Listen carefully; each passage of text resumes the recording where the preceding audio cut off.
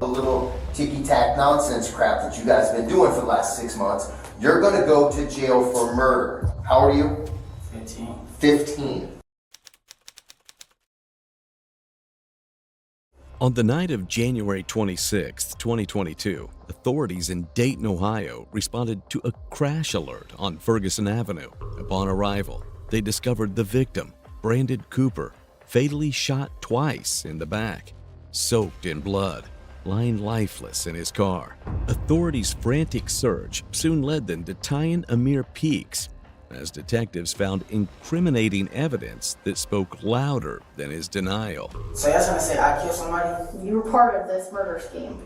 The plot took an unexpected twist, exposing not one, but 4 teenage suspects. Will detectives be able to hunt down the real mastermind behind this unthinkable act of violence? You're digging a big hole, and you're gonna throw yourself in it.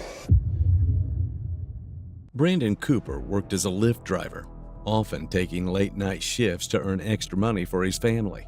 On the night of January 25, 2022, Brandon left home around 11 p.m., unaware that a tragedy would strike and he would never return.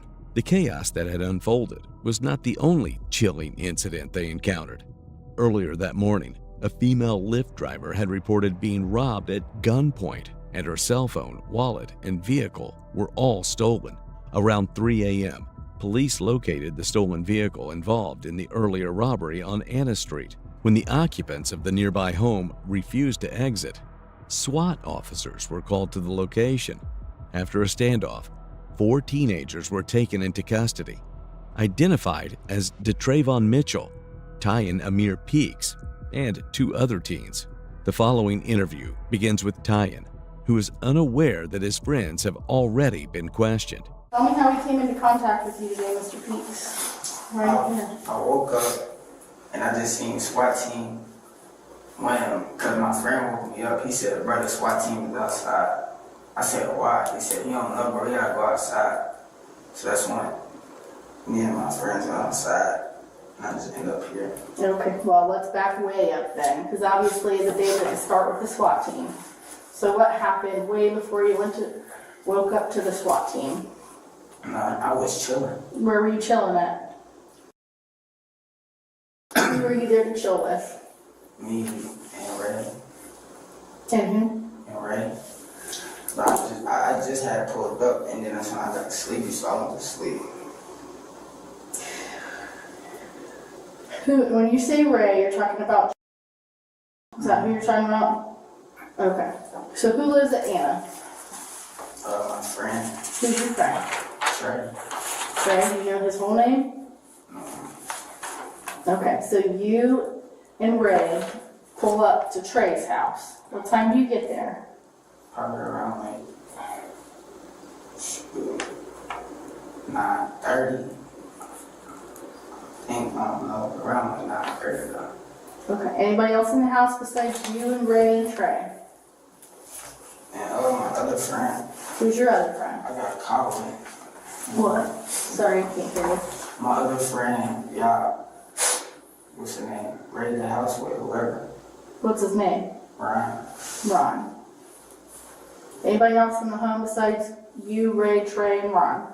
Trey, mom, and his little brothers. Well, here, I'll be frank with you. I know you didn't go to sleep. That's not what happened.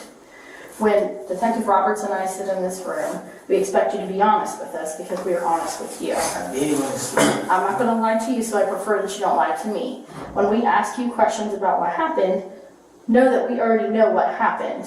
I'm seeing if you're going to be honest with me, and you haven't been so far. And we're right at the beginning, so that's kind of silly, right? Okay. So we know that you and Ron and Trey and Ray caught a lift earlier today. I didn't catch no lift. You did catch a lift. So I don't have no proof I caught no lift. I was at the house, I went to sleep. I ain't catch no lift. I don't even got lift money to catch lift. Well, The plan's never to pay for it. The plan was to steal the car that's in the garage at the house where you were laying your head.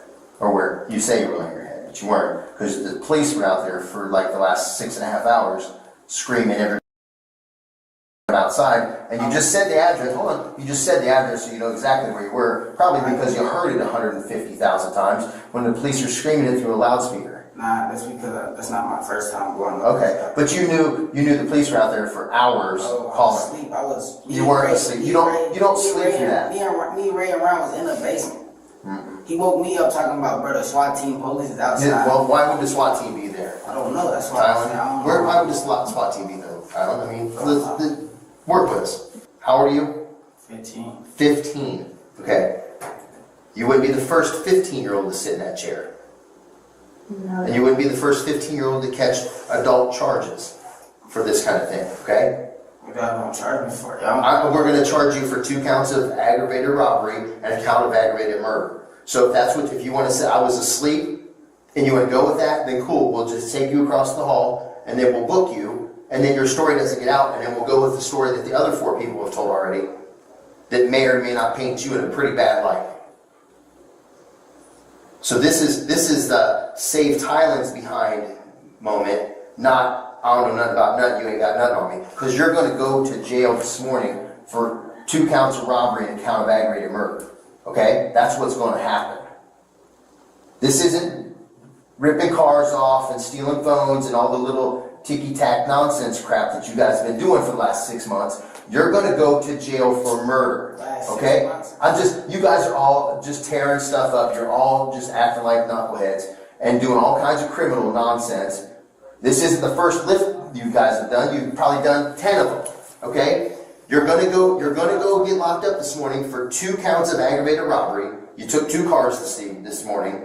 And the second one resulted. Do you understand? What proof do y'all got? You're in the house where the car's at first. Right, I was asleep. That don't mean I took the car. I was asleep all day. I did not know y'all was there. What do you think that everyone else is? What do you think everyone else has been in here and said, sitting in that chair right there? I don't know what they said. I don't know. You're right. You don't know what they said, but we know what they've said. And if you go with this, you're not helping yourself at all. If you do this nonsense, you're a liar. If you do this nonsense right here and stand on, you ain't got nothing. Despite Tyen's denials, detectives from the beginning are prepared for an intense confrontation, suggesting they are certain about Tyen's involvement in the crime. They attempt to create psychological pressure by invoking fear and warning Tyen about the possible consequences of his actions. As they inform Tyen that his friends have already relayed all the information to them, they aim to evoke feelings of betrayal, hoping it makes him feel isolated and more likely to confess. Despite their efforts, Tyen clings to his narrative. However, the detective isn't done yet. He switches strategies, determined to give Tyen a reality check he has been trying to outrun. Young man, I've been a police officer for almost twice as long as you've been on this planet. Okay? You understand that? I spent a long time doing this. You're not the first 15-year-old to sit in that blue chair and lie to me, and you're not going to be the last. You did some really terrible things this morning, and stuff went sideways on the second one. And if you say, I don't know nothing about nothing, I was in there sleeping, and then somebody woke me up and said, SWAT team's out there, and you stand on that, then that's the story you get to carry until this is over. Okay? That story doesn't hold water, man. That story, that's a leaky bucket. And if that's what you want to carry, then that's fine. You just tell us that that's your story, and we'll lock it right in that camera right there, and that'll be it. Do you even feel bad about what happened? Do you feel bad about what happened? I just told you, ag robbery, ag murder. You know exactly what Who did I murder? His name was Brandon. I don't know who Brandon is. You don't have to know somebody to kill somebody, believe it or not. So you're trying to say I killed somebody? You were part of this murder scheme. I am telling you that when we come in here and we ask questions, we don't ask questions. Look at all these pages. You're not number 1, bro. Okay? You can't read them out? No, I'm not going to read anything. I don't tell you what I know. You tell me what you did. And that's how this works. Or you say, I didn't do nothing, I don't know nothing about nothing, and then I use the rest of this stuff to put you in prison for a long time. This isn't going to juvie, bro.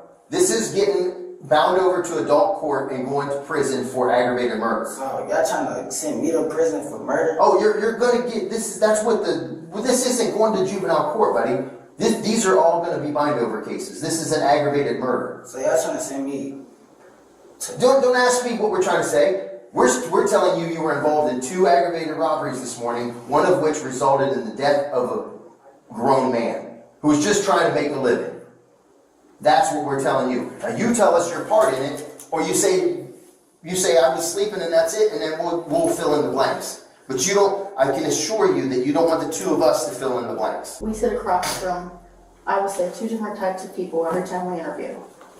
We sit across from people who are straight monsters and don't have anything but ice in their blood, and we sit across from people who make mistakes and feel bad about what they do. Those are the 2 that we have. It's up to you to be whatever person that you want to be, but that's the type of people that we sit in these chairs. I think you feel bad about what happened.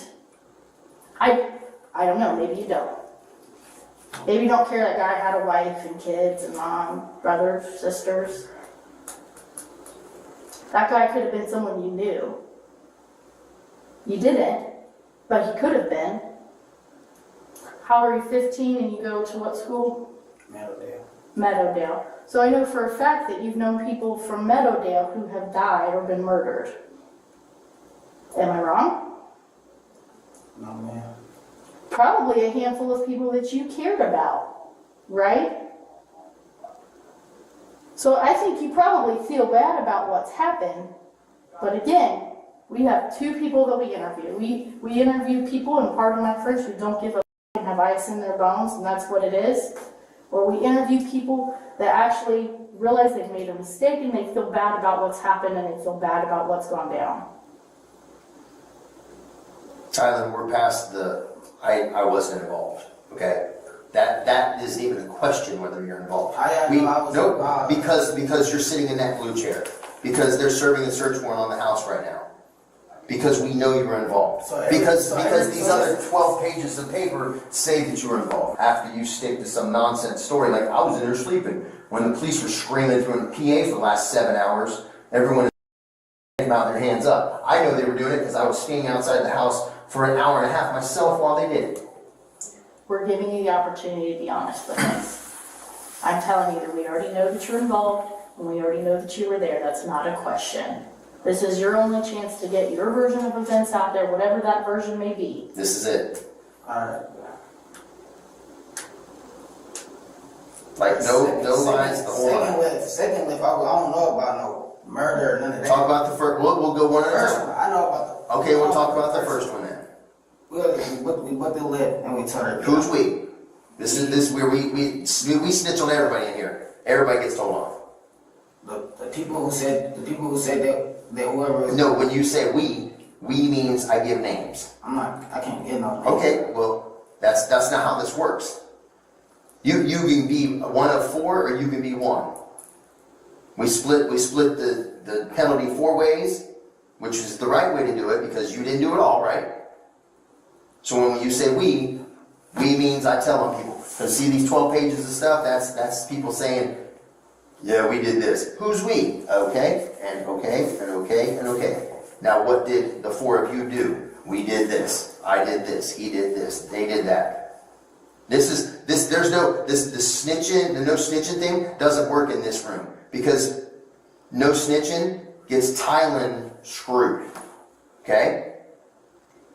That street code doesn't exist in here. This is save Tylen's narrow behind because no one else is going to save it. And no one else has saved it. I can assure you of that. Okay? This is, I tell my story and I tell on everybody because I'm not doing this by myself. Or you can say we and I'm not going to tell on anyone and tell you who's we, and that's fine. We'll go with what we got here and we'll fill in the blanks. And then you look like a liar. So you lie a minute, we'll just stop it and we'll go across the hall and we'll book you in. We're not, no more lies. If you want to lie, save us our time. We got other stuff to do. The detective skillfully asserts control to extract answers, leaving no room for his lies. Sensing that Tyan won't crack easily, the detective strategically withdraws, creating a sense of urgency for Tyan to speak up now or lose the opportunity. However, the detective's tactics seem to pay off. In just a few moments, Tyan's defense is about to crumble, spilling out the gruesome details that led to Brandon's tragic death. Understand that we're looking for two things. Well, really, we're just looking for one. We're looking for the truth. I don't know you. I've never met you before. I didn't know the gentleman tonight. Never met him before. We are here for the truth. We are fact finders. So when people lie to us, and we know they lie, because we already know the answers to a lot of the questions we ask, all that does is, like he said, waste time. This is your only opportunity to give us whatever version of events you're going to give us. I recommend that it's the truth because, you know, I don't know about what your upbringing is since you're living with. My parents always raised me to be honest, and sometimes there's consequences to honesty, but I know when I take my lumps that I've accepted that responsibility.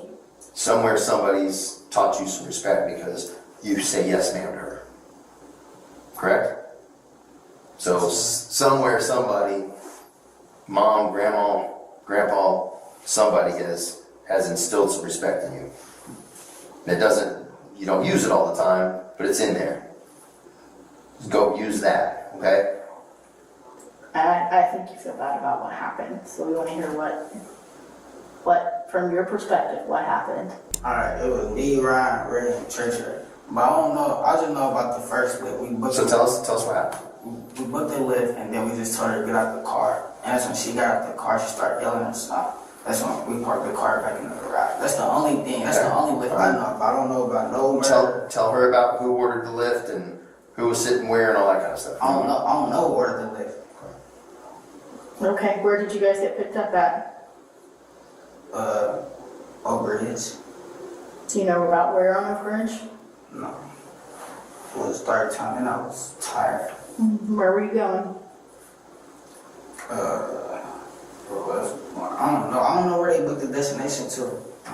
I don't know who booked it. I don't know none of that. I just know we just told her to get out the car. She got out. And that's when we parked the car in the garage. That's when I went in there and I went to sleep. I swear to God, I don't know nothing about no murder, nothing. I don't know no brain. I don't know nothing about no second lift. So were you one of the people with the gun? No, I don't got no gun. That's why I'm saying what gun do I got to murder somebody? So who had the guns? I don't know who had guns. That's what I'm saying. That's why I don't know. That's why I'm telling y'all I don't know who murdered anybody. That's what I'm trying to tell y'all. We're not even there yet. We're still at the first lift. We know that there were two guns. Huh? You all four get in the car. Yeah. Where were you seated at in the car? I was like all the way on the other side. It's like Well, let me make it easier. Front or back? back, Closer to the driver's side or closer to the passenger side? like in the middle type stuff. Okay, so who was to your right and who was to your left? I don't remember. There's I just know I was. four of you smashed in a back seat. You don't know who's next I to just you? know I was always my brother Jared. That's the only thing I know. I think he was on the left of me or something. Or he was on the right of me. I forgot. Just know I was next to my brother. Well, being in the back seat and being in the middle means that you had a pretty good view of the show. I was like, So who had the guns? I don't know who had the gun. That's what I'm trying to tell you. I don't know nothing about. There's no four guns. people in a space the size of the back seat of a Subaru. It's me, Ray. I don't know on the other side. I just know it was me and Ray. That's all I know about it. Did you have a gun? No. That's Did why Ray have a gun? No. I know my brother don't have no gun. But then you know he doesn't own one, but did he have one at this time? No, he did not have no gun. When you're telling her to get out of the car, where are you at? Me, I'm still in the back seat. Okay. I just told her to get out the car, and that's when I told them to jerk me out back at the house. And Do you know what physical location you were at? No, I don't know my way around there. That's why I was trying to tell you. I don't know who booked the list. I don't know nothing about that. I just know I gotta know where. You told her to get out? Yeah. Did she get out? Yeah. Did you take anything from I her? told her to get out. No, I ain't take nothing from her. I don't got nothing from her. That's when I just told them to drive me back out because I'm sleepy. Once you sleep. Did you drive? No, I don't know how to drive. Who drove? I don't know. Come on, man. You can't do this, Tylen. This doesn't work, man. You're gonna just, you're in for a penny, you're in for a pound, okay? We're here, you're sitting in the chair, you're caught, you're not going home, you're getting booked, there's no way around it.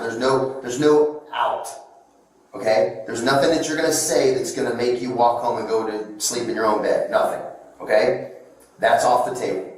So you can tell the truth, or you can keep, like, I'm gonna spoon feed you a little bit of truth and then I'm gonna lie some more. But that's not happening, man. So why I'm in here then?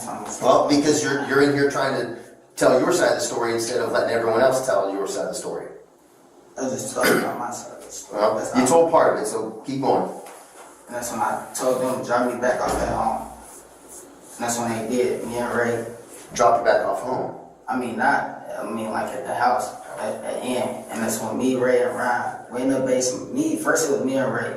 That's when we went in the basement and went to sleep, and I saw Ryan get in the bed. I don't know nothing about no murder. That's why I told you I was in the basement sleep. I don't know about no murder or nothing. Are you familiar with the neighborhood you were in? Nah, I've been there before. Like, I've been to his house before. That's why I was saying.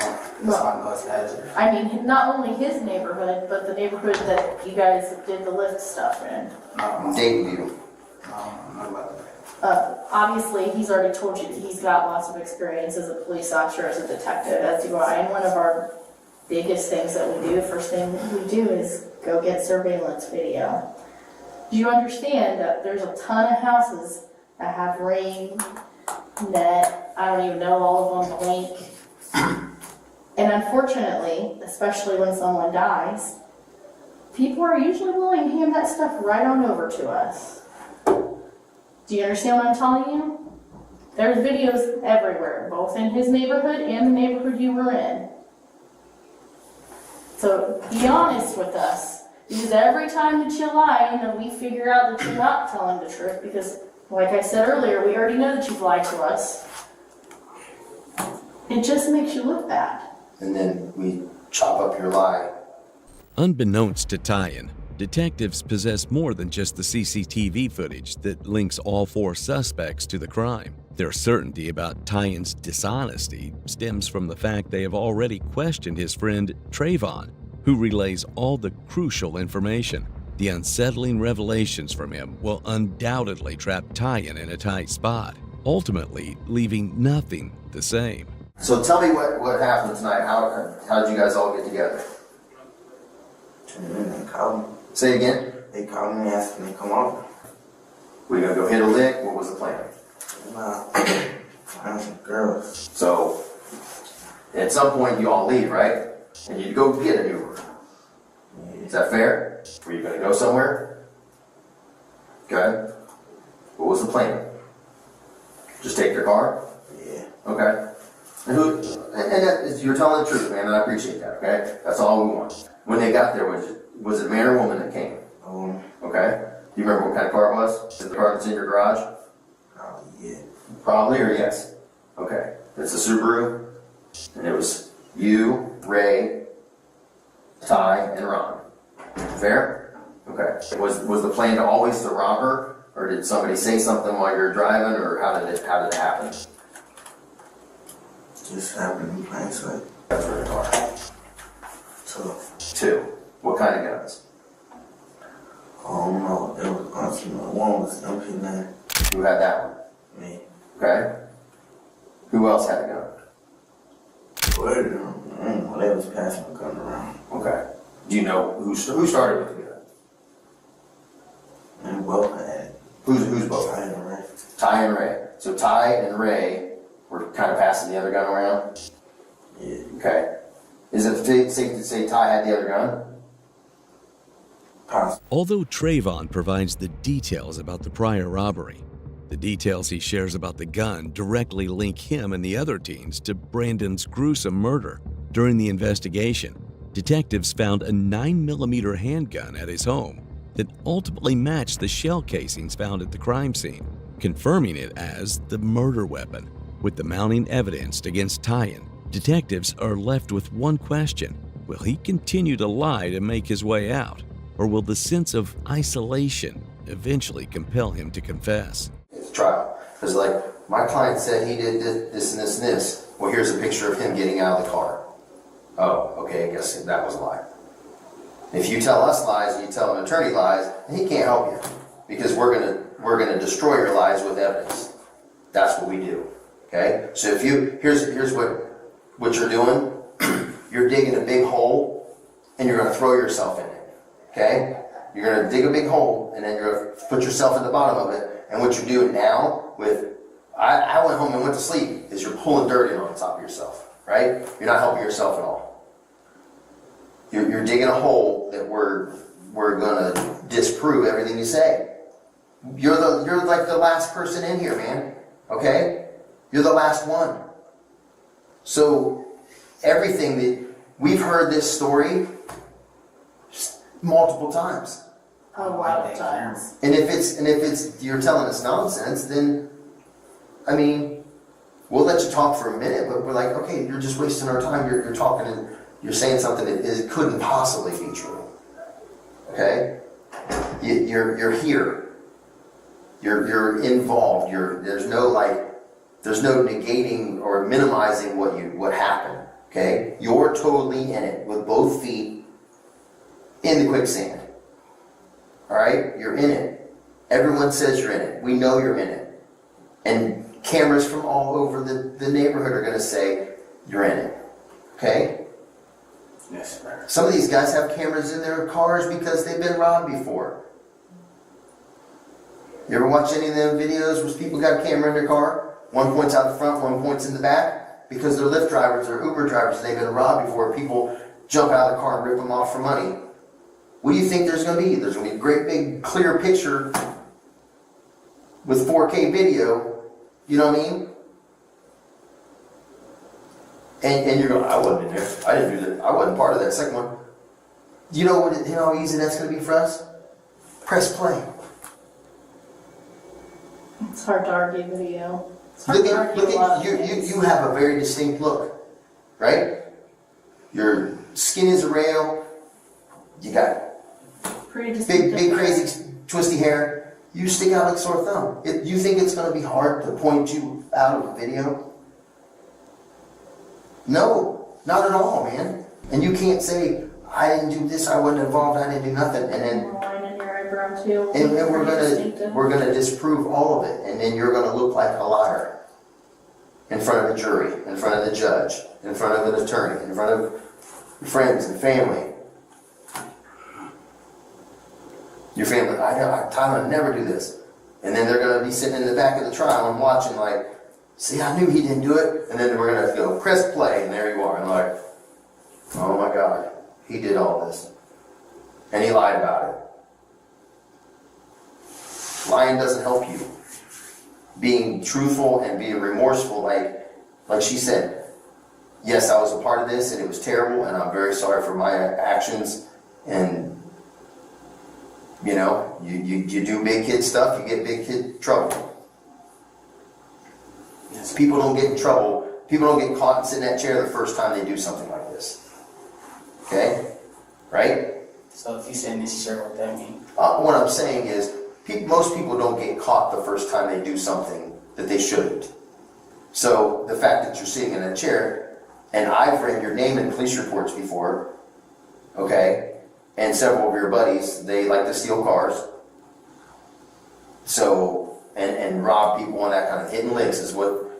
And it's frightening because you guys are very, very young. You guys should be playing basketball and, you know, playing video games, and instead you want to steal cars and stick guns at people's faces. The fact that you're there, and the fact that you're even here, you probably didn't get caught the first time you did something illegal, is my point. No more lying. The truth, all of it, the part that makes you look bad, the whole 9 yards. The truth is hard sometimes. But it's the easiest story to tell. Mm-hmm. Right? Somewhere somebody instilled right from wrong in you and respect. Listen to that person, not the street person in your ear saying, they ain't got nothing on you, bro. You're in that chair, so we got something on you. Okay? Tell Detective Woody the truth, please. Alright, we want this second lip. That's why it was a guy. That's when I got in there. But I came in there late. It was like real late. So that's when I was on the, I know I was still by Ray. I was on the window side. That's when they stopped. That's when I think I got out the car. It was one to the destination. I got out the car. I know I started walking. Me and Ryan, we got out the car. And I would have seen just crashed, like they crashed the whip. That's when I just ran. That's when I found Ray, and that's when me and Ray went back to the house. That's when I really went to sleep. Who did you say got out of the car? Me and Ryan. And then that's when I ran, because when I saw the car crash, I just ran. And that's when me and Ray ended up finding each other. That's when we went to that house. That's why I don't know nothing about no murder, any of that what y'all talking about. Who had the gun? I don't know who had gun. That's what I'm trying to tell you. I don't know who had gun. I don't know nothing about no murder.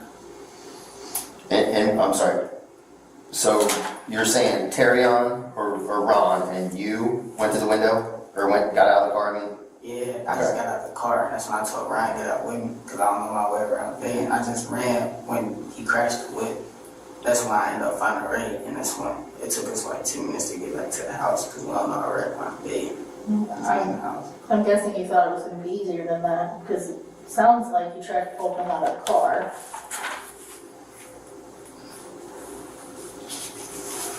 Am I wrong?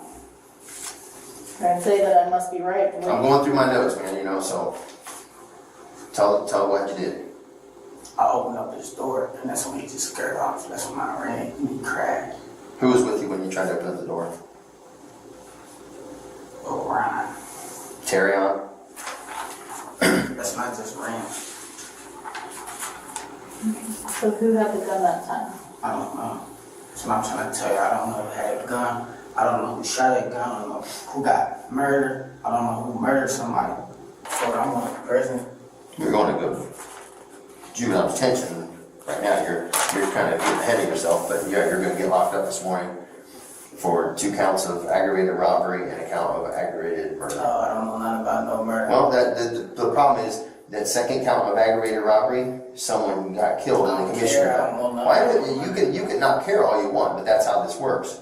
When you do big kid stuff and one of you decides to go rogue and start shooting guns and people get killed, then everybody gets charged with murder. Where he was shot at? What do you care? You just took off running. Right, I'm trying to. I'm not giving you tell me where he was shot. I don't know. Okay, well then there you go. You'll hear about it at the trial then. I didn't know he was killed. Well, you didn't care to stick around either. I know. I just ran. Yeah. Take care of Tyler. I mean, it is what it is. I mean, it's unfortunate. It sucks. It's a terrible decision. But if you shot this man, just tell me you shot this man. And so we don't keep doing all this. Okay, I'm going to keep making notes and writing stuff that's going to walk us in circles, and it's all lies, man. It's all just nonsense. Oh, I did. Huh? I did. You did it. Where did you shoot him from? Twice inside the car, once outside the car. Twice inside the car, once outside the car. Were there any bullets left in your car, in your gun? Just the way you talked to me, just the way you showed me? Were you on the driver's side by the door or in the middle? In the middle. Twice inside the car, and then shot like at the car? Yeah. Trayvon's confession of being the one who pulled the trigger seems to confirm Tyen's account, but this is not the whole truth. Trayvon's claim of shooting Brandon 3 times completely contradicts the unsettling evidence detectives have uncovered. During the investigation, detectives found 5 shell casings at the crime scene, suggesting the other 2 shots were fired by someone else. But Trayvon's earlier statement helps them solve this mystery as well. Initially, Trayvon claimed that the gun belonged to Ray, but later confessed that it was his own, and the second gun belonged to Tyen. It became clear that both Tyen and Trayvon were the ones who actually pulled the trigger. Moreover, Trayvon's phone data showed that prior to the gruesome murder, he had created a Lyft account using an unverified identity and an anonymous payment method to lure unsuspecting drivers under false pretenses. This same account was allegedly used to rob multiple drivers that night. Initially, all 4 teenagers were charged in juvenile court, but only Ron and Ray remained in juvenile court after being deemed amenable to rehabilitation. However, later that year, both DeTravon Mitchell and Tyan Peaks had their cases transferred to adult court. In June of 2024, Trayvon was convicted on 1 count of murder and 1 count of aggravated robbery, resulting in a 25-year prison sentence. In July, Tyan Amir Peaks ultimately met the same fate and was officially sentenced to 27 years to life in prison. So now what you're doing is you're just selling me a load of bullshit. You're basically pissing on my back and telling me it's right here. But I'm telling you, there was a 4th person in that car. This is 26-year-old Stephen Monroe, arguably one of the most arrogant suspects the detectives have ever encountered. He's accused of shooting to death 16-year-old Noah Smith during a gang fight. The detective wastes no time in giving him a brutal reality check. You need to tell me the truth. The truth that happened that night is that you guys go down there, you're in the front seat, you have your Glock on you, this boy shot at you and tried to kill you. You guys pull around and you shot at him back. Was it self-defense? I never had a gun, bro. But getting closure from Stephen won't be as easy as the detectives thought. Instead, they're about to be met with even more arrogance and a twist they never saw coming.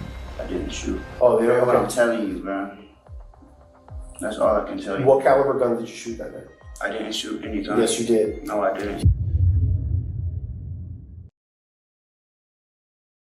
On January 12, 2022, 26-year-old Stephen Monroe, 23-year-old Tyrese Patterson, and 16-year-old Devondre Williams were in a black Kia Niro SUV driving through Bunnell, Florida. They went live on Instagram at 5 p.m., taunting Ed Sampson, a guy from a rival gang. They were daring him to fight. The trio circled the area around 405 South Anderson Street several times, seemingly looking for trouble. Around 10 p.m., Monroe and Patterson opened fire at Terrell Sampson, Ed Sampson's brother, sparking a dangerous exchange of gunfire. In the chaos, Terrell's friend, 16-year-old Noah Smith, stepped outside his house, completely unaware of the ongoing gang conflict. A bullet struck him, passed through his body, and killed him instantly. Stephen Monroe and the other suspects were finally arrested in May 2022, months after evading law enforcement. Once in custody, Stephen was brought into the interrogation room, where the pressure of the situation began to overpower him. As the detectives pressed for answers, Stephen did his best to manipulate and evade them, but the truth slowly began to surface. So, some of the things that we want to talk about here today is basically clarification on some of the stuff from the incident with Noah Smith from January. Okay, so we have spent obviously hundreds, thousands of hours collecting all the information from everybody that was there, all the cameras, all the cell phone records, all the Instagram records, all that. So there's some inconsistencies in what you told us that we need to clarify, okay? Now, I want to ask you one more time, who was in the car the night when you left Rose Petal Drive and you went down to Pinnell that ultimately ended up with Noah Smith passing away? Some dude that I didn't know, and then it was me, Dre, and Pooh. Okay, where were you seating? On this, behind the dude on the left side, from the dude that I didn't know. Okay, so who was in the front seat? I think Pooh and Dre was on the right side of me.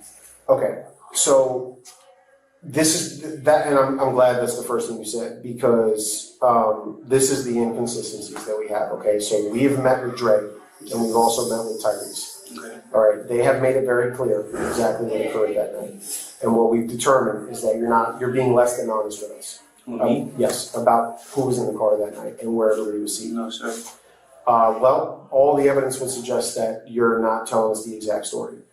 We know that there was only 3 people in the car that night. So this guy that you've talked about, this guy with the wigs that was supposed to be driving the car, we can tell at this point for sure that person does not exist. Okay, we know who was driving because they've told us out of their own mouth that they were driving.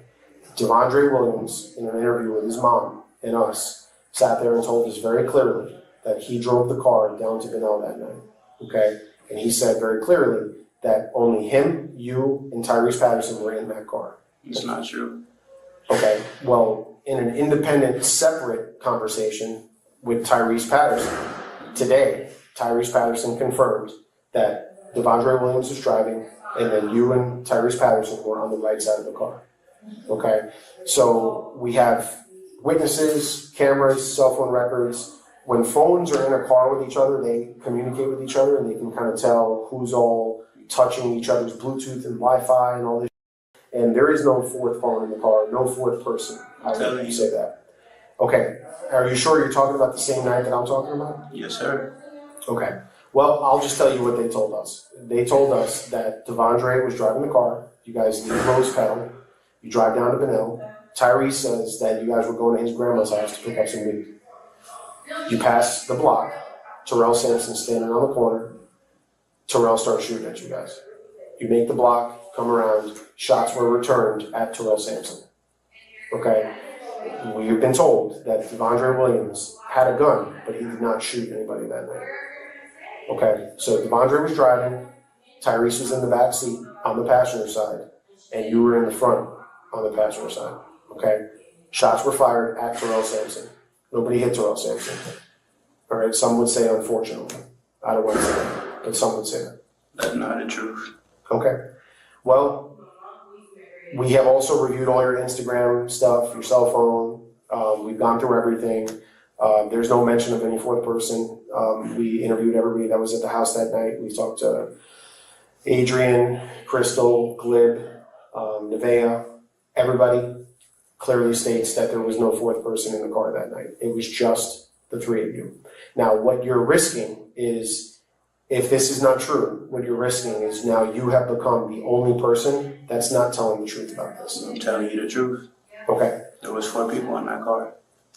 Okay. The detective lays it all out. Step by step, he walks Stephen through the events of January 12th, establishing a timeline. Every turn of the SUV, every word from Instagram Live. It's all there. Nothing is left to the imagination. And the real punch? Tyrese Patterson and Devondre Williams have already cracked. They've confessed, and their stories perfectly align with the timeline the detective now presents. It seems like it feels like a classic checkmate, but somehow Stephen still won't fold. Whether it's fear, pride, or pure stubbornness, he clings to denial and his story of the imaginary fourth person in the car. As if lying about the fourth person wasn't enough, Stephen is going to dig his own grave with even more arrogance. Tyrese Patterson just told me 5 minutes ago that Dre was driving, Dre hands him a gun. You have your own gun. And you and Tyrese fire at Terrell. Of course they gonna try to put me in it. Well, Dre said the same thing. Of course they gonna try to put me in it. They both got a lot against me. What does Dre have against you? It seems like you and Dre are pretty tight. Well, I had gave them the house, like I said, because they didn't have nowhere to stay. Mm-hmm. You feel me? And none of them was paying bills, so I had to dismiss it. You feel me? Because nobody was paying bills. So they was pretty much had to find their own way of doing things. And since I was moving, nobody was gonna have nowhere to go.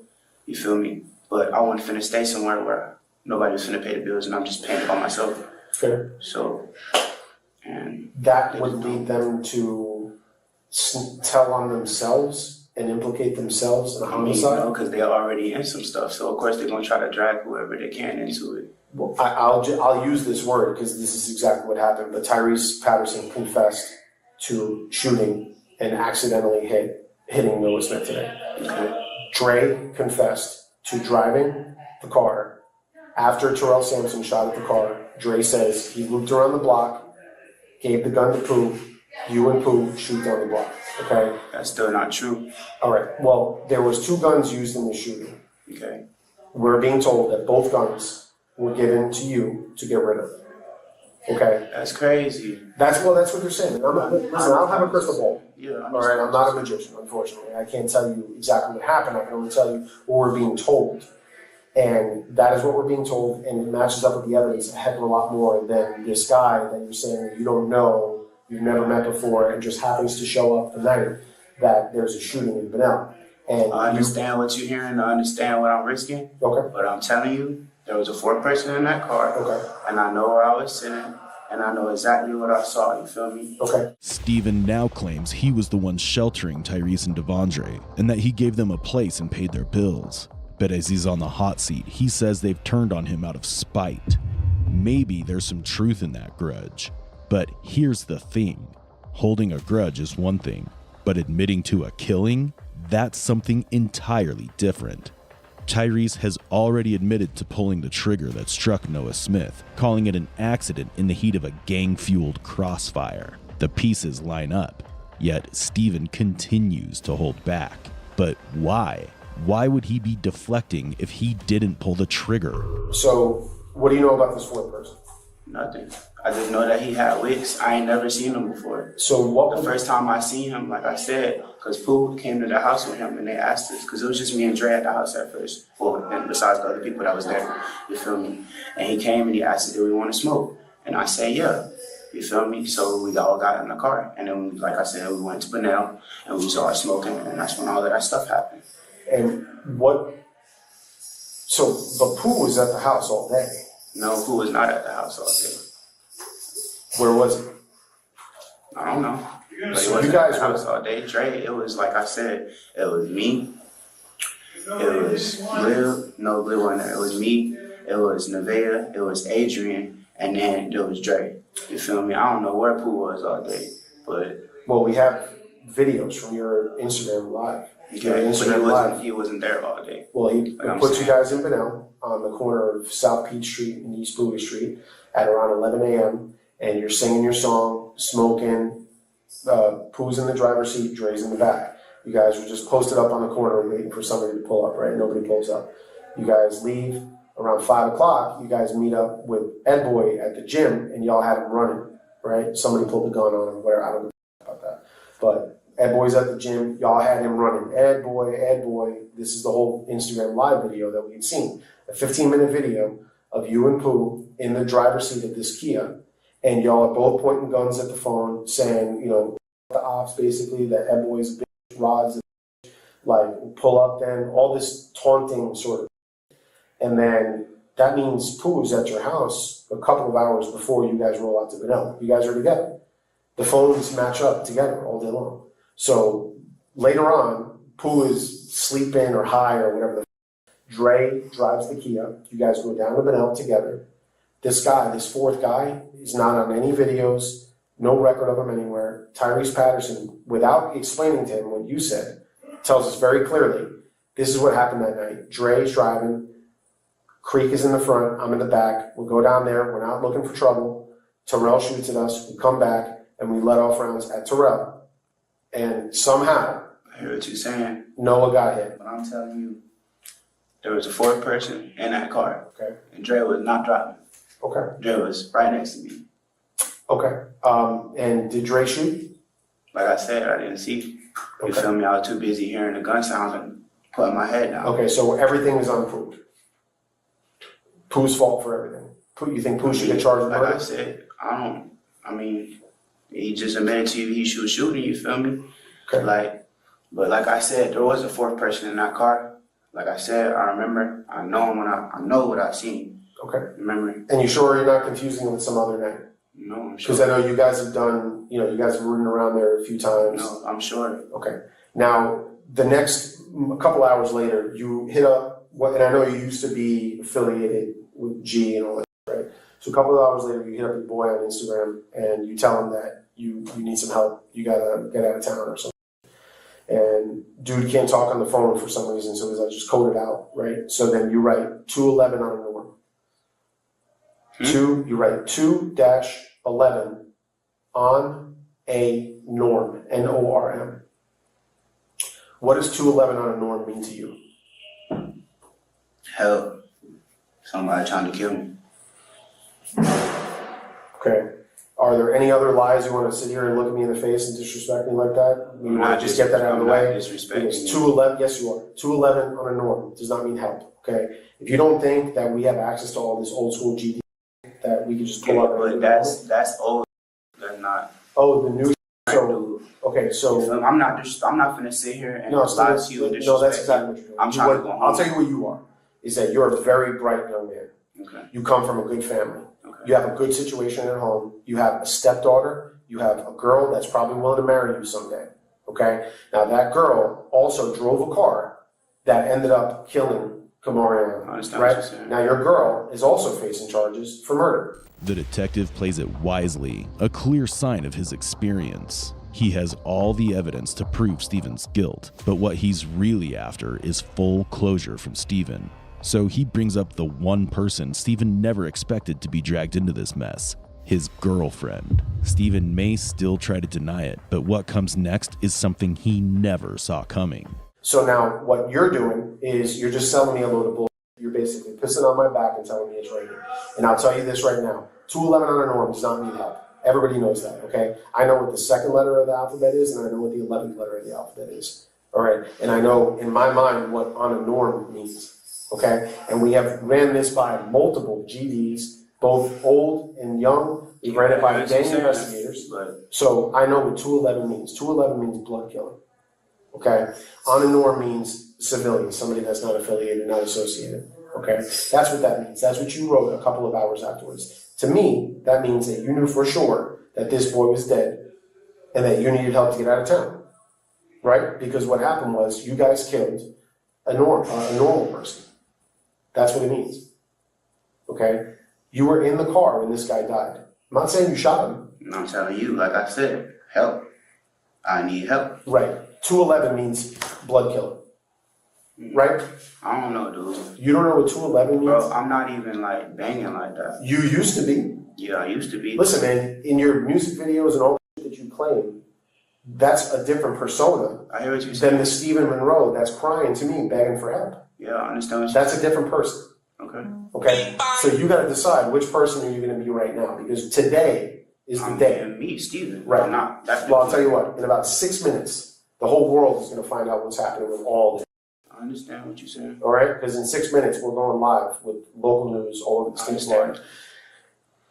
You need to decide right now, are you going to be the only one that has a different story that's not true? That's the truth, though. That's all not I can only tell you. Devondre confessed to driving the Okay, car. I hear what you're saying. I hear And what you're Pooh saying. confessed to being in the back and shooting. Okay. You need to tell me the truth. The truth that happened that night is that you guys go down there, you're in the front seat, you have your Glock on you, this boy shot at you and tried to kill you. You guys pull around and you shot at him back. Was it self-defense? I never had a gun, bro. And I wasn't sitting in the front seat. I know where I was sitting. Okay, so all the other videos of you having a gun a couple of hours beforehand, days beforehand, weeks beforehand, all these guns that you're playing with all the time, right? The guns that all your roommates tell us that you have. All these things. This is the one time you guys decide to go down to op territory and not have your pole. That shit was Dre gun. Like I said. Which one? Whatever gun that y'all talking about. Okay. Any of them guns. I'm not saying who Dre owns stuff. the gun. I don't care who I owns the gun. understand what you're saying. You shot down the I'm block that telling you, night. No, I didn't. Steven, you are going to fuck yourself because you're the only one lying. Okay. You're the only one lying. Why the fuck would you be the only one lying in this scenario? I hear what you're saying. No, I don't think you do, man. I don't know if you think this shit is just fake, but it ain't. Okay. Tyrese is in the other room, a couple rooms down. He's getting arrested for first-degree murder as we I hear speak. what you're saying, dude. I understand what you're saying. Okay, I understand don't- what you're saying, but I do. Steven, I don't think you do. I don't think you do. The state attorney's office is not very happy with the fact that you're making up this fourth person and that you're putting somebody else in this mess that doesn't need to be involved, because you guys need to be held accountable for your actions, okay? Devondre Williams is driving, Tyrese Patterson shot, and you shot. How many times did you shoot? That is the big question. I didn't shoot. Okay, well, No. you shot a Glock that night. No, I didn't. Okay, there's witnesses there, and there's two co-defendants in the car. I hear what you're saying. Of course, they're going to try to drag me in something because they already in some. They told on themselves. They don't have to drag you in enough. Yes, they told on they do themselves. because they don't want to go down by themselves. They don't give a Exactly. They No, don't give a fuck. Dre doesn't want to go down whatsoever, Okay. right? So he I hear says, what you're saying, he says you shoot, and he says Pooh shoots. I hear what you're Pooh, saying. this morning, he just out of anger, we slide him a piece of paper that says you have a warrant for your arrest for murder. He's like, F that, I'm not the only one going down for this. I'll tell you what happened. He tells us the whole story, and it exactly matches up with the evidence. Exactly. I hear what you're saying, but What you're saying does not make any sense. it No might not make driver. sense. It You might said not a make driver sense, shot but out I'm the telling driver's you, seat, right? You said a driver shot the opposite direction. This driver, this guy. because he did. So he shot down the other end of the block where there was no ops at? Bro, Why would he do that?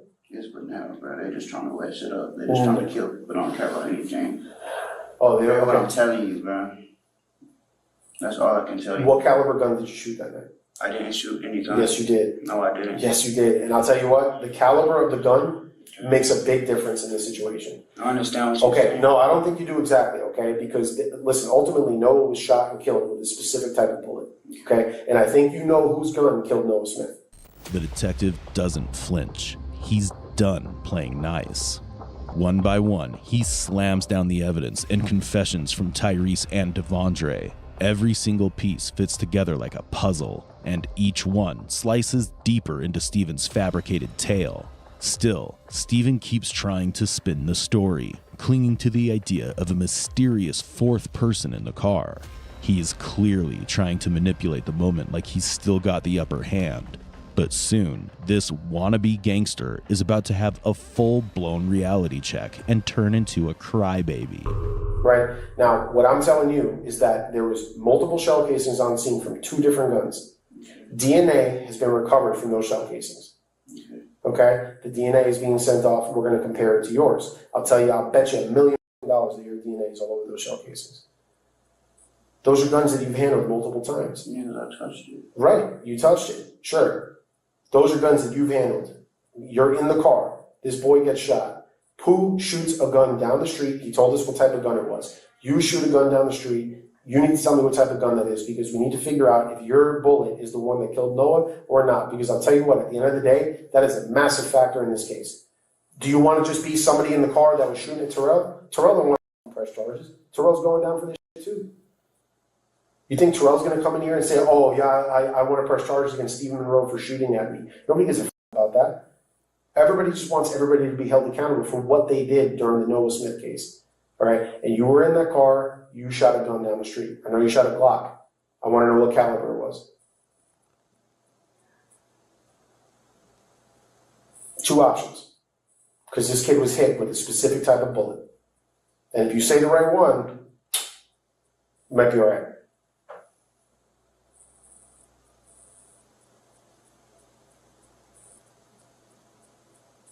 I know this is tough, man. I get it.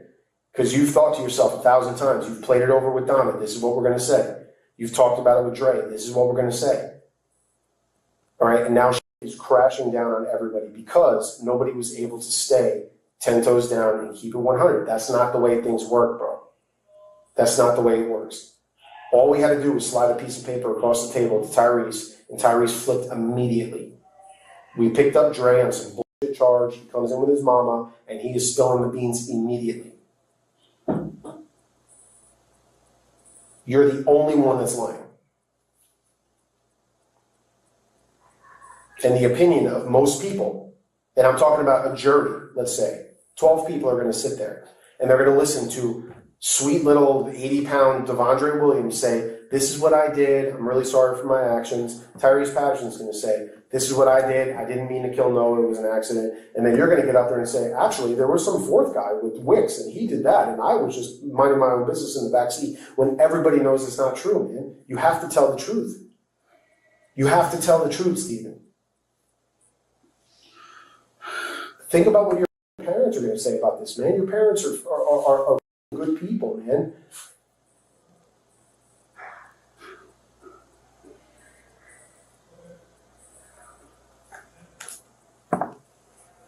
We know what you did, and it's all going to come out. It's just a matter of fact of whether or not you are going to be honest about it and be asked for forgiveness, or you're just going to be the guy that lies and says, I don't want to be held responsible for what I did. And that is not the right place to be. What caliber gun did you shoot that night? Steven is clearly broken, and the weight of his guilt is crushing him. The detectives see it, and they know this is the moment to push for the truth, and the secret is finally about to come to light. Steven, listen. Sorry. Listen, you're a grown man, okay?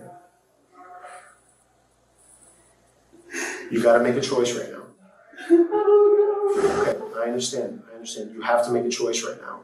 Are you gonna be painted out to be a liar, or are you gonna stand up here like a man and say exactly what you did and let the chips fall where they may? I understand. Listen, man, I know you're scared. I know you are scared. Listen, this is not where you need to be right now. I don't know what kind of gun it was. I really don't. Okay. There's two options, Stephen. Was it a 40 caliber or was it a 9mm? Which one did you shoot that night?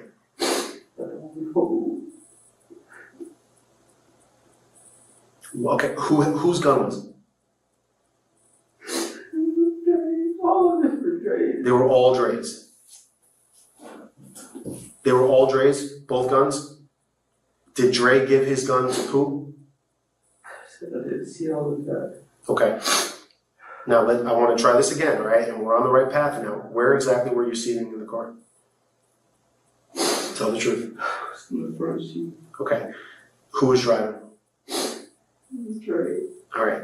And where was Pooh sitting? In the back seat. Okay. And then you guys go down there. Why were you guys going down there now? To smoke. Okay. So then, did you see Terrell Sampson shoot at your car? You did. Did you know it was Terrell Sampson? But you just heard the gunshots? Okay. How did we find out it was Terrell Sampson that was shooting at you guys? How did you find out, not me?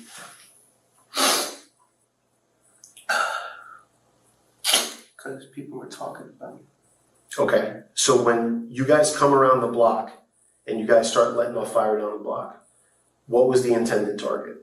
Was it Noah Smith? Did you guys try to shoot and kill Noah Smith? No? I don't know if that's what they're aiming for. You don't know that who was aiming for? Okay, who were you aiming at?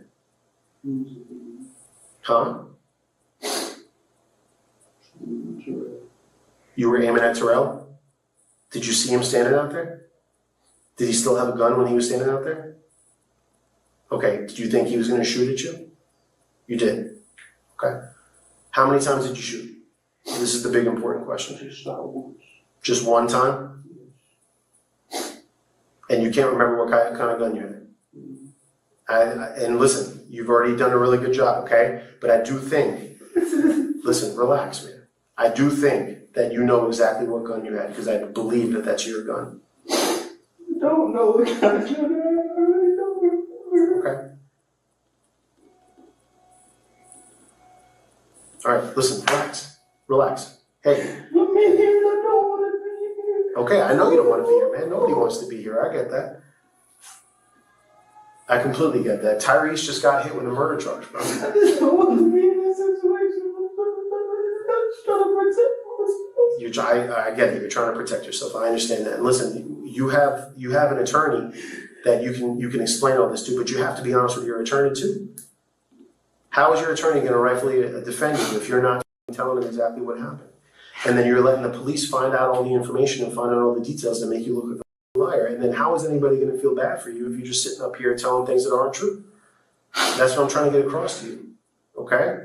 It wasn't Steven's bullet that took Noah's life, but that doesn't make him any less afraid of the truth. He's scared to death to admit his part, maybe because he still doesn't fully grasp the weight of the damage he's caused.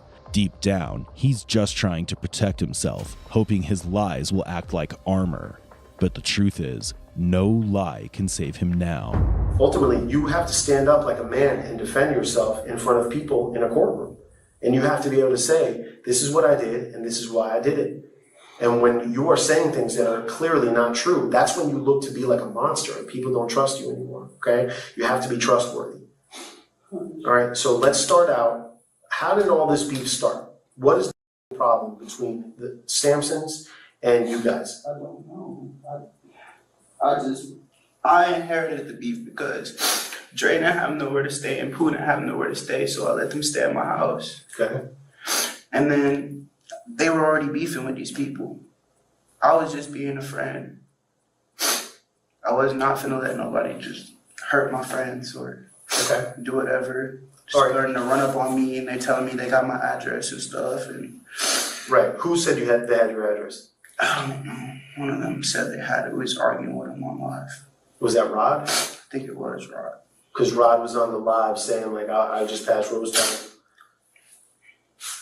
Okay, so what you guys are at Rose Petal. You guys are going to go down to Benel to go get some weed to smoke. Is that right? Did you guys leave Rose Petal with the purpose of going to start some with the ops? No. Okay, when you get down there, you're driving down Anderson Street. Dre is in the front driving, you are in the front passenger, and Pooh's right behind you in the passenger, right? Okay, when you get to that corner there by the houses, by like Sweat up there, what happens out there? Who says what? I don't really know where, like, Benel like that. Like No, I said, but well- I just know that. Where Terrell was standing. Where, Seen Terrell, okay, and Pooh started yelling. I guess he was telling people to get out the way. And Terrell started shooting at the car. And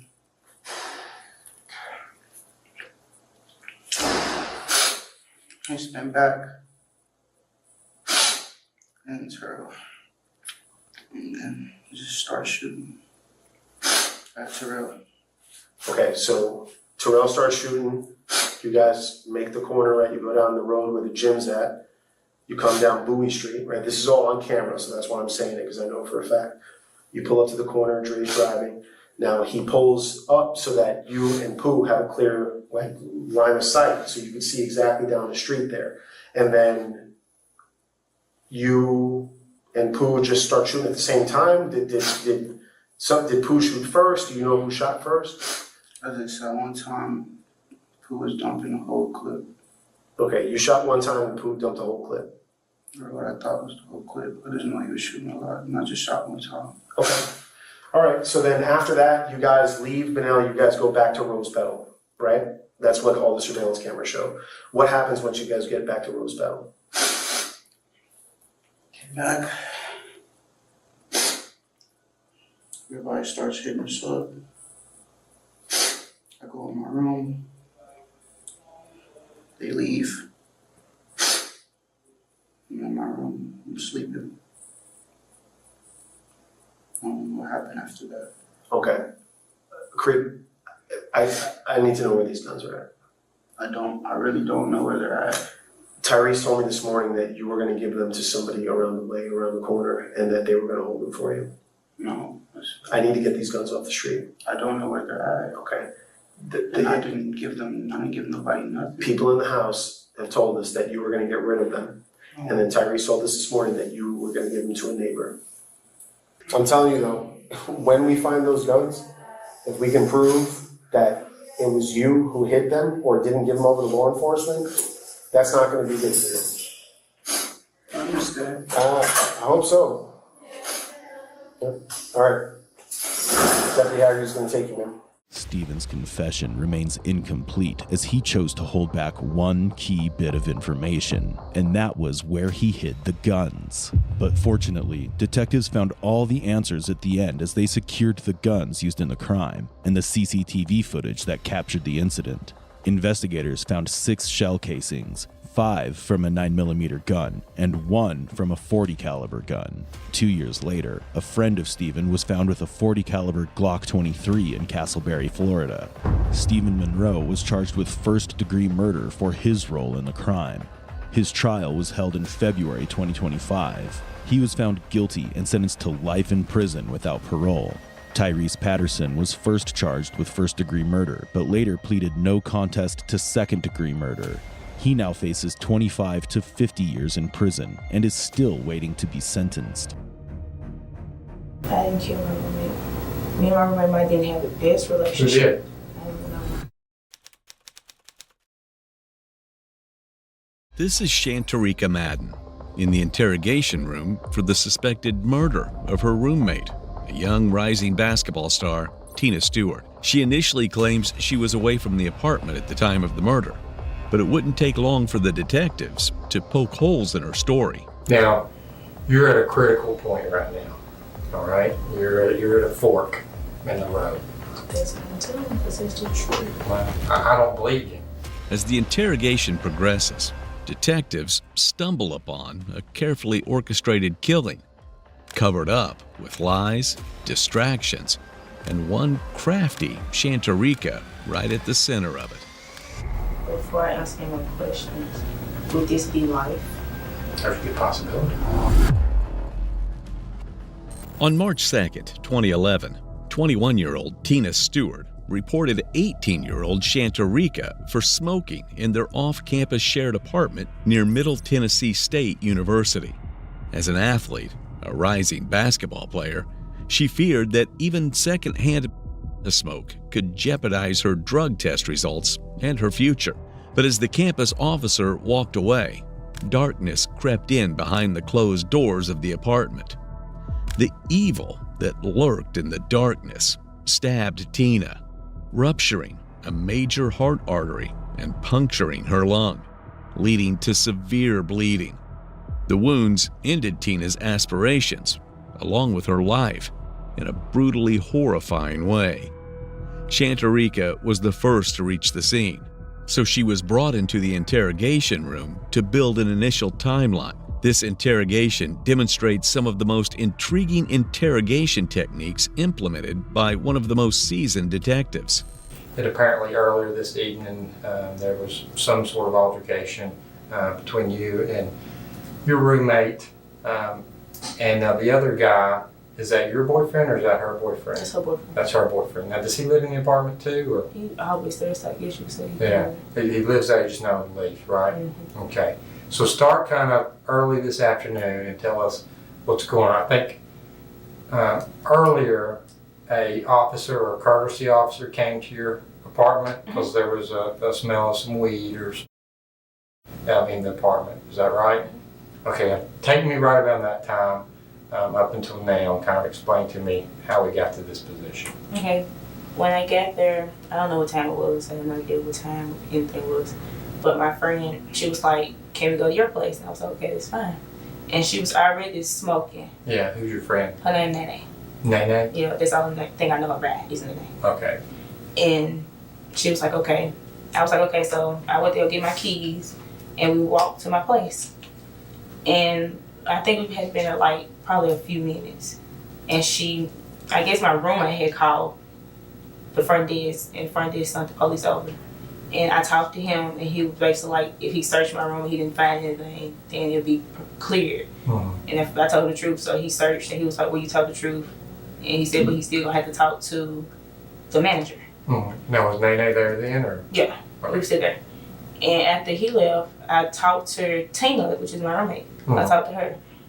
And she kind of shoved me, and I kind of shoved her back.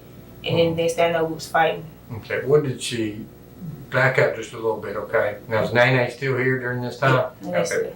Now, back up just a little bit. The courtesy officer leaves. Mm-hmm. Okay. Now, how did you get from the courtesy officer leaving to the shoving? Oh, what happened? Well, after he left, he just walked me downstairs and talked, and then he left. Okay. Basically like that. And he was like, and then you went back up. Yeah, and I told him thank you, and he said have a good day, and I went back upstairs. Okay, and then when you got back upstairs, what happened? And then I knocked on her door and told her that I need to talk to her, and we talked, and it kind of got heated because we both kind of had attitude with each other. Was she in her room? Yeah, I knocked on her door. So you knocked on her door, which is closed. I knocked on her door. Okay. And my hand was on the doorknob to wait for the open so I could twist it because it was locked. So I just kind of held my hand on the doorknob. Okay. And she unlocked it, and I opened it. And we got into this little heat argument about that because she got at me for when I called the office on her. Mm-hmm. And she was like, well, why you didn't tell me this? Why you didn't tell me this? And then she kind of shoved me, and I shoved her back. What was she talking about? I had called the office probably like a month ago, and I told them that I was having to see her boyfriend every day because he's not paying rent, so why is he there? And they basically just told us we had to talk about it, and we did talk about it. But she kind of still had this heat against me. Yeah. And then when we fought, she kind of just slammed my head, so she was pounding my head, and I was pounding her face, and just with my hand. Okay. And then she pushed me to the ground. When she had my head, she pushed me to the ground, so I was right on the ground, and I got up, and she was like, "Get out of my room, get out of my room." So I left, and I went in my room, And my friend, she had already had the door shut. So she was getting her stuff and she was leaving. This is Nene. This Nene. Nene left. And Now is, what's her boyfriend's name? I don't know. I think I have it somewhere. Well, okay. Was her boyfriend there? Okay, he wasn't there. So it's I think just, she was talking to somebody on the phone when I interrupted her, when I knocked on her door. okay. So, but it was just you, Nene, and Tina. Mhm. Okay. And Nene, she was getting her stuff and she was leaving. And I was like, well, I just meet you back at the school. And my roommate, she was doing something. I think she was putting on her shoes because I seen her kind of roaming around moving. Because that's normally what she was doing. And she turned down her TV. And she put on her jacket and she walked out the door. And she ain't see no keys, so I didn't think she was going too far. So I was already packing my stuff to go home for spring break. Mm-hmm. What were you packing again? A black bag. It probably was sitting outside. Yeah, that's what I was like. Okay. Yeah.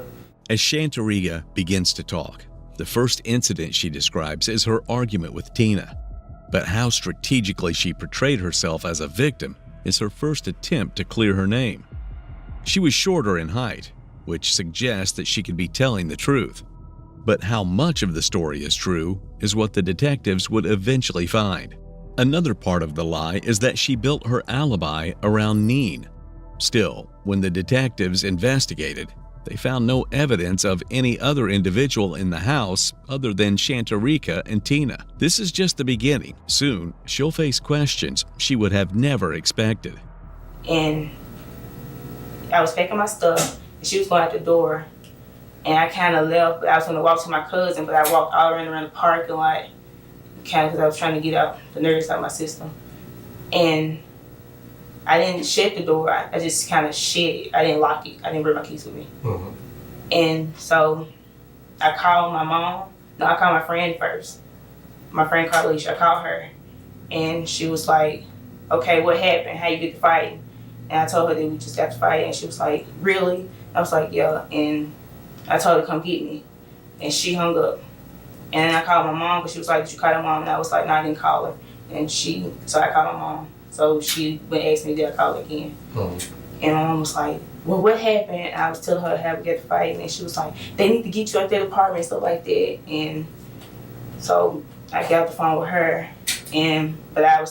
But my friend Carlisha called me back. And I told my mom I was going to call her back. Mm-hmm. So I went upstairs to my room. Now, during these phone conversations, you were outside? I was still outside. And the door was still, it was like, wasn't closed. I kind of shut it. The front door? I shut the door. And it wasn't closed. It was kind of like cracked. So I just thought she came back. Mm-hmm. And so I went in my room and I had clothes in the dryer. So I just put them in the bag because they were still wet. But I still put them in the bag so I could just leave. Mm-hmm. And when I went in the kitchen, all the stuff was in my hand. Everything just quiet besides her TV, so I couldn't hear nothing. But when I went back outside, I was going to go to my cousin, but I turned back around and went back upstairs. And I went back in my room because I was trying to fix my bed, and I had orange juice on the floor, so I put the orange juice back in the refrigerator. And through that time, Nene didn't call me or nothing like that, but my roommate car was still outside. So thinking, okay, she ain't going nowhere. And probably like 30 minutes passed, I had her boyfriend come through the door. And he was like, I said, she not here. I was like, she was gone. And he was like, she gone. So he turned back around, went to the door, and turned back around. And I was going behind him, so we kind of bumped into each other. And he went to the door and he opened it. And he kind of left it cracked.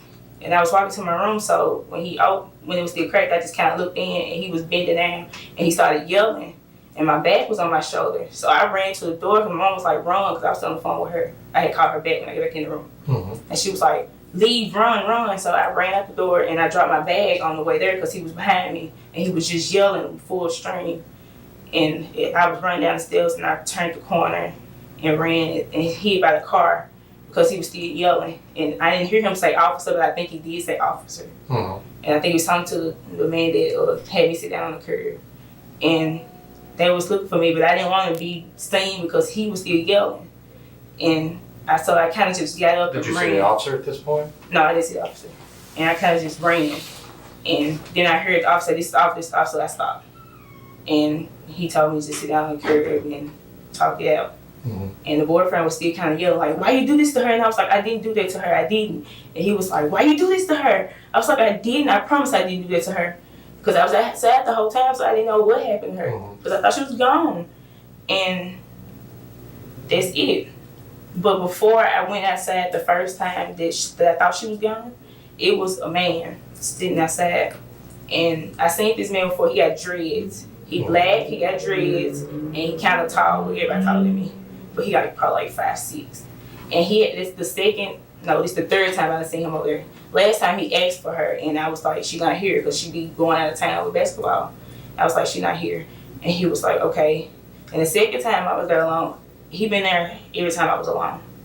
Second time I was there alone, he was like, he knocked on the door, and I answered it, and I can't peek through the peephole because I'm so short, but I answered it anyway. And he was just at a rage, like, where's Tina? Where's Tina? I was like, Tina don't live here. Tina don't live here. And he was like, you lying, you lying. And I was like, Tina don't live here. And he just kind of sort of left. And this time I went out the door, he was kind of sitting in his car, and I knew who he was because I seen him watching that car before. I don't know the name, I don't know the color. It's just everything looked dark to me because it was so dark outside.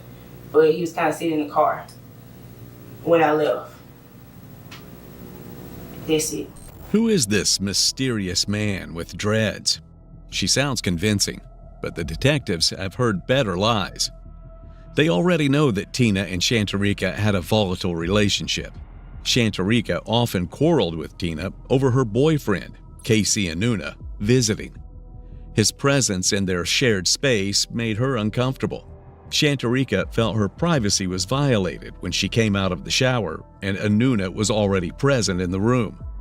The dispute was even escalated to management, though Tina frequently missed meditation meetings due to basketball practice. All of this ultimately led to straining their relations even further. It seems to be a motive for Shantarika to murder Tina. Detectives will soon find out the truth. Coming back to the interrogation, what she currently does is exactly what a guilty suspect would do: introduce a mysterious man, perfectly timed, and vanish after the murder. A perfectly crafted defense, but the detectives will tear apart her manipulative narrative by poking holes. So what do you think happened to Tina? I don't know if that man went in that room because I did lock the door, and I might should have locked the door. But I didn't lock the door because I didn't have my key. But I don't know if he went in that room, but all I know, I did not kill Tina. Now, I'm going to be straight with you, okay? Now, and Detective Mitchell's going to be straight with you. And I've been doing this for a long time, okay? See, well, I got it cut out, but see all my gray hair? That's what that's from, okay?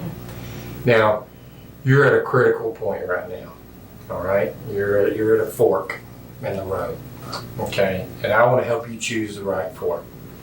Something bad happened tonight, okay? And you've got some marks on your face. I've been sitting here looking. It looks like your cheek might be a little bit swollen. You definitely got a scratch coming down your eye here. And I'd say if we checked, you probably got some more scratches. Looks like you might have a little scratch right here on your neck, okay? And I think something bad happened, okay? Now, like I said, I've been doing this for a long time. I don't think there was some other person, okay? I think what happened was you and Tina got into an argument, got into a physical fight that got a little out of hand. Okay, now listen to me, okay? Remember I talked about those crossroads, all right? And we want to make sure that you choose the right crossroad because you're not going to have another opportunity. If you go down the wrong path, then it's going to end bad for you, okay? I don't think there was another person there. All right. I think, like I said, something bad happened while you and Tina were in this fight, in this altercation. And, you know, I would like for you and your family and Tina and her family to have closure and to go ahead and put this behind you and to move on. I mean, I wouldn't want to look back tomorrow or the next day or 10 years or 20 or 30 years from now and have this on my conscience.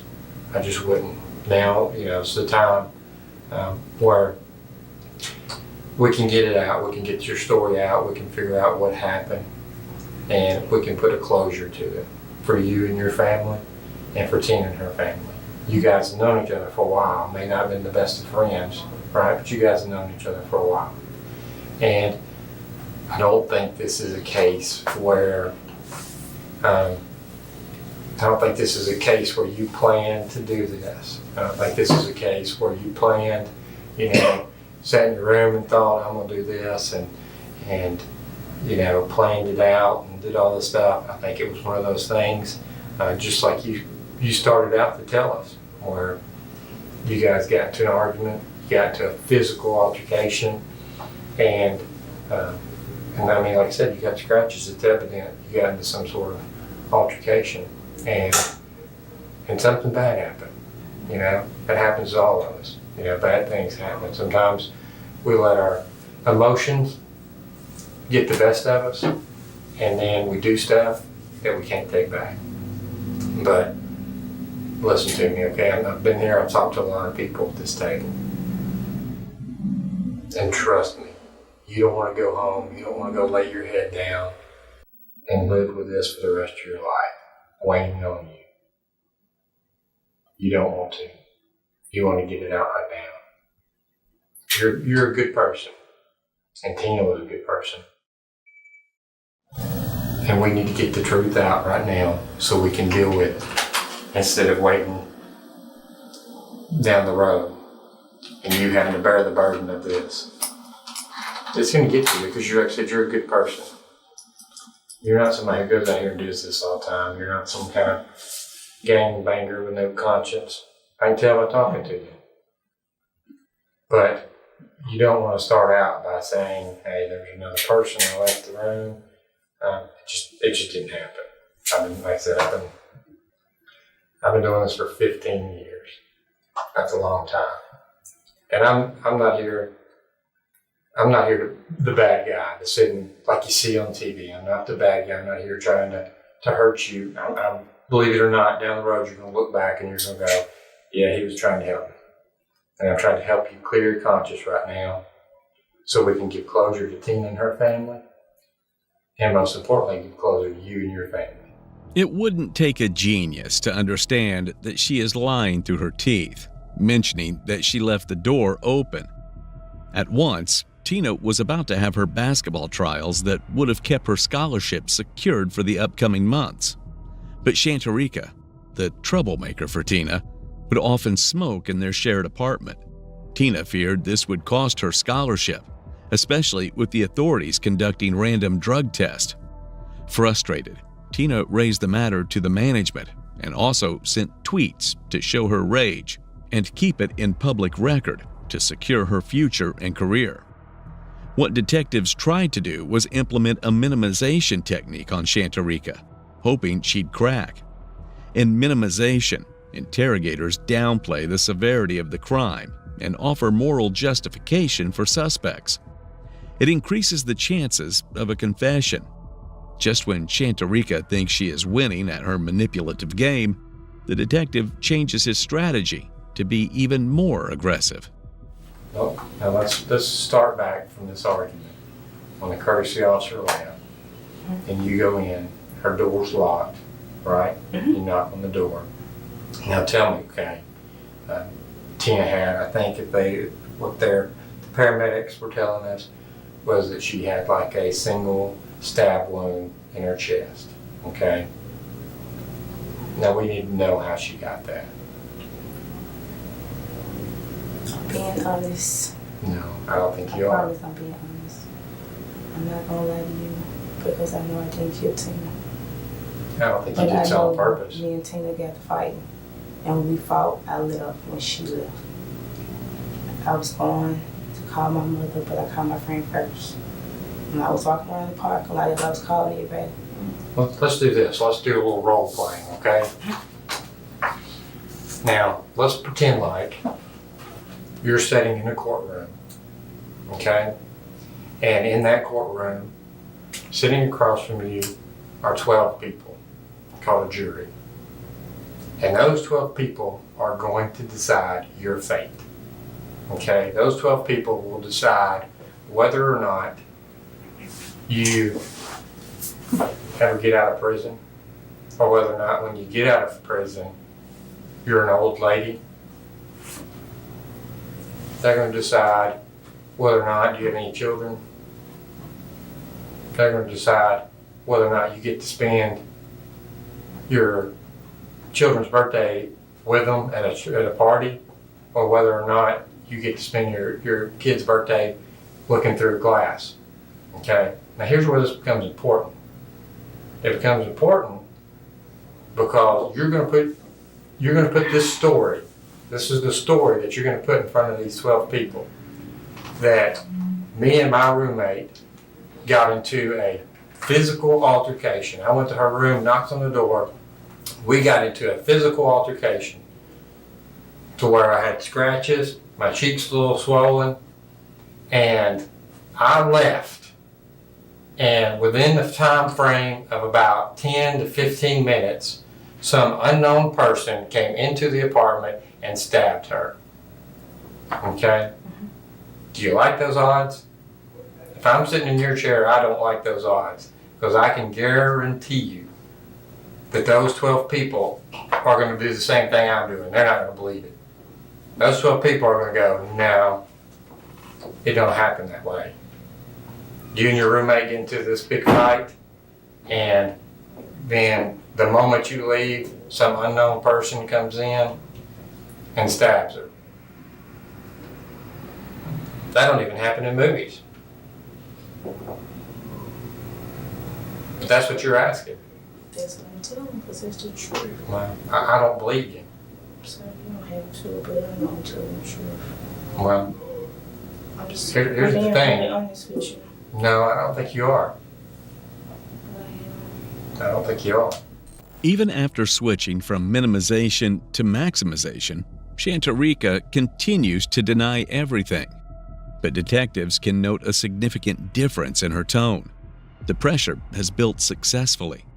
If the detective continues this pressure-building tactic, a confession may be just within reach. During investigations, detectives found that some witnesses saw Shantarika carrying a kitchen knife wrapped in a blanket that she disposed of later in a dumpster. But until her role becomes clear in this crime, this evidence just stays as a bagged item for now. The question remains whether the detective would be able to capitalize on the moment, or would she get away with the murder? As the interrogation unfolds, the detectives begin to expose her insensitive side. Whatever you do, what you do. Because I was saying this today, and it's not good.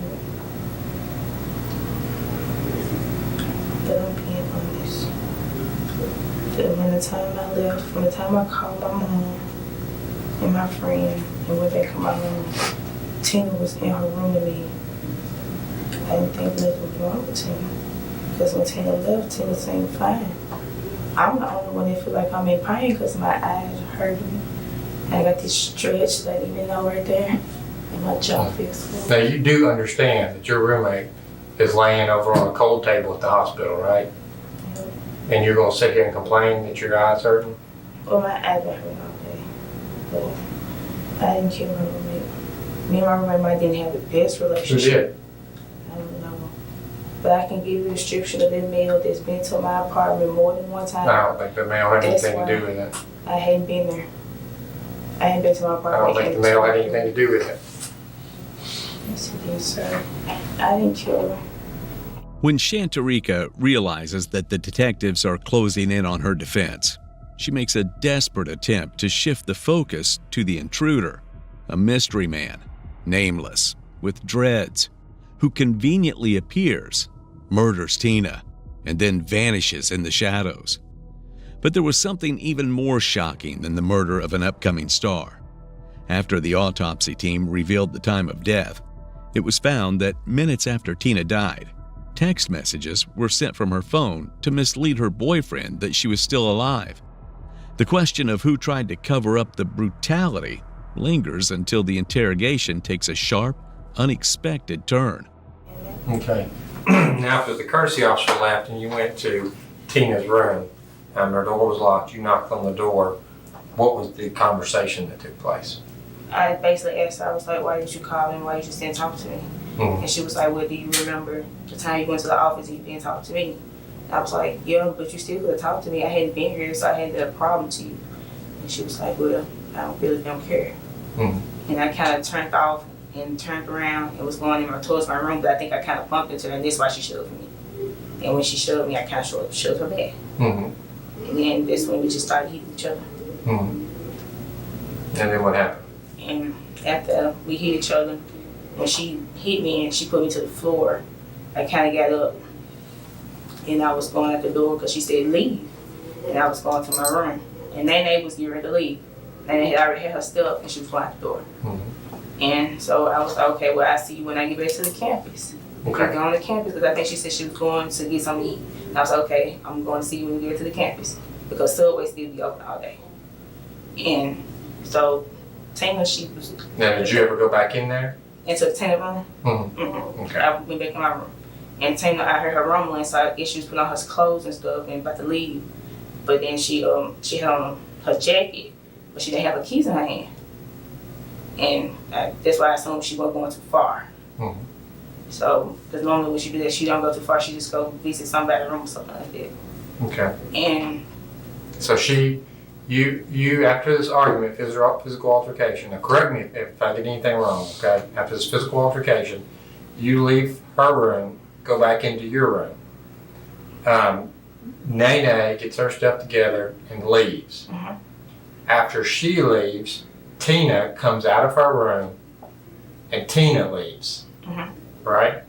And you're still getting your stuff together. Yeah, because I still had clothes in the dryer. You still have clothes in the dryer. So I was getting getting your my stuff bag. together. Then at some point in time, you leave. Yeah, I left. You ever go back in Tina's room? Okay. So Tina's already gone. Nene's already gone. You leave. Correct? Now, when you go out, you didn't see Tina anywhere. No, I didn't see Nene's gone. I didn't see anyone when I left. Okay. The first time when I left, when I went out the door, only person I didn't see Tina, I didn't see Nene, was that man. Okay. That's it. All right, well, let's leave the man out of it for right now. Okay. So you go outside, you're on the phone, talking on the phone, you're out there hanging out for a little bit, and then Tina's boyfriend, he didn't come yet. all right, he didn't come yet. So then you go back up to the I room. went back to the room, and I Doors assumed Tina was open. in her room. Doors open. Her door was closed. No, I'm talking the front door. No, it was slight open because I had shit it all the way. Right. And It's I cracked. just kind of pushed it open and I shit it. Okay, so you kind of push it open, and then you go in, you go to Tina's room. No, I go to my room. You go to your room. Yeah, because Tina's room, I assumed that she was, just chilling or gone because her door was closed and her lights was off. All I could hear was a TV because she just turned it down. Okay. So then, shortly thereafter, her boyfriend comes in. Yeah, he comes in. And you're in your room. Okay, so he goes in the. No, I'm not in my room. Okay. I'm sitting in the kitchen because I still had clothes that I was trying to put in Okay, bed. so you're sitting in the kitchen. He then goes into. He just come in. 'Cause Right. I didn't lock it, I just shit Right, he it. just walks in. He then goes into Tina's room. Okay. I stopped and I was like, she not here because when I left, she had left before me. So I was like, she not here because I thought she was still gone. And he was just kind of like, okay. And he turned back around and I had my bag and he walked like this and we met up like this and he just walked back to her room, opened the door and he kind of left it cracked because I was walking back to my room to make sure I got everything. And I could see him when he bent down and he just started streaming. He was like, why you did this to her? Why you do this to her? And I was like, do what? Do what? And I just Now, where kind are of you at looked at this her. time? I'm right there in the doorway because he still had it cracked, so I'm just kind of looking. Were you in the room? Yeah, I had kind of pushed the door open so I could see what he was talking about. Right. And I seen her on the floor, and he was like, "You did this to her. You did this to her." I was like, "I didn't do nothing to her." And so he started chasing me, and I ran to the door, opened the door, and I dropped my bag. Yeah. Now, did he ever touch you or anything? No, he was just running like he was like, "Come here, and I just kept He running. never touched you. Okay. All right. Right now, tonight, we need to get everything out on the table, and we need to make our wrongs right. Now, if that means we have to go to jail for a little while, that's what we have to do. But I'd much rather be able to decide my fate than to put a lie out there and have someone else decide my fate for me. Now, do you want to go back over what happened? Yes. upstairs. Okay.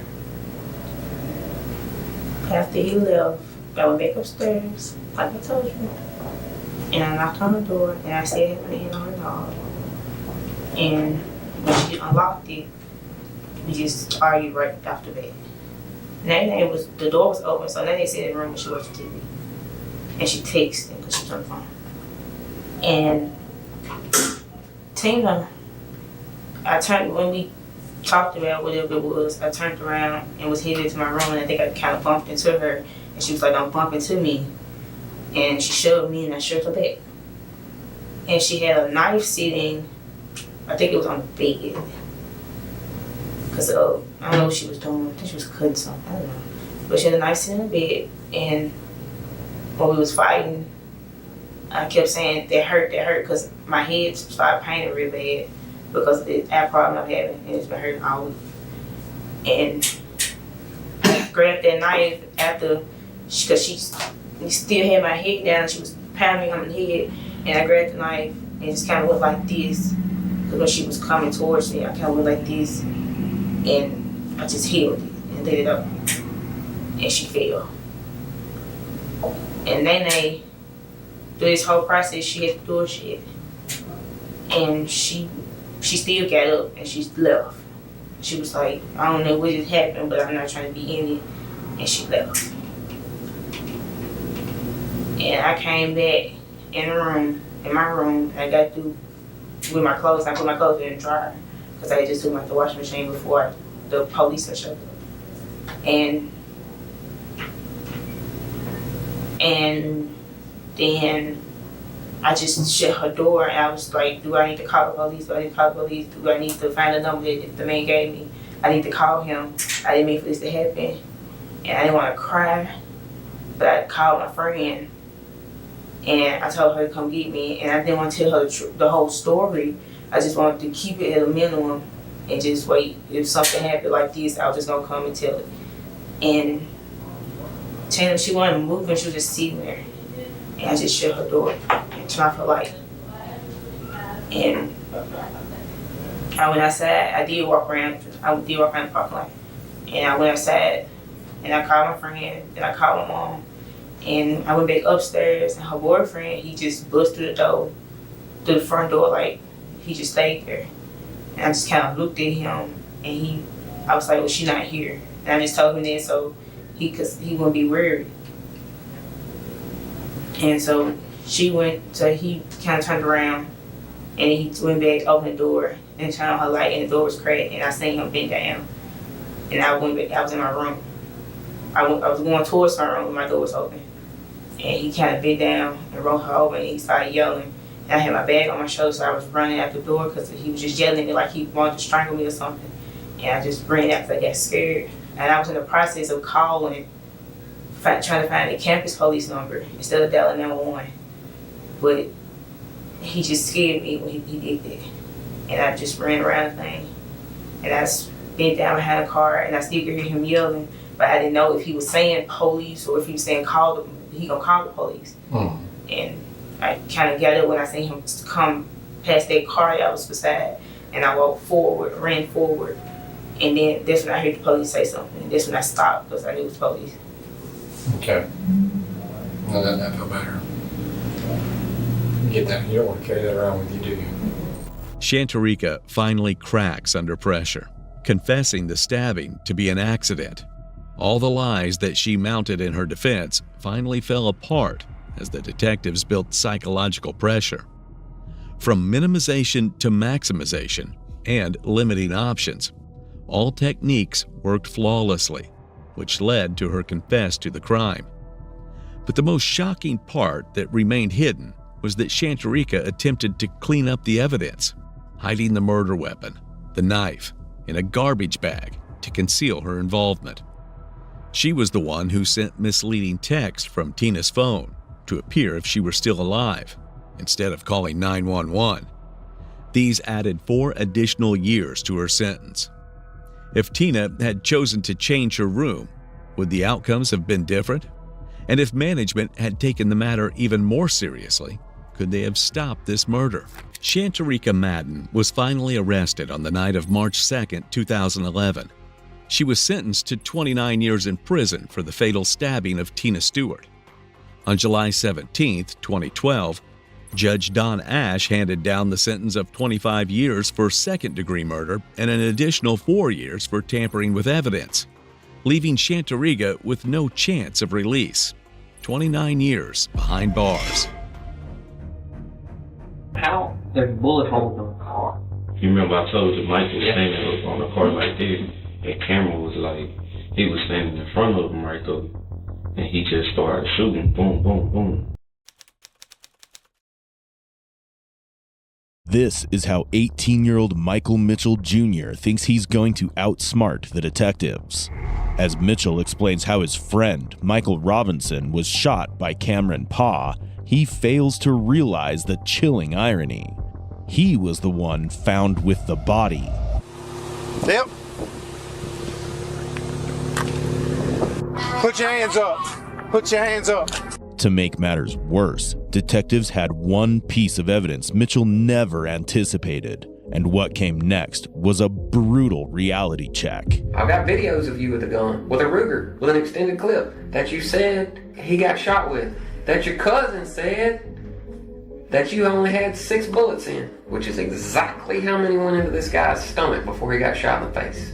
As Mitchell makes numerous attempts to outsmart the detectives, the question remains, will they manage to uncover the full truth, or will he outplay them as the ultimate manipulator?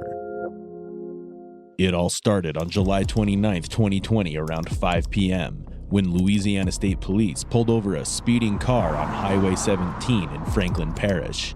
The vehicle had visible bullet holes, and the strong odor of marijuana only added to the suspicion. And behind the wheel was Michael Mitchell Jr. You've admitted there's a small amount of in the car, and I've smelled it. It's probable cause. Can I take a look in your car? Yes or no? Yes, sir. So when I kept asking you where you live, you don't even know because this ain't even your house. You better get some act right in you and stop lying to me, or I swear to God you're fixing to go to jail. Do you understand? Yes, sir. That's the last freaking lie you better tell me. What's your last name? Mitchell. What's this Robinson last name? Michael Robinson. That's your brother. Mitchell tried to play it cool, claiming Michael was just his brother who'd let him use the car. But that story immediately fell apart when detectives popped the trunk. I'm gonna do the obvious thing I want to do. Hey. Yep. Put your hands up. Put your hands up. Put your hands up. Put your hand behind your back. Put your hands behind your back. With that, Mitchell was arrested and brought in for questioning. And that's when he decided to audition for the role of Worst Liar of the Year. So basically, my friends wanted to set Mike up because they know he was loaded, like he had money and stuff like that. So they hit me up. He was like, hey, yo, think with Mike. All you gotta do is y'all can smoke together, and then when he drop you off, I handle it from there. So I mean, I just one thing in my life, so we smoked a little bit. After that, we was like coming down the street, kind of like by my house. And after that, that's when one of my homeboy, he was around the corner, and he was like talking to Mike, like yeah, like trying to make him feel comfortable or whatever, like trying to be cool with him. And after that, he ended up like talking Mike out of the car, and at this point, like Mike,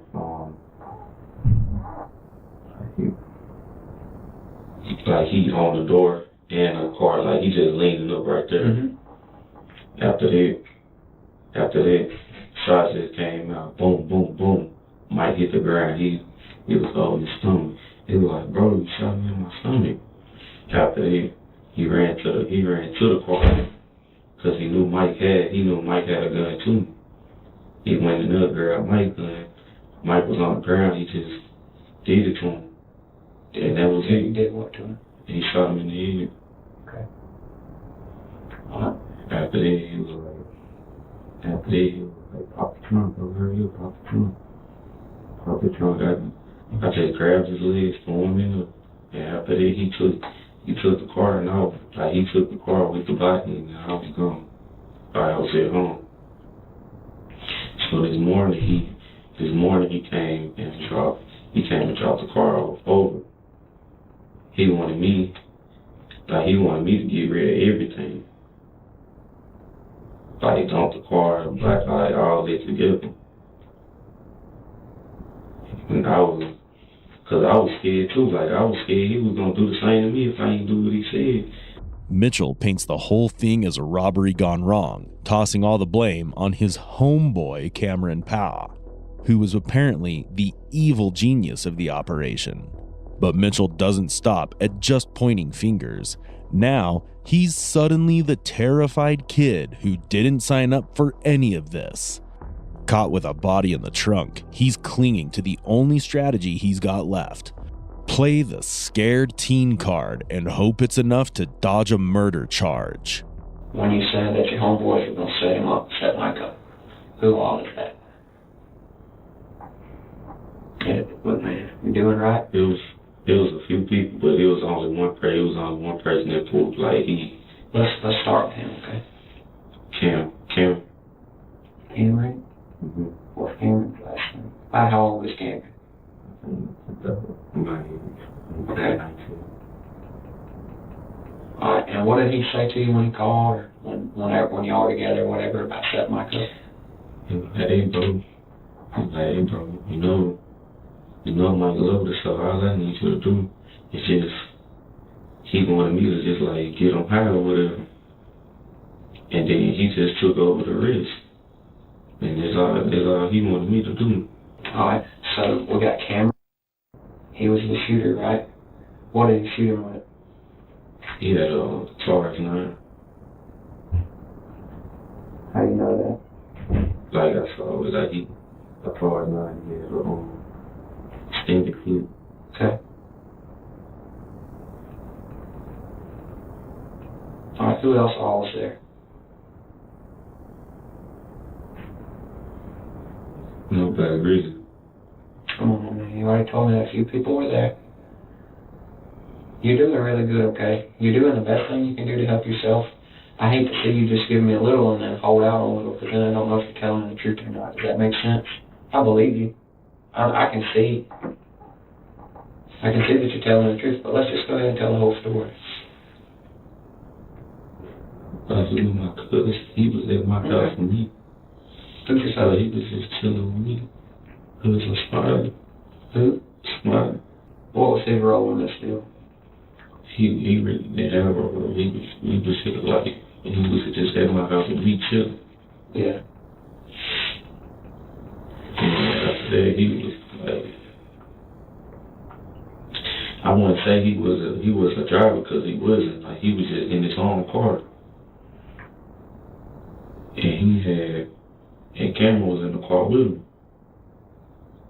So, yeah, so when we had hit the street, they was already parked like by my house because they was smoking. So they was just outside smoking, kind of by my house. If Mitchell's lying and the detectives suspect he is, then every new name he drops just digs the hole he's in even deeper.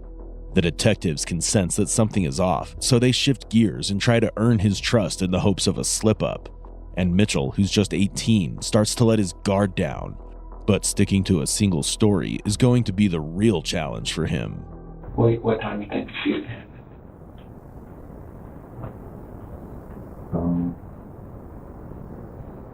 I want to say around 3 or 4, maybe.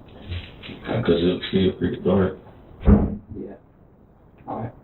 So what happened after Did you just walk on from there, or you drove the car? Yeah, no, I didn't drive the car after the shooting.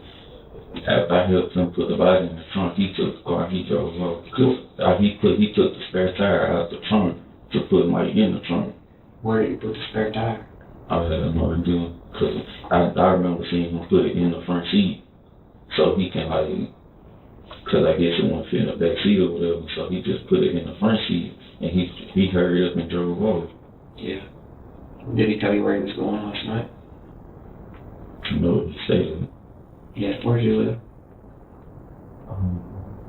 I don't know the exact house. I know it's Dolly Lane, though.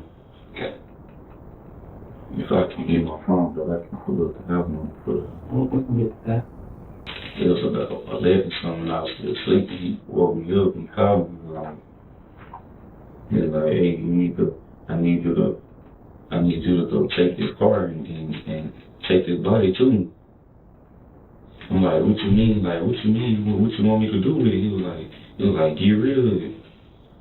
And he was sounding aggressive. So I ain't want to just get into no altercation with him, because I ain't want to end up like Mike. Because he obviously, he had no feeling when he did it, I guess, because I don't know. So then what? He dropped the car off with the keys, and I had... At your house, or he was like... Plan to meet somewhere? And we met, kind of by my house, but, not quite at my house. And after this, I told my mom, I was like, I'm about to go, I'm going to be gone for a little while. She was like, all right. And that's when I left. And I first I went to Tallulah. Then Dale came through Lansboro. And then that's when I got stopped. But he had gave me a spot to go. He told me where I can go trash the stuff in it. So that's what I was really on my way to. What was that? I got I don't know the specific address. He just sent it to my phone, and I just put it in, tap it to get direction to it, and just come up. Okay. What was your plan when you got there? I was just gonna leave. I was gonna get out the car, leave the car there, and I was gonna try to get her right back tomorrow, and just try to leave it at there. Right now, Mitchell has a whole story laid out, and it's mostly clear, but with some glaring holes. Blaming someone else this early is risky, as once that person gets questioned, the cracks tend to show. It's still unclear if Mitchell is lying, but one thing doesn't add up. If this was just a robbery, why go straight to murder? Why not wear masks and take what you can like any typical stick-up? That's what makes this story feel shaky, and it's exactly why the detectives need to pull it apart, piece by piece. And for that, they first need to send a team to find Cameron's whereabouts. Cameron, he wanted me to leave the car in the body. He wanted me to dump. Okay. Did you ever let Cameron know that you got stopped? Do you think he knows by now that you got stopped? Was he expecting you to let him know when you were done, or was he supposed to come pick you up? He blocked me on everything. He was stressing it so hard that we delete everything that we sent back and forth. So, as of right now, he got me blocked, so I can't contact him. How are you going to get picked up? Yeah. How are you going to get back to her? I'll go call my girlfriend. She was going to bring me up. Okay. Well, this doesn't have anything to do with anything, but who's your dad? My dad. What's he do for a living? He's a mayor. Of Richwood? Mm-hmm. Alright. Have you talked to him? I haven't talked to him, but... Do you live in his house? Okay. And what's your mom's name? And she knew that you were leaving? Mm-hmm. Okay. Tell me about the shooting. Just a little bit more. You're doing good.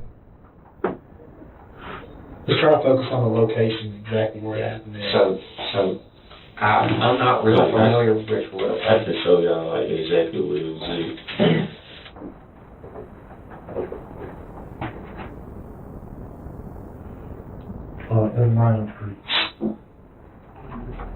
As Mitchell points out the location where he claimed he planned to leave the body, the investigation into Cameron Pa was quietly unfolding in the background. But now that some time has passed, detectives are circling back to Mitchell's story, ready to see if anything slips, shifts, or suddenly doesn't line up. And then how there's bullet holes in the car? Cause you remember I told you Mike was standing up on the car like this, and Cameron was like, he was standing in front of him right there, and he just started shooting, boom, boom, boom. Mike hit the ground, he was holding his stomach, he was like, bro, you shot me in my stomach. After that, he stood over Mike and shot him in the head, and he wanted me to hurry up and help him put the body in the trunk and all this, so he can spare him. Yeah, he didn't tell you where he was going? About how many times you think you shot him? You say it the same every time, but when you shot him in the stomach at the very first, do you remember? It was a few. It wasn't like 1 or 2. It was like 5 or 6 maybe. But I don't think the clip he had was 4. Cause he stopped shooting at one point to go get. He went to go get Mike's gun out the car, and he used Mike's gun to finish him off. He shot Mike in the head with the gun that he got out of the car? With Mike's gun. So he shot him with 2 guns, is what you're telling me? With 2 guns. Okay. So what else was in the car that he took out? I think that was it. Now, you remember just a minute ago how when you started telling me the story, your whole body changed because you're finally getting off your chest what's been in there all day, right? So go ahead and give me the rest of it. All right. Tell me what all was in the car that he took out. I can see you want to tell me. Yeah. I don't know. I think he probably could have had some more weed in there maybe, but like I wasn't just really aware of what all he had in his car, cause we was just smoking together, so I wasn't really scoping the scene or nothing. Yeah. I was just doing my part to smoke with him. Yeah. Where was your cousin Smiley at? He had his car parked right at the where you said it? Yeah. And Cameron got out of his car. He got out of my cousin's car and walked to the around the corner, and he met us right there. What's your cousin drive? It was kind of like the Jeep that looked like a box. Yeah. Yeah, we got a shoot. Cameron? Where's Cameron live? He stayed not too far from me. Could you show us on the map? When Mitchell first told his story, he claimed that after firing a few shots, Cameron panicked and hid, supposedly because Michael had a gun too. But this time around, the part where Mitchell described Cameron trying to hide totally vanished. Instead, Mitchell now says Cameron had taken his gun and finished the job. It might seem like a small detail, but in cases like this, it's the little inconsistencies that flip everything. And very soon, the truth behind the whole story is about to be revealed. I'm Kevin Cobb, I'm the sheriff here. Okay. What I'd like to ask you is, you're 100% that's Michael Robinson in the trunk of that car? Yes, sir. Right? You know him, he's a friend of yours? Yes, sir. You know him, and you know that's who that is? Yes, sir. Okay. Have we shown him a picture of Michael Robinson? No, this is not Michael Robinson. Okay. Hold on one second. Do you have a picture of Michael Robinson in your phone? You want him to show us a picture of him? Sure. Mm-hmm. Listen, I'm going to let you put your passcode in. Don't call anybody, don't text anybody, and don't try to crash your phone. Okay?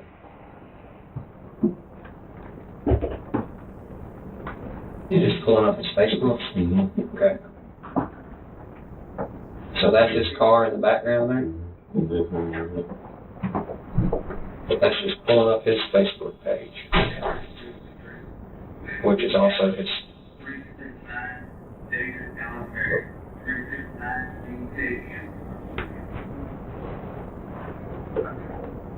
I'm gonna get one picture for you, okay? I'm gonna get the 20 just for my deal. Just because its appearance has changed. Okay, put it back on. Everything back.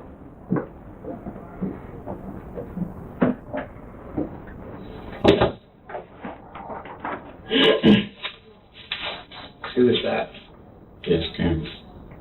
He just got a little bit more hair, but this him right though. He's got a little bit more hair now, or he's got a little bit more hair in this picture than he does now? He got a little bit more right now than he do in this picture. The first round of interrogation wrapped up, and while that unfolded, investigators ran checks on Cameron Pa. Later that same day, Cameron was arrested in connection with the murder of Michael Robinson Jr. Both he and Mitchell were charged with second-degree murder. But that's when things took an unexpected turn. When detectives double-checked Cameron's alibi, it held up. So once again, Mitchell was brought back in, and this time, he was about to face the full weight of the truth. Before we dive into the next interrogation, a quick heads up. Only audio from this section is available, but what you're about to hear is the shocking truth behind this disturbing murder. How am I going to prove that 1 was even there?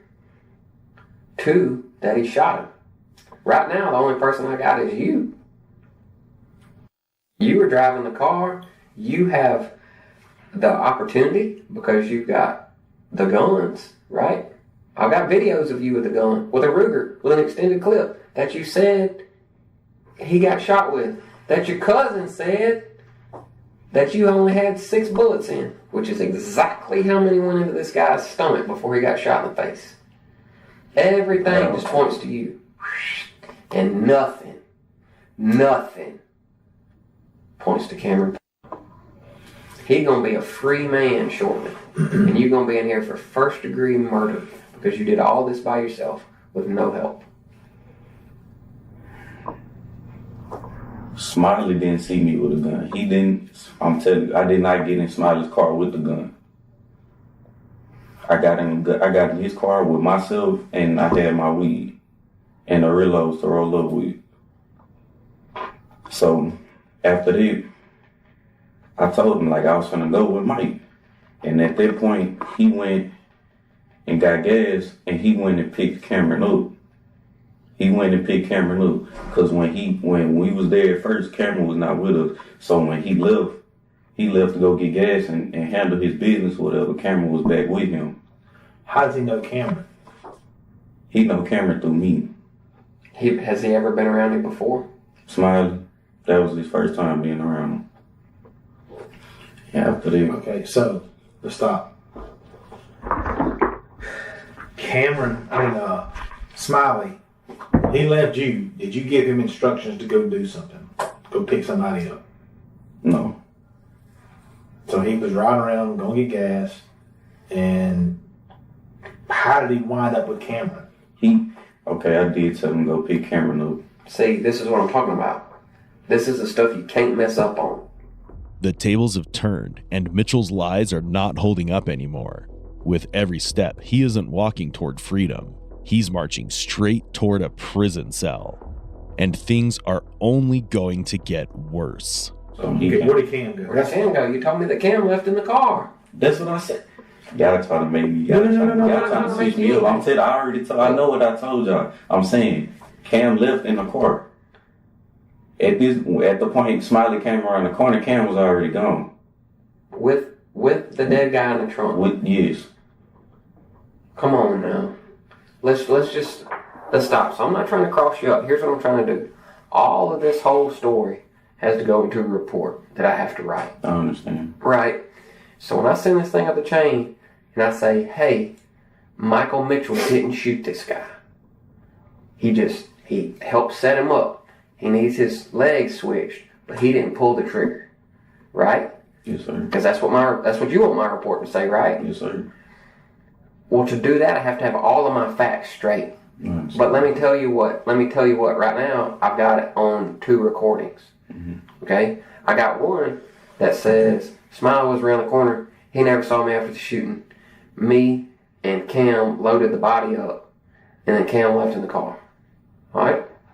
Then I got Smiley saying, we heard the shooting, we drove around the corner, there was Michael Mitchell, no Cam. And you say, Cam was gone already. And then I got another story, just now, that me and Cam loaded up the body, he jumps in the car and leaves, and now you're just standing there? Now look, Smiley has nothing to lose. Well, he has a lot to lose, but he's not involved. So he told us a story that makes sense, that's understandable. Your story's the one it's not jiving. And here's why I think that, okay? I think that you're telling us a ton of truth. Like 95% of what you're saying is true. But 5% you're trying to keep a homeboy out of a pinch, or maybe not quite sound so bad. I'm just trying to I'm just trying to keep them out the way because they didn't. But you can't keep them out of the way. Let me keep them out of the way. Let me do my job. I'm gonna do it. I'm gonna keep them out of the way. Have I put anybody else in jail? Mitchell still tries to play the part, acting like he cares about his homeboys. But the truth is that he has thrown both his cousin Smiley and Cameron under the bus from the very beginning. And there's a reason for that. He and Cameron had bad blood, a dispute that left Mitchell holding a grudge. So when the time came, Cameron became the perfect scapegoat. But with his story full of holes, Mitchell had no way out anymore. Finally, the district attorney dismissed Cameron Paw's charge and he was set free. On the other hand, Mitchell was scheduled to stand trial on August 29, 2022. It is to be noted that some sources suggest that he got a 25-year sentence, but these details could not be independently verified through official court records or reputable news outlets. Therefore, the precise sentencing information remains unconfirmed, and even the reason behind the murder is not yet confirmed. I didn't do anything and would never do anything to my mother like that. Never in a million years would I ever think to do that. You're putting on a pretty good show. A show? Yeah, you're putting on a really good show. A show? Yeah. How's this a show? This is 17-year-old Carlos Hallowell, who's accused of killing his own mother, Denise Hallowell. From an initial look, it seemed as if it were a grim yet straightforward case.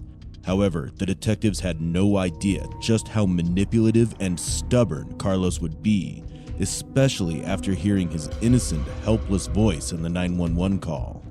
911, what is the address of the emergency? I need someone fast. I need EMTs. I need people. Okay. All right, so on the phone with me and take a deep breath and calm down so we can get this information. Okay. I can't. Do you think she's beyond any help? I don't know. When detectives arrived at the crime scene in Inverness, Florida, they discovered the deceased body of 57-year-old Denise Hallowell lying on the bed with an axe embedded in her head. But even after Carlos caused such a gruesome death of his own mother, his main focus was to try outsmarting the detectives. So you're calling me a sociopath? Yeah. Really? Yeah. This is what sociopaths do. You can size me up all you want. I do have normal feelings. I loved my mom. Ask anybody in this county. On July 19th, 2019, Denise Hallowell was found dead on her bed with an axe embedded in her head, and the body was discovered by her adopted son, 17-year-old Carlos Hallowell. Denise Hallowell was a special education teacher from Inverness, Florida. Being an adopted child herself, she decided to adopt two children, Carlos and Angel. Despite her best efforts, she had to let go of Angel due to his troubled nature.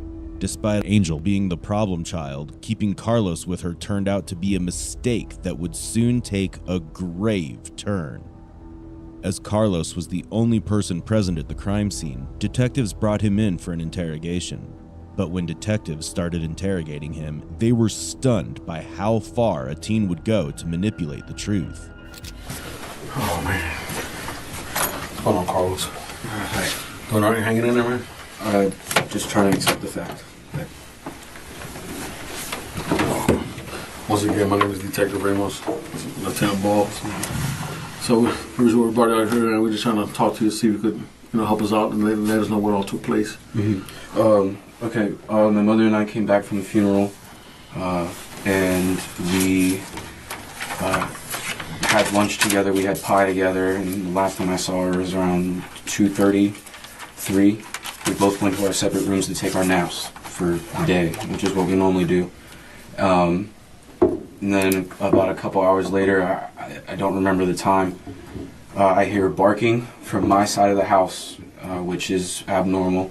Our dogs are supposed to be in that little fenced-in area. So I walk out to the front door. My mom's door is closed as always, but she does let the dogs out every now and then while she's taking a nap to just let them go to the bathroom. So the front door was wide open. I figured she might have forgotten to close it. And I looked outside.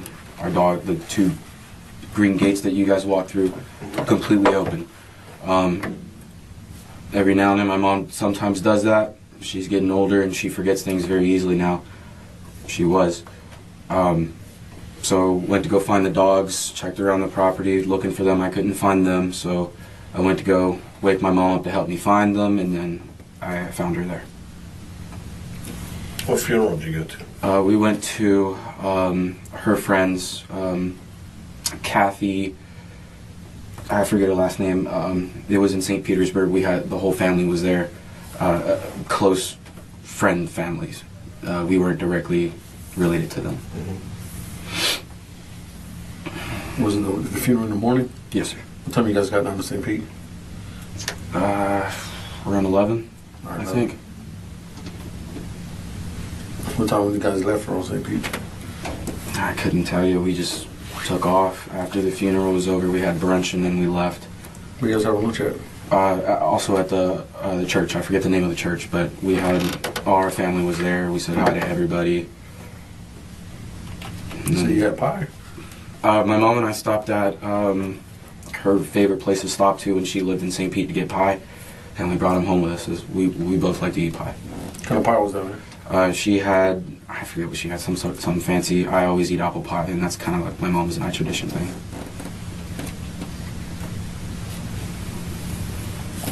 Coach, just before we get any further into anything, we don't really know what we've got, okay? Correct. So, I understand. You know, anytime we talk to somebody, especially if we bring them down here, we read Miranda. Do you know what that is? Your rights. Yes. You know, yes. Probably seen it on TV. Doesn't mean you're in trouble. Doesn't mean anything. Right. It's what we do. Right. Especially 2 of us in here talking to you. You know, some people can get pretty uptight about it. You know, so we just want to make sure we read it, you understand it, and you know what your rights are. Okay. Yes. Sir. All right. Detectives started the conversation with Carlos to put him at ease, but little did they know that Carlos had already rehearsed his story well. As soon as you got home, what happened from the funeral? We ate pie. We both decided to take our naps. She went into her room, I went into mine, and I watched a couple of things on YouTube and fell asleep and got up again and texted people and fell back to sleep. Usually we stay in there for about 2 or 3 hours to give ourselves time, our own separate time throughout the day. Did you talk to anybody at all on the phone? No, I was texting my girlfriend, some friends about work. That was pretty much it. Where you work at? I applied to the Cove and I was texting some buddies who work there and see if I can get some recommendations and stuff. Oh, okay. You were texting your girlfriend throughout the day or after you were taking a nap or? It was after the funeral. I texted her mainly, and then before I went to sleep for the nap, and then after that I was out. How long was the nap, more or less? Definitely slept for about an hour and a half, 2 hours, and then from there I just kind of like fiddled on my phone playing games. So you was already awake then when the dogs were barking? No, that did wake me up. I fell back to sleep. I woke up after about a 2-hour nap, played on my phone and fell back to sleep. Because my mom wasn't up yet. Usually when I hear her being up, then I go outside, but I didn't hear her up, so I'll just let her have her space. So when you guys normally take spaces, your naps, you guys don't talk to one another? No, it's very common for us. We just like to have our own time throughout the day. Because we do bicker and argue when we spend too much time together. So we've learned how to cope with it and just give ourselves space and we get along fine. Did you guys bicker, argue, anything today? No, today was fine. Completely normal day. In fact, it was a really good day. We got pie. That was a special treat. So that was good. Although Carlos is claiming it to be a normal day, he in fact had an argument with Denise. Moreover, throughout the interrogation, Carlos is visibly restless and anxious. This could be because he's desperately trying to hide the truth, and in doing so is over-explaining himself. So you walk out, you see Noelle. Oh man, Noelle. So you get out your fence, you walk around to her, and you scooter her in. You get her inside the house, you close the door. Right. Then from there, in the little gated area, did you ever leave that area? Or you stayed right there in that little gated area and just called for them? No, I left. Went down the road because I usually can either find them at the gate or they'll be down to the neighbor's property, but I didn't feel like going all the way down there. So I was just be like, hey, Mom, you want to help me find the dogs? Because they don't go far. So you went up to the front gate? Correct. Called them? Firecracker? Yeah. And they didn't come back, so I walked back as well. And what did you do then once you got back to the house? I just walked inside and was going to get my mom up. Wanted to go help me find the dogs. And so then what? You see her? What happened? What was your reaction? What was it that you was trying to... Originally, I was shocked, but then I ran to her, shaked her a little bit, and then I could hear her breathing, and then I just started crying, yelling out, Mom, I'm getting help, called 911. So when you come back in, was her door open or closed at that time? Still closed. It's still closed? So you open the door, see her. How did you call 911? With my phone. With your phone? So you saw her, shook her, right? That's what you're saying? Yes. Told her, hey, I'll be right back. Yeah, I was like, I'm getting help. I could still hear her breathing, so I immediately called 911. And the lady instructed me to stay out of the house. So that's when you went out the house? Yeah. You went out to the front door? Mm-hmm. And then what happened?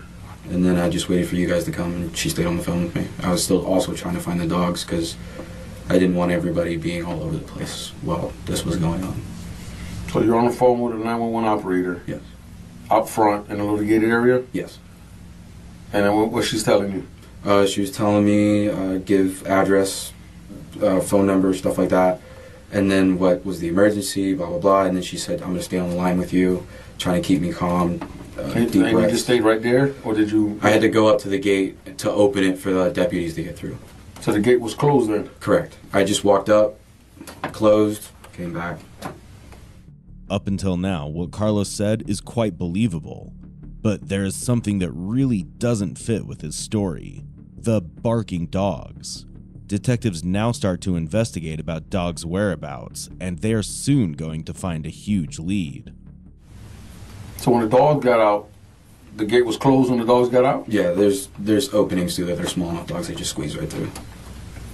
So then you went in, and that's when he came in and said, oh man, the gate's closed. I gotta go and open it. So you went over there and opened it for them? Yes, because I remember from going up it was closed, and I was trying to get them in as fast as possible. When did they show up, the dogs? The dogs? Yeah. Halfway between you guys being there, they just came over from the neighbor's property. They got bored hanging out with those other dogs. Then. Which side? They came from the right side, left side? If you're facing the road, it's on the right side. So if I'm coming out your house, I would have to make a right? Yeah. It's Amy Alfred's. They have outside dogs that they go bark at. Mm-hmm. Amy Alfred. She's a very close family friend as well. She's grown up there with my mom for years. That's the house where basically Dodge ends at? Yes. What about the people on the left-hand side? That kind of almost intersect into your property. It was the property of Gene and Jim Livingston. They got too old, and now it's their sons, I think. I forget his name. But that used to also be the hangout place, because when they were both alive and there, they were kind of like grandparents, and then when they moved out, just kind of no one really went on that property. Which house does Rick stay at then? Rick is on the one, if you're looking at the road to the left. So where the older couple was at, where the son is moving into now, or no? No, the red gate where the deputies were right in front of, that's Rick's. The gate right before ours, I don't know if it's green or black, but that is the Livingstons, and then there's Amy Alfred's. Carlos is weaving his story in detail, leaving no room for gaps. But this is a grave mistake. Any normal kid who lost his mother just a few hours ago should be too traumatized to serve such a detailed story. What did you do after that when you saw her? I shook her, like yelling, "Mom, mom, mom, mom, mom, wake up." She was laying, so when you walk in the room, her back was towards you? Yes. And how did you shake her? Like right on the side, like on her ribs or something like that? Yeah, where her arm was laying down like that, just, "Mom, you awake," and I could see blood running down her nose, but I could hear her still breathing. That was the only time you touched her? Correct. You didn't like run around the room a few thousand times? No. I ran in, shook her, I'll be back. Yeah, as soon as I ran in and I heard her still breathing, I thought there could be a chance. Ran straight to my room, grabbed my phone, ran outside, called, and then she instructed me to stay outside. But I didn't do anything and would never do anything to my mother like that. As much as we used to bicker and get back at each other, fighting sometimes, and then peace, and then back and forth, and then peace again, never. Never in a million years would I ever think to do that. She's my mom. I was adopted at age 4, and I've been with her forever. Yeah.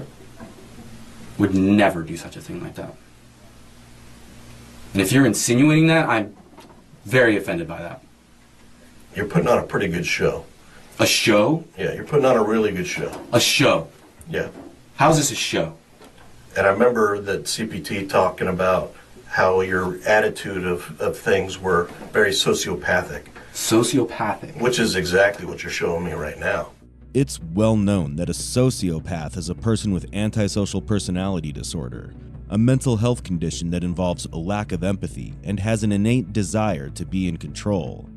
But Carlos losing his cool demeanor and being hyper as he is losing control of the narrative he tried to build, hinting at his sociopathic nature. However, it's rare for a detective to call out a suspect so directly, as it would prompt them to lawyer up and shut down the interrogation. So it can be assumed that the detective is intentionally pushing him to reveal his true colors, or has simply slipped up in the heat of the moment. And you're trying to act like you're upset about something. Trying? Yeah. Okay, how is this trying? That was my mom. My mother. Yeah. Right. So trying, how is this trying? Because you don't feel like normal people feel.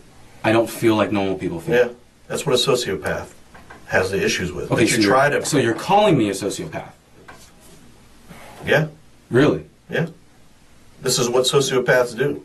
Well, do what? I've just been sizing you up the whole time. And okay. It's like 100%. Okay, you can size me up. You don't have normal feelings. You can size me up all you want. I do have normal feelings. I loved my mom.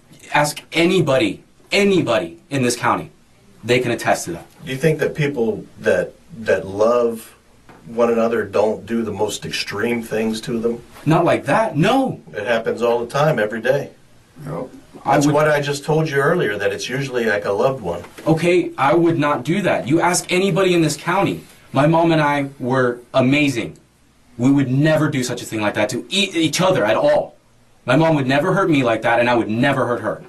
You call me a sociopath or whatever you want. And I'm sorry for getting upset. But you please ask around. Ask anybody.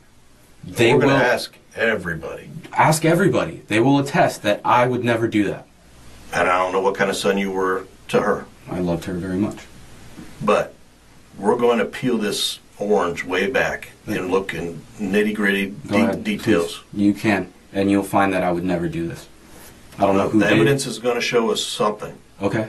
That's fine. But I would not do this to my own mother. Well, I'm throwing this out there because this is the time. Like, if you did something, this is the time to tell us. Because right now, you're telling us a story that you had nothing to do with it. Correct. Okay? And if later on you come back and the evidence shows us something totally different and you say, oh, Mom was a terrible mom and she abused me and we had a fight and I did something stupid, you've already laying out this story right now. Correct. Which I can scrap. I can scrap that story if you have another story that's the truth. Okay? No, this is the truth. Because now is the time to tell us the truth. This is the truth. You remember when I was telling you, especially with the kids, if you don't come forward, you get in trouble, but not as much. But if we Correct. find out, Mhm. remember, that's the same thing. The same thing here. Same thing. I'm goes, man. telling you, this is my story, and it is the truth. The detective can clearly foresee that Carlos is soon going to change his statement about his mother, but Carlos continues the argument. But what is utterly shocking to see that even in such an intense situation, he managed to take a nap in the interrogation room. As for the detectives, they now know who the real murderer is. All they need to do is indict him. 9 weeks after the first interrogation, in September 2019, detectives meet Carlos again, and this time they have all the evidence that proves Carlos' involvement in the crime. Well, first we both get out of our dress suits and all that, get comfortable to our rooms. We let the dogs out to go pee one more time, for the first time. And then we sit down and eat pie, let them in. We keep eating our pie, and then we watched whatever was on TV and had a conversation. And that was pretty much it, and then we went to our rooms. What was the conversation about? It was about Kathy in the service. Okay. Just our own personal thoughts about it. It wasn't anything serious. I think it was mostly just about her when she was speaking the Bible verse. I don't remember the exact Bible verse, but it was just she was getting some things off her chest. So everything was okay there. So, and then you said y'all went to go take your naps. Correct. From there, did you eat anything else other than pie? Nope. Did she eat anything else other than pie? Not that I know. I just went to my room. So you went to your room, and did you see her go to her room? Yes, I watched her go into hers, and then as I'm in mine, I can hear her either come back out, I think once, and then go back to her room. But then after that, I was out. Okay. And you said you were on your cell phone? Did you say that as well, or did someone else there? When you went to your room, you said you watched TV on your cell phone, you watched TV on your TV? I had the TV on because I have sports on my TV, and I'll watch something else on my phone, so I always got sports in the background, so I can keep updated. Right, back and forth? Yeah. Okay. So then you said, about how long do you think before you start taking that? I don't know, it was like maybe 30 minutes and I fell asleep. 30 minutes and fell asleep? And how long were you out for? Say about an hour and a half, because I found her and reported it around, it was like 4. And then from there I was just kind of like scrambling everywhere and I lost track of time. What happened around 4? Is when I called it in, I think. I don't remember specific times of what happened. That's okay, I understand that. So you think you called 911 around 4? I think so. It was a lot later. It was? Yeah, it was a lot later. That's okay, I mean, it's not a big deal there. All right, so you said you slept, you think, for about an hour and a half? Yeah, about. And then, but you were watching TV, your TV was on the whole time while you were sleeping, or did? Oh yeah, it stays on. Yeah, that's how I fall asleep. I fall asleep to the noise in the background. It's kind of white noise. So did you wake back up once you fell asleep, when you woke back up? Could you repeat that? You said you fell asleep after about 30 minutes of being in there? Yes. So you got home around 2:30, 3 o'clock-ish, you think, roughly? I think so, yeah, around there. So 2:30 to 3, ate pie, so figure what, 4:30, you probably went and took a nap? Yeah. 4:30, took a nap. So you slept for about an hour and a half, half an hour to an hour and a half? Right. So when you woke, did you only wake up once, and that's when you heard the dogs barking? Yeah, I didn't fall back asleep. It was just once. Woke up, heard it. Was like, okay, one of the dogs are out. Don't know why. Carlos continues to try outsmarting the detectives by retelling his version of the story. He remains calm and even manages to smile. But this time, he's more playful with his hands, which is a clear sign of anxiety. And he should be, because the detective is soon going to show him a piece of evidence that will change the course of the interrogation. And then you went and said you got the dog. Did you, when you were out in the front yard by the gate to get the dog, not by the gate, by your window, correct? Was she still by your window when you went outside? Yeah, the dog was just yapping around everywhere. Over on that side by where the camper is, stuff like that? Yeah, because we put our recyclables over there, so they always need to go there. Okay. So you just went straight there and then straight back to the front door, or did you walk around the house? No, I went straight there, the barking got one, and then I yelled the other 2 dogs' names, didn't hear them, so I figured they're already down the road. Okay, so where'd you go from there? Went to my mom's room. So you got the dog in the house, went straight to your mom's room? Okay, and then that's when you found your mom. You said you called 911 and you walked outside? Yeah, the operator told me not to be in the room, so she said leave the premises. I was like, out the house. open the gate, signal out down the officers or whatnot. So that's what I stayed out of the house. Okay. So that's when you called 911. So you didn't go to the backyard at all? No, no. Okay. Now what about? I could see it though. I mean, it was. Right, you could see it from the side, but you Yeah. never went back there? No, I could definitely. That's why I didn't go. I was like, oh, no dog. Okay. It's all one big, like, very visual and you can see pretty much You everything. see, it's wide open. I've seen it. I haven't been inside, but I can see everything up there. All right, so everything, you never went in the backyard at all. You just went inside, seen your mom. Your phone was already on you at that point? Yeah, like always, it's usually on me. Okay, and then you walked outside and called 911. I called when I was there. I was in the room when I called. Okay. Asking him about his 911 call in Denise's phone again and again is just setting a trap for him. When Carlos realizes his mistake, it'll be too late to undo it. I don't know if they have that in records because I told them. The call we do, yeah. Yeah, I told them exactly what I saw and I was in the room. That's when she told me to leave the house. Now what about her phone? Hers, usually it's by her nightstand, which is, like, if you're looking at the bed towards the window, Right. it's on the right. If you're looking at the bed. So if you walk into the room, there's a door, you walk in, it'll be immediately on your left. But if you're sitting on the bed, it's on your That's where she keeps her phone at? Yeah. Did you ever see her phone? No. Did you see her phone that day? Yeah, she was on it.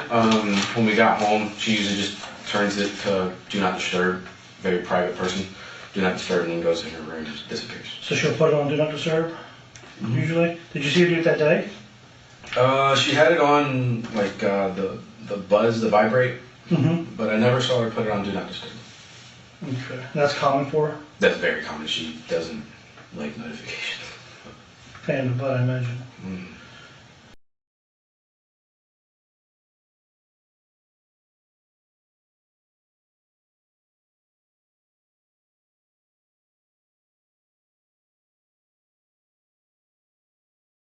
Later.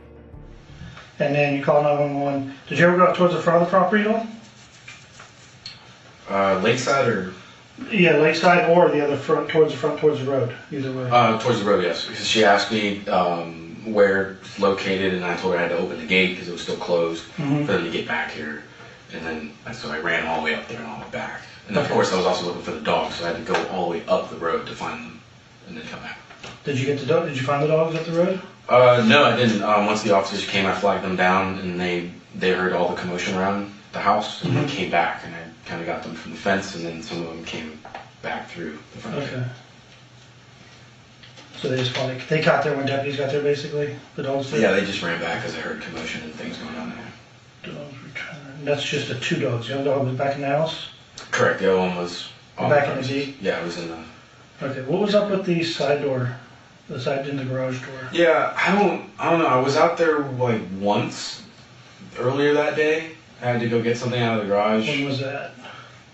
Before we left. Was it before you left that morning? Yeah, and I don't remember what it was, so I might have not closed it all the way, and it sticks, which is it's a very annoying door. It always sticks. You have to take it and fully like yank on it, and even when you do, sometimes it's not all the way closed. So you get. I probably just did a left. I was like, screw it. Did you go to work on the car when you all got home at all? Which car? Your car. You told I think Detective Ramos you maybe worked on the car when you got home that afternoon. That's why the door may have been open. Oh yeah, I tinkered on it a little bit because the door's being crunched in. I think I just got some stuff ready and When out you got there. home that day? Yeah, there was just small little things that I didn't really think were important. Like, Yeah, I everything's just kept, important. like the vacuum. There's a vacuum we have little, and the Your window. shop vac? Yeah, and the wind. Well, it's kind of smaller than that. It's kind of like a dust buster or whatever. Oh, okay. And the window's cracked in, so there's glass everywhere. So getting ready to clean it, but nap first. Spend time with my mom. So there's just small things like that. That's what you did after you got home? Yes, after we got home from the funeral. Okay. What else do you remember you did you got home that you don't remember you told us? When you got home from the funeral? You specifically, I remember I told Ramos that is the stuff in the shed. I was in the shed previously. We had tree work to do. The neighbors, if you ask them, I'm pretty sure they'll remember, they asked us to remove a tree that fell on the fence. So we had to cut it up, move it, and all that stuff. So Okay.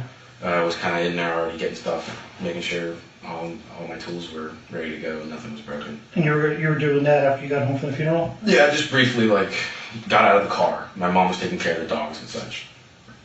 Letting them out, going in the house, opening things up, and I just went, got stuff done. Okay, this is ready for when we're ready to work. And then marked inside. Just kind of small things that I get done usually around the house when we go home. Anything else you did? No, that was pretty much it. Just the car, the shed, and that's it. As the detective is asking Carlos minute details of the day, he starts rubbing his chin and running his fingers through his hair, once again revealing his nervousness and anxiety. And just when Carlos thinks he has successfully covered all the tracks, the detectives start revealing their cards. On your phone itself, it also tracks your GPS locations, so I can track your entire track around your yard. Like movement? Yes, everything. So, I mean, some of the stuff you told me is true, and some of the stuff not so true. Like, what's up? Like where all you went and why you were on the phone. Because you were on the phone with 911 for a few minutes, correct? Yeah. Okay. So it tracks everywhere you went the entire time you were on the phone and the entire time when you weren't on the phone. Right. So as you said, you carry the phone with you everywhere, just like typical. Pretty much all young people these days don't leave without it. So yeah, I remember. Yeah. So it tracks everywhere you went. It says you were down by the lake area. For when? At that time, while you were in that whole time frame from when you called 911 on. I didn't go down by the lake. I could see it. I didn't go down there. It tracks you all the way down there. GPS. I mean, it looks like they connect the dots the entire way. Well, I don't remember being down there at all. I don't, because there's no reason for me to be down there. Right. Everything's in the house or has to be up front because the cops were coming that way. Or the dogs were up there.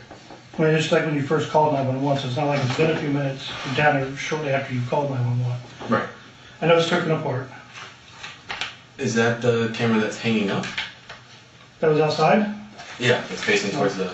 See, does that look familiar to you? No, sir. Remember the small cameras you said were in the house? This Yeah, camera just was one. outside of here. Okay, then yeah, it's one of the ones that are facing towards the window. Guess how many we found? How many? How many do you think we would have found? One? No. There's only one in the house. No, you know there's one in the house. No, sir, I know of one. Didn't your mom show you the videos of the dogs and stuff? Yeah, from the one that's facing the door. You can see him watching outside when we roll up. You can see him barking at the door. There's 3 cameras in the house. Okay. I found 3 cameras in the house. I actually found one of them. Okay. And then, guess what else? What else do you think we could have found in the lake that day? I'm just trying to ask you, just to help me out here. Yeah, I understand, and I don't know. You don't know what else we could have found out there? No, I would assume her phone since she's got the camera. Somebody set you off. You're the only one there. Oh no. There's nobody else that all could have done this. Does that mean I'm going to jail straight after this? Well, we should try to figure all this stuff out, dude. Oh, well, I mean, I just want to understand because you guys saying there's no one else that got that. There's no one else that could have done it but you. Right, so what do you guys And that's what I'm trying to figure out what happened that day. It depends on, I mean, did you have a good reason for what happened? I don't remember. That's the thing, is I don't remember. I just remember that a couple days before, my mom was being very physically, verbally attacking. And of course, she definitely let me have it when she caught me sneaking by something. I think she yelled at me worse than I thought I deserved. Was that Friday or was that Saturday? It was probably Friday, the day before the Probably car. Friday, yeah. I don't remember exactly the day, but it was worse than I thought was like really deserved. Right. Because I thought it was just gonna be like maybe a whole hour's worth of her telling me she's disappointed, she's pissed off, blah blah blah. But I remember it being a whole like half a day spiel. Like I left my room, she's like, "What the f you doing now?" And I tried to my room. So you're pretty much grounded. Yeah, for that day apparently. For the half the day I couldn't do anything, and then I think at night I went out and snuck out and hung out with some friends. So, like I said, that's all I'm trying to figure out. I don't understand. Somebody can help you on this. Something Like we spoke, man. Just honesty is gonna go and set you free, bro. It's gonna just lighten up all this. Like I said, we all do shit. Pressure bust by. We do accidents we don't mean to happen. You know what I mean? Okay. I think it was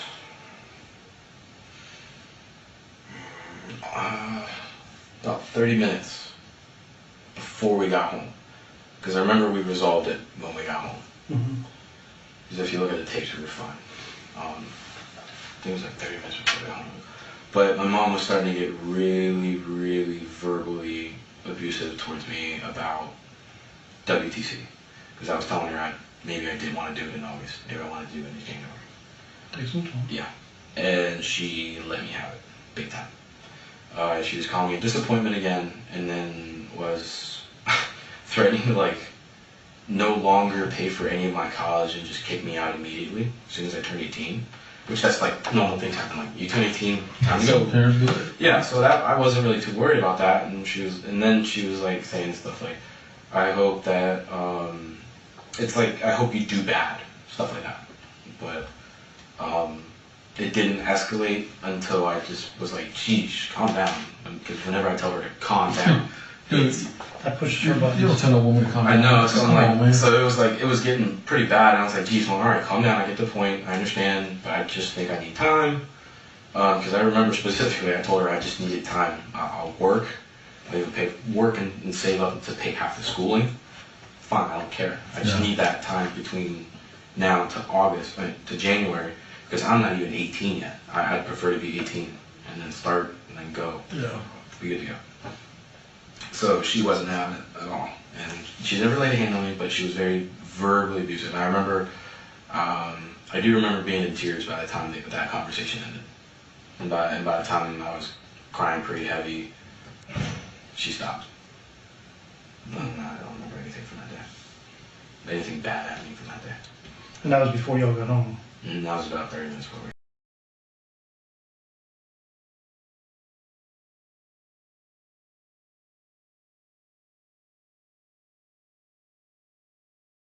To jail. I don't have an exact memory of it, so I don't want to say. Okay, the best your memory. Best of my memory, walked in the house with the axe, with not the intent of doing that, but I think my intent was kind of like, okay, Mom, I think we need to get to work, because it was getting kind of late. I do know that I was getting late, and my mom doesn't like to work past a certain time. She wants to be out in her bed. And then I guess it just kind of boiled over.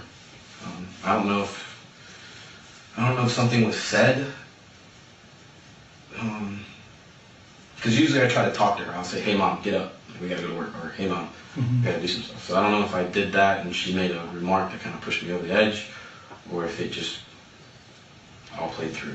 So after you hit her with the axe, is that when you called 911 right after? Immediately. Right after you hit her? Right after I went, bam, it was like, phone, 911, checked her breathing, pulse.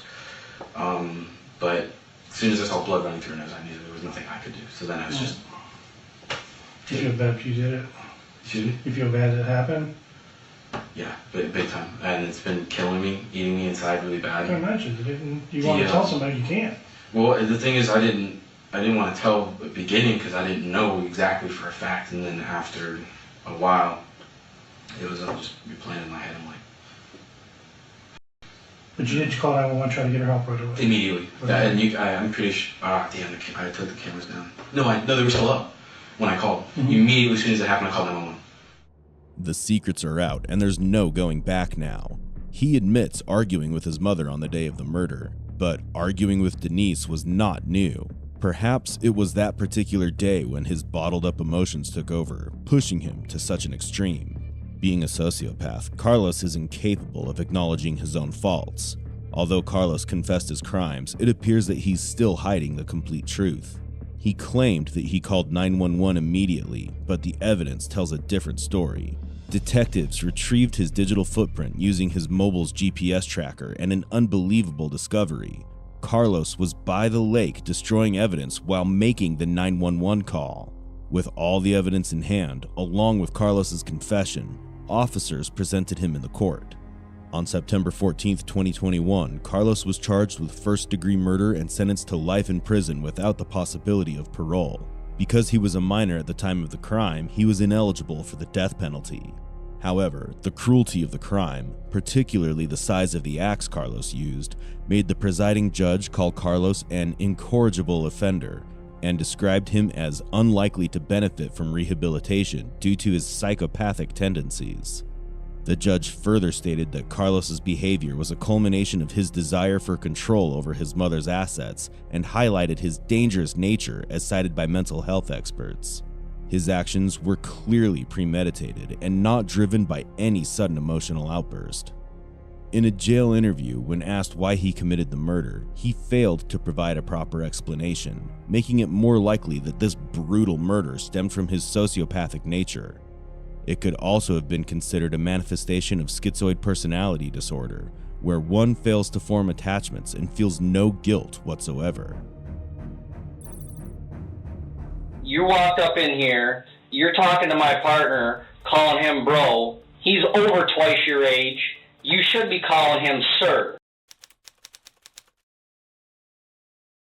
This is 18-year-old Christian Hillman, who has been hit with a brutal reality check. You're a kid, and you need to grow up, young man. Sir, can you please stop raising your voice? No, I will not, because you know what? You are not going to tell me what to do. Do you understand? I will file a complaint on you. Go ahead, do it! In September 2016, a haunting image surfaced the internet. The image of Christian staring into the camera with blood-stained hands.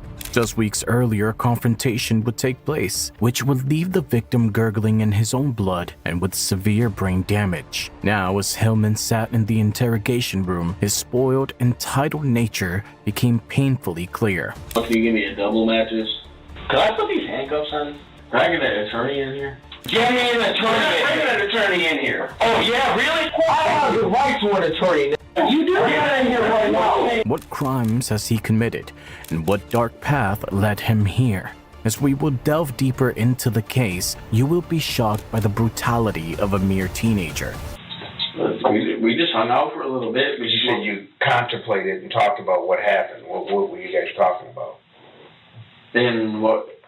You said that after he was gurgling, the guy was gurgling, and you guys left, got out of there, and you contemplated on what had took place. What were you guys talking about? Like afterward? Mm-hmm. Nothing. We're just trying to forget about it. Like, I lost my temper. I really hate being angry. Sure. Christian's story begins to unravel when the detectives bring in the two friends who were with him that night. I just moved in like LVS and drew like a bill on one of them and stuff like that, just to goof around. Sure. And then we were like, all right, let's just go dirt bike some more because it's getting way too dark. And then that. Yeah, but we were like, he's probably gonna be there soon. So he jetted off. I got on, we jetted off. Hat flew off, put it back on, and I couldn't find it. So I was like, he's probably right up here waiting for me because I could see like the blinking light for like the four-way stop. So I get up there, and he's nowhere to be seen. And I'm like, oh. So I go, you know, like, so I go left. Go left for about maybe half a mile and couldn't find him again. So I'm like, gotta turn around. He's gonna be back there somewhere. So I turn around and I call him. I'm like, yo, Christian, where are you? No, first and I'm like, we're still out dirt biking, dude. I need to find Christian before we head back, because I don't know where I am. And he's like, all right, bro. Well, where are you back? Because I'm Hank. I'm like, all right, hang up. Call Christian. Doesn't answer. Put my phone in my pocket. I'm like, looking both ways. I get a call from Christian. All I hear is like frantic, like moving and stuff like that. And I'm like, Christian, are you still driving? Like, stop. Like, answer your phone. And he's like, this dude's unconscious. And I was like, what? This dude's unconscious. So I'm like, what? So I pull up some more, and I see this, like, truck with its, hazards going off. I'm like, what the f***? So I pull up. So let me ask you this. So you're on the phone with Christian as this is going on? Yeah. Okay, so you call him, he answers. He says this dude's unconscious. And I was like, what? And then I hung up, and I put it in my pocket, pulled up to see where he was, because then it was just, like, a bunch of, like, muffling. It sounded like he was going like this. And I finally saw the truck, so I pulled up, and he was, like, right there, and this dude's, like, laying there unconscious. And I'm like, dude! And he's like, dude, he choked me. And I was like, what? And I was like, we need to go, bro. You just knocked him out. Let's go, bro. And he's like, all right, bro, let's go. And he was, like, trying to, like, pick up his dirt bike, and, like, people started showing up, and he started, like, talking to all these people and everything. And I was just, like, sitting on the ATV, like, what the fuck, what the fuck, what the fuck? And then he got on, and we just jetted back to his crib. Okay. So you get back to his house. Yeah. Pull these things in the garage. Mm-hmm. And then what'd you guys do? And then we sat for about maybe an hour, smoked some cigarettes. Cigarettes, ate a little bit of food. And then we were like, I'm going to go back to my house. I'm like, sure. Go back to my house. Okay. So what'd you guys talk about? I mean, very dramatic story. Yeah. Very animated on what happened there. And then you're telling them, like, yeah, they went back to the house, they eat, smoke, and that was it. I mean, I got to imagine this is a pretty traumatic event. Yeah, you guys are sitting talking about what happened. Yeah. What did he say? Christian said that he was driving and the guy like got really close to the back of him. And he's always told me that it's like scary when someone gets to really close to the back of you on like a two-wheeler. Like it's so they touch that back wheel, you're gonna fall. So he starts pulling over and the guy pulled over with him. And I believe him in that part because his bike was parked right in front of his truck. And I'm like, so I was like, all right, whatever. And then so Christian gets off the bike and the guy must have gotten out of the car too. And Christian said he laid hands on him and Christian just beat the shit out of him. And he said it was complete self-defense. Like, I've known Christian for a while now. You know what self-defense is? I mean, it's like when someone like attacks you and you use like I would say. I guess a little bit. Did that sound like this scenario? As badly as he was hurting, I couldn't tell you. Honestly, as badly as he was hurting, do you think this is self-defense? No. Okay. Why? Besides going to Grand Rapids Christian, you seem like you've been in the streets. You got friends who's in the streets. You seem like an intelligent young dude, right? So this is in a severe condition. Like sure. Like punching someone in the face and knocking them out's one thing, and or pushing someone out of the way or something like that. And then doing what? After you push them out of the way, you get the hell out of there. You know what I'm saying? Yeah. But apparently he was like kicking him and shit and like all of this like extra shit. I was just like, do you think that's a little extreme? It's not a little extreme. It's a lot extreme. Like sure. I was knocked out at a party once, and the guy slammed my head in the cement, gave me a concussion. Right. Like, I don't like fighting. No, and I'm just going based on Christian's story that this guy came and grabbed his neck. This friend is none other than Noah Bolowski, the one who snapped the infamous photo of Christian and posted it on social media. The way Noah speaks, it's clear that the incident left him deeply shaken. Despite being Christian's friend, even he recognizes the sheer inhumanity that Christian unleashed that day. His other friend will also agree that Christian indeed went too far that day. Were you there when he took that picture? Yes. Okay. He was on his porch. Do you know why he had him take his picture? No. Did he ask him to take his picture? No. Did Christian ask him to take it? No. I'm not really sure. Like, the picture was just taken. I think he just didn't even say anything, just took the picture. Okay. Did you take any pictures of him? No. I just want to forget that. Like, I didn't want any pictures of it. You said you have not had any contact with Christian since? No. Via Facebook, Instagram, Twitter, these are all things we can check? Yep. No contact with him? No contact. Okay. Don't even have his number. So you're mainly... But I think I had some information that wasn't mentioned through all of this. So Christian told you he was on... 2 bars of Xanax. Anything else? And then I witnessed him take 2 more that night when I told him not to. So when he came in this office, that means he was on it. Oh, he was tripping when he was here. Yeah. That was clear. And I think that's what started the fight. He felt like he was invincible because he was on Xanax. You ever taken it? No. I'm just wondering, I've never taken it either. I'm just wondering what it does, what it makes you feel like. I heard it makes you like mellow and like, but in his case, it didn't. Clearly he was not mellow. Right. It made him violent.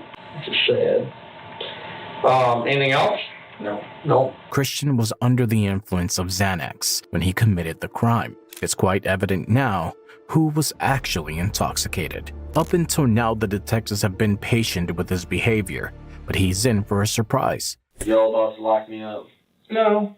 Well, we need you to be completely honest with everything. Oh, I'm being completely honest with you guys. Okay. Not being completely honest with everything, okay? and you know, I don't want to appreciate you're trying to come up with a story that, yeah, it was self-defense and this guy grabbed me by the neck, and I don't have the forms with me, but do you realize there was an event at the church when this whole thing took place? You were so angry you did not realize who was around, who was watching, who was listening. So, you know, what I said earlier, and I know you're concerned, you said, you know, I don't want to go, you got to be honest, okay? And I'm not yelling, screaming, I'm being just giving you this straight up. You're being cool, bro. I'm just, you got to be honest. You know, I've done this job way too long to know, one, you're not giving us certain names because I think this might be your boy, you don't want to tell on your boy, blah, blah, blah. We're going to find out. So that's not going to help you out when we find out. Or if it was another couple guy, I don't know. We'll figure it out. But the thing is, you're not being 100% honest, okay? Because there's two sides to the story, okay? One is yours. 2 and 3 is your buddies. 4 is the victim. So then you kind of look, all right, is the victim story going to match up to your story? But in this case, it's easy because we can take your story out and the victim story out, and we can talk to witnesses who don't know you and don't know the victim. So for a case like this, it's simple. I mean, we just talk to the witness. What'd you see? What'd you hear? Who did what? Who did what next? It's better than catching it on video because you have witnesses who don't even know you and don't know. It's different if I say, Christian, yeah, we got 2 witnesses. Well, who are they? Well, it's the victim's cousins. Well, then that doesn't make sense. Of course they're going to say, you did this. These are church folks just leaving a church, driving off, and witness this whole thing go down. And you guys didn't realize that they're standing watching this thing go down. They watched what you did, what you guys did. They heard what was said and what happened, and that's how we ended up there, is because they were the ones that called 911. No, understandable. So your story is not even close to what these witnesses, these poor folks, saw. It's not true. Can I get an attorney in here? What's that? Can I get an attorney in here? It's up to you. I'd like one right now.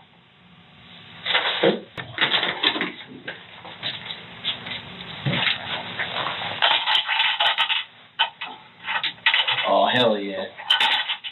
I never had it on before. Yeah, you're going to have them on now. Do you think that's cool? What's cool? Having those on? No, it's just a new experience. Okay. But I mean, you almost like think it's like cool. Do you think it's cool to be here right now? I mean, no, I don't think it's cool. I don't think it's cool somebody put their hands on my neck too and threaten me. Okay. That's not cool. But here's the other thing I want you to realize, okay? You asked for an attorney, so I'm not asking you any questions. I'm just going to talk for a second. Yeah, okay? Go for it. All right? How old are you? Yeah. Okay?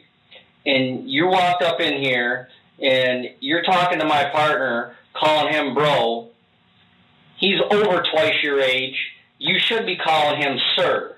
I did call him What I'm sitting here listening to, while I'm sitting here in my chair, is listening to a kid who thinks that he's just talking with 2 guys instead of understanding the gravity of why he's sitting in this room. Okay?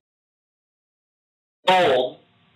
And you need to grow up, young man. Sir, can you please stop raising your voice? No, I will not. Because you know what? You are not going to tell me what to do. Do you understand? I will file a complaint on Go ahead, do it. Go ahead. Go give me my fucking lawyer. You think this really? Go do it. You see what I mean? Look, sitting there calling me a nigger. I never even called one of my partners. I never even called you a bro. Really? What did you just say? That's your problem. That's why you don't understand the gravity of why you're sitting in this chair at 1:30 in the morning. Because you're a kid who thinks he's a tough guy. And you want us to sit there and believe that you're just driving down the road on your ATV and this guy's honking his horn and you didn't do nothing wrong? You got an attitude, and it shows by the way you're talking to my partner. He was a 7-year-old man. Hey, he also put his hands around Okay, okay. So you're going to say that to all these other witnesses that saw what happened. We're doing a search warrant at your house right now. Oh, you are, huh? Yep. Yeah. All right, we'll get my attorney in here right now. You have no idea who you're playing with. Yep. Oh, believe me, I do. So the ATV, the bike is coming out of the garage right now, the blood all in the garage, everything. We have it all. There's no blood in the garage, cuz. Okay. All right. Okay. You slipped up, buddy. You got a lot growing up. Oh, you're not as smart as you. Get me an attorney. We're not bringing an attorney in here. Oh, yeah, really? Okay. Tell us who the f*** y'all. We're not I have the right to an attorney. You do get in here right now, and you can get one. And when you go over to the jail, and then you can call and get an attorney. Okay? What the f*** am I going to jail? You'll find out. Find out. Big tough guy. You're a tough guy. You know all the answers, bro. Y'all assholes, bro. Christian played right into the cops' hands, and now they had to break the gravity of the situation he is in. We're doing a search warrant at your house right now. So my boss is out there at the house. I got a search warrant. Magistrate signed it. So, Look, I got nothing to hide in my house, man. I know. I hear you, but I'm just letting you know what's going on. I mean, I don't want you to think that I'm do anything. I'm not making this stuff up. Yeah, you're keeping it 100, bro. And you know, there is blood inside of that garage. And in my garage? Chris, okay. I don't know what other way to tell you, man. I'm not making this up. Okay. Oh yeah, I know you're not making it up. You're inside of your garage. Yes, there's blood inside of your garage. Okay. So that's what we're dealing with right now. Okay. And we're in the process of finding. Thanks, man.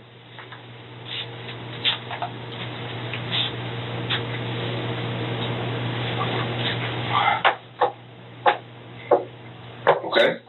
Oh yeah, I understand. When Christian hears that the cops are about to search his home, he knows he messed up. Panic sets in and he quickly asks for an attorney again, realizing the walls are closing in on him. What's going on with the attorney situation?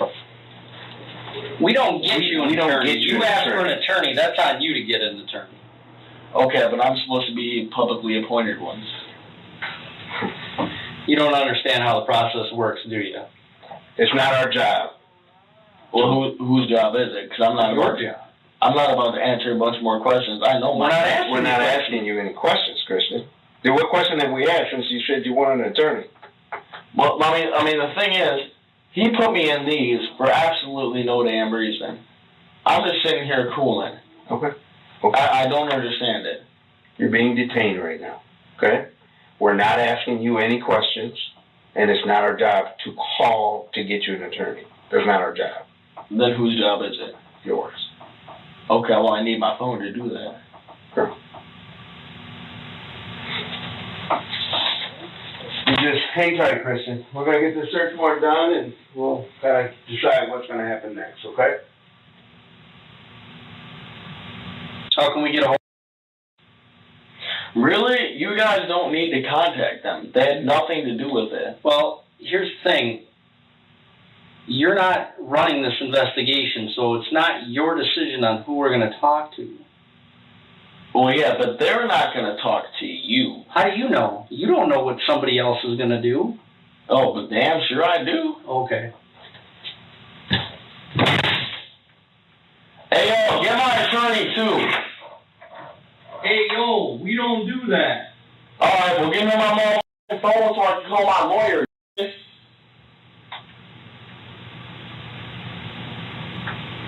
He about to come in here and f*** his up. It's clear now that he thinks that getting an attorney will get him out of the murder charge, so he keeps acting like a tough gangster and says that his friends will not talk to the detectives, but he is unaware of the fact they already had.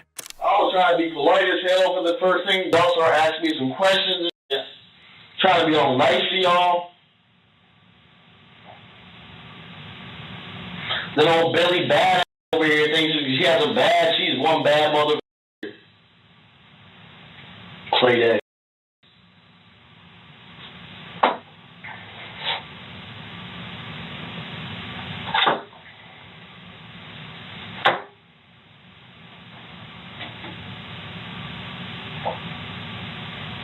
And I'm just gonna let y'all know too, that y'all not let me see an attorney, I'm gonna sue the fuck out of you.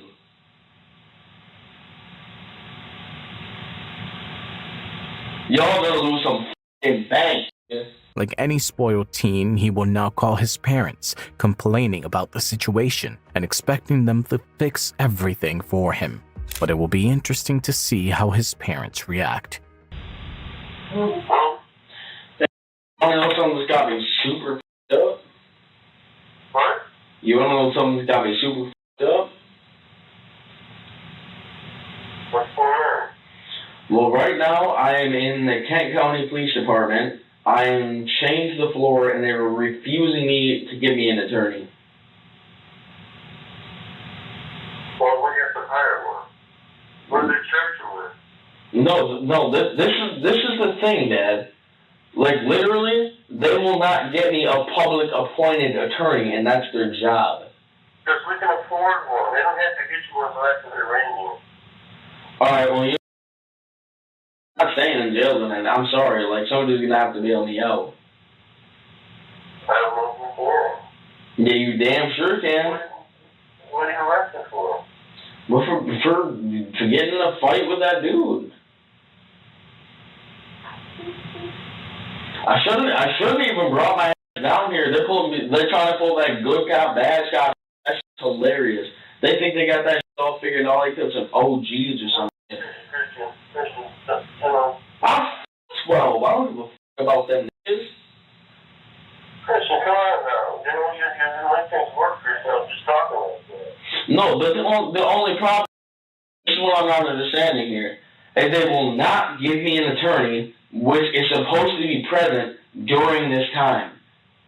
They have me shackled to the floor. I am not violent. I have no weapons. They have me chained to the floor. Okay. Christian, I don't know what to do about that. I don't know when we can get you an attorney. It's the middle of the night. Alright, well, you're gonna have to come putting up with this bullshit much longer. I'm cussing these cops out. They think they're all Billy Bad. They're really not.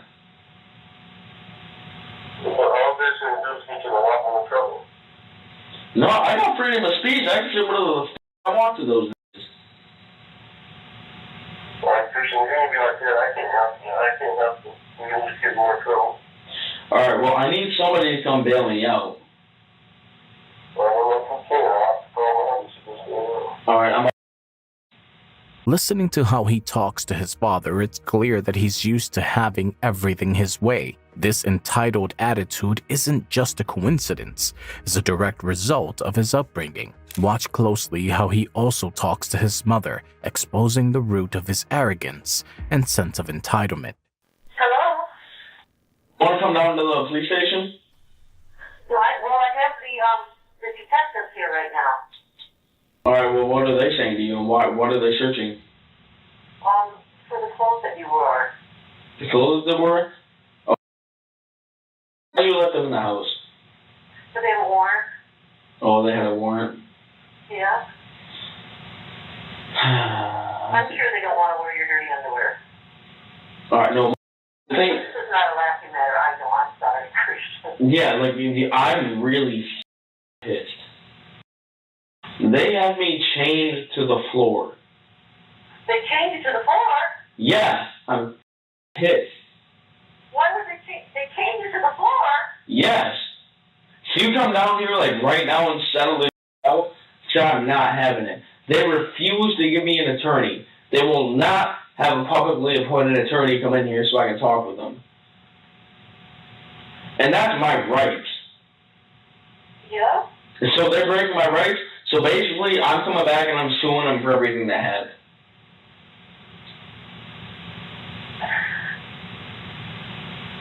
Gee, Christian. Look.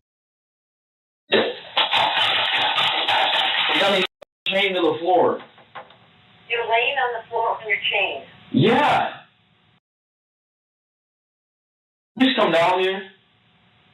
Well, I have the guys here right now, so I can't leave. I need help more. I need a lot more help than what they're doing right now. Yeah, listen, I can't leave. I can't even go downstairs to the babysitter. Why? Because they're doing a search. Whereabouts are you anyhow? I am at the Kent County Jail right now. Is that the one?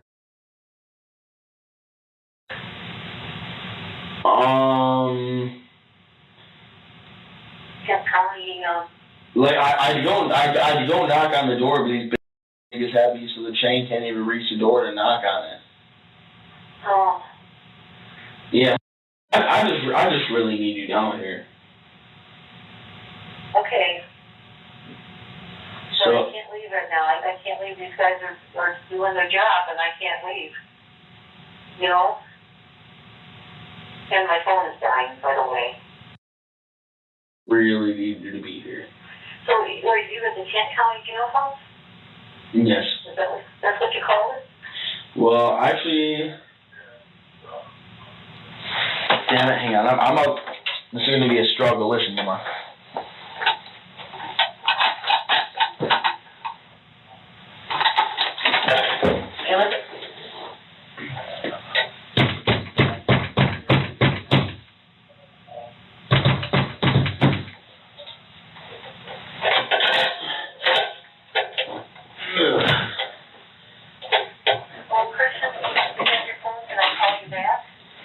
Well, I'd rather not. I'd rather have you come. I am going to. You coming down here? Yes, I am. As soon as I get a chance, I will. All right, look. Everything comes down here.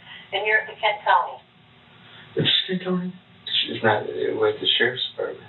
Like, what's the, precinct? Kent County Sheriff's Department. Kent County Sheriff's? Yeah, I'm at the Kent County Sheriff's Department.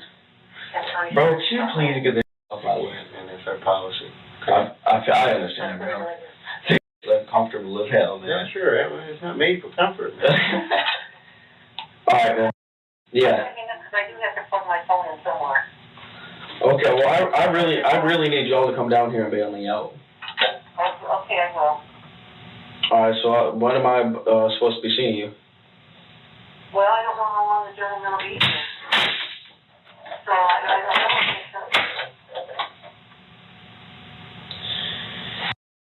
My phone's on low battery right now, too, and I'm pretty much... Okay, well, hang up the phone, and then I'll come down. If they still think that I don't know what he's doing, and I'm going to keep it that way. That way they don't have the time that you left, or the time you came back, or the time you left. So you don't know something. And that's... Christian's conversation with his mom sheds light on their relationship and underscores how much his parents are responsible for his downfall. His mother's comment that the detectives don't know she's aware of his crime and that she intends to keep it that way shows the lengths to which she will go to protect her son. Her misguided encouragement will only worsen his situation, further entrenching him in his destructive path. And now you'll hear his demands, which will confirm that Christian is indeed a spoiled brat. Yeah, man, I'm tired. I need to go to bed. If y'all think it's going to sell, can you give me a double mattress? Look, man. All right, here's the deal. We're just kicking it, right? We're just kicking it. You watch way too much TV, dude. Like the whole getting you an attorney, and now you're asking for a double I mean, come on, man. We don't put in requests. None of that happens. It's not real. None of that's real. I mean, if you're locked up tonight, you're gonna get what you get. I mean, we don't. Oh man, I've slept on worse, believe me, bro. Okay, yeah, but I mean, I don't get what this kind of facade is. I mean, it's like, no, we don't put requests in for a double mattress and your own room, and this isn't a hotel. I mean, oh, that's not what I meant, like a double mattress, bro. I mean like a double match. They don't do that, dude. They just don't. No. That's pretty whack. But Christian's privileged attitude becomes evident during his interrogation. He demands a double mattress and calls his parents, expecting them to fix his situation. His sense of entitlement stems from the way he was raised, and this is a pattern that repeatedly surfaces throughout the case. Driven by his desperation to leave the situation, he calls his mom once more. Everybody just left. They did? So do you think you'd come down here now? Are you out? What? Are you out? No, I'm chained to the floor. They told me that you will probably come home tonight, but they have a lot of questions for you, and they don't know when that will be. All right. Well, I'm going to have the best lawyer ever there, so their questions aren't going to do. Well, one thing they said, this one detective guy said that they already know. They already know that, so you could tell them their names. But You think I'm snitching out any of my boys? the trouble of it is that they already know who it is. Watch for I like it. But they know who it is, so what I have to do is wait for you to call me when the detectives are in, but they're bringing you some clothes to put on because they're going to keep the clothes you got on. They took your boots. Wait. They took my boots? What boots? Your blue ones because they have blood all over them.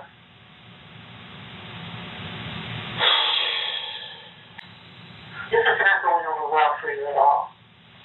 No, not. Just like you said, you did some serious damage, but the thing of it is I think there's two sides to the story. There is two sides of the story. He grabbed me by my neck, thought he was all hard and everything, so tried to slam me to the ground. Hell no. And you got his kick short then, didn't you? Yeah, now you're going to pay the price because you overdid it. Good. I mean, maybe he won't fuck with somebody else. But like the detective here, he just says, he's got to answer some questions. He says he's just got to answer some questions. But the thing is, it is Christian. All right. The thing is, don't come home. No, please come home. Why please come home? I want you to please come home. Why? Well, you don't have to tonight if you don't want to. No, why you want me home now? Well, because of everything that happened. They just asked me, well, they're going to let him go tonight. They won't keep you. Wait, what? They're going to let you. You'll probably be able to get out of the detective department tonight and come home. But if you don't want to come home, then you can do what you want. It's appalling to hear a mother speak to her son who has committed a crime in such a manner. Instead of questioning his actions, she insists he comes home, showing a disturbing lack of accountability and concern. After hours of Christian sitting in the interrogation room, officers finally arrive to photograph the injuries he's alleged to have. This dude's gonna document your injuries that you got to your hands, your neck. I have injuries on my neck. You said he choked you, right? Yeah, he grabbed me around here. Right, so you should have injuries there.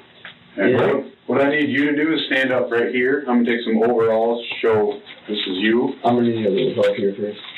Okay, I think that's what you're working on. The officers, however, never found any of these injuries. Police discovered damning evidence at Christian Hillman's home, including steel-toe boots and blood-stained jeans with McFarland's DNA. On July 24, 2017, Hillman was convicted of second-degree murder and sentenced to 22.5 years to 100 years in prison, with parole possible in 2039. The jury finds Mr. Hillman guilty of second-degree murder. William McFarland endured a horrific death, suffering multiple rib fractures, severe head trauma, and unstable facial injuries. Despite receiving medical care, he succumbed to his injuries on October 31st, 2016. His eldest son, Jason McFarland, spoke in court, honoring his father as a kind and extraordinary man, leaving a devastated family and community to mourn his loss. You kill a person in cold blood on Tuesday morning, and on Friday, you're making a joke of how you kill people in the past and you'll do it again. I was trying to defend myself. I didn't know I killed her. I just want to go home. On June 5th, 2018, 17-year-old Crystal Kaiser sits stunned, knowing she's not going home. She's accused of shooting 34-year-old Randall Volar, but the case was not as simple as it seemed on the surface. As the detectives press her, the chilling truth behind her actions slowly begins to emerge. He started touching me, and then I had blacked out, and then that all I heard was gunshots. Near to you? Yeah. This, like this? Yeah, but like, it was like, yeah. What follows is the puzzle detectives must solve, whose resolution would shatter the line between humanity and inhumanity, revealing just how far a human can be pushed before they break. By the end of the interrogation, one question would remain. Is Crystal a cold-blooded killer or a damaged girl who was pushed too far? On June 5th, 2018, in Kenosha, Wisconsin, Crystal Kaiser was pulled into a darkly twisted interrogation after being suspected of killing Randall Vollard III, a man tied to a disturbing connection that was soon about to surface. Well, again, I'm going to be honest. Let's just start with you and Kenosha. All right. Obviously, we're Kenosha detectives. Are you interested in knowing why you're talking to Kenosha detectives? Yes. Okay. So we believe that you've been down here before. All right. Willingly or unwillingly. But obviously, we got bad people in town, and I'm going to ask you because we're going to show you a picture. If this looks familiar with somebody that's down here in Kenosha. Okay.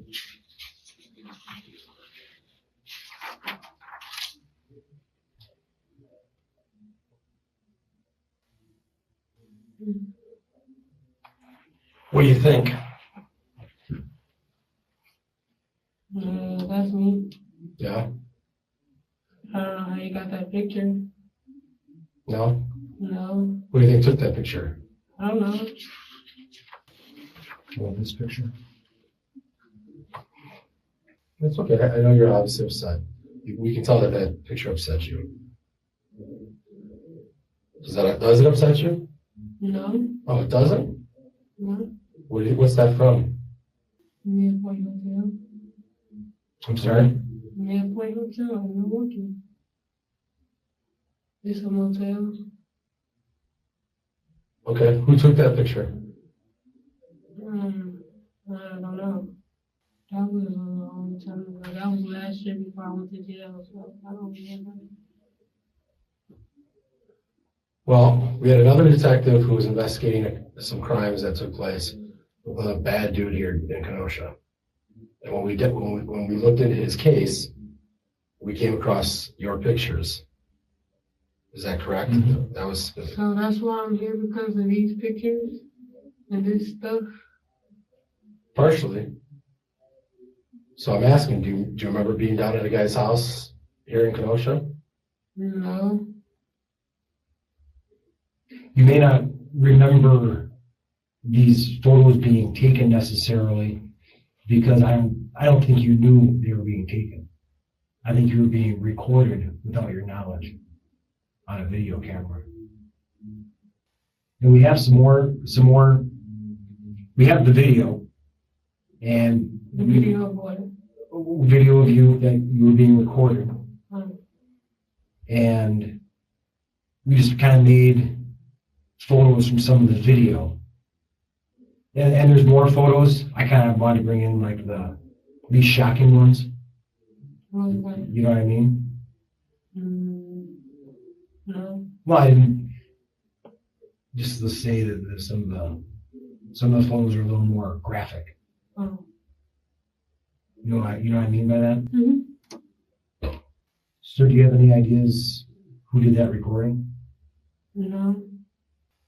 You know, it's like Josh said, we want to be straight with you, and we are being straight with you. Mm-hmm. But it's a two-way street. I know, but I don't know who took the picture or recorded me.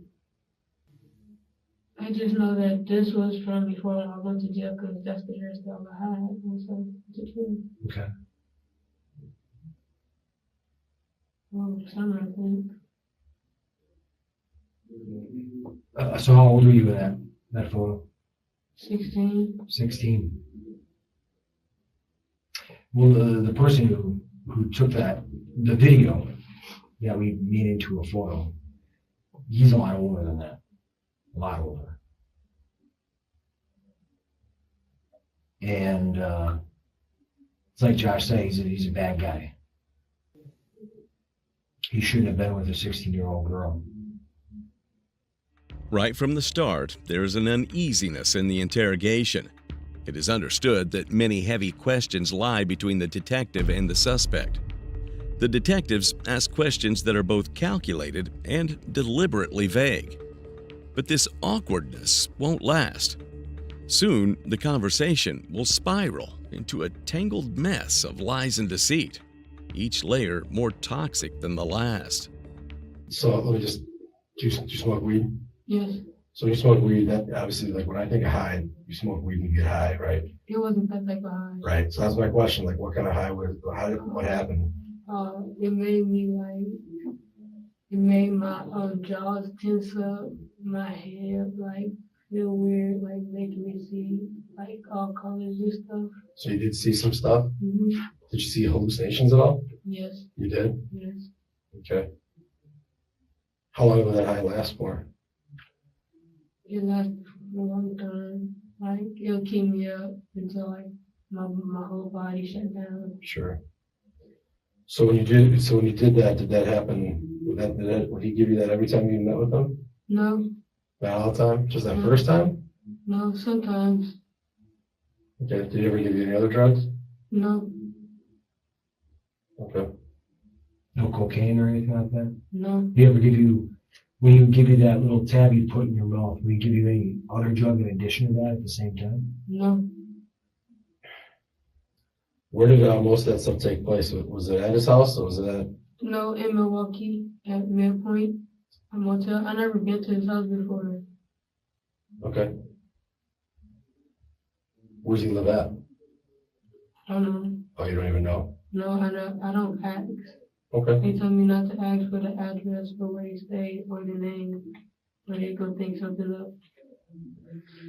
So I did it. Okay.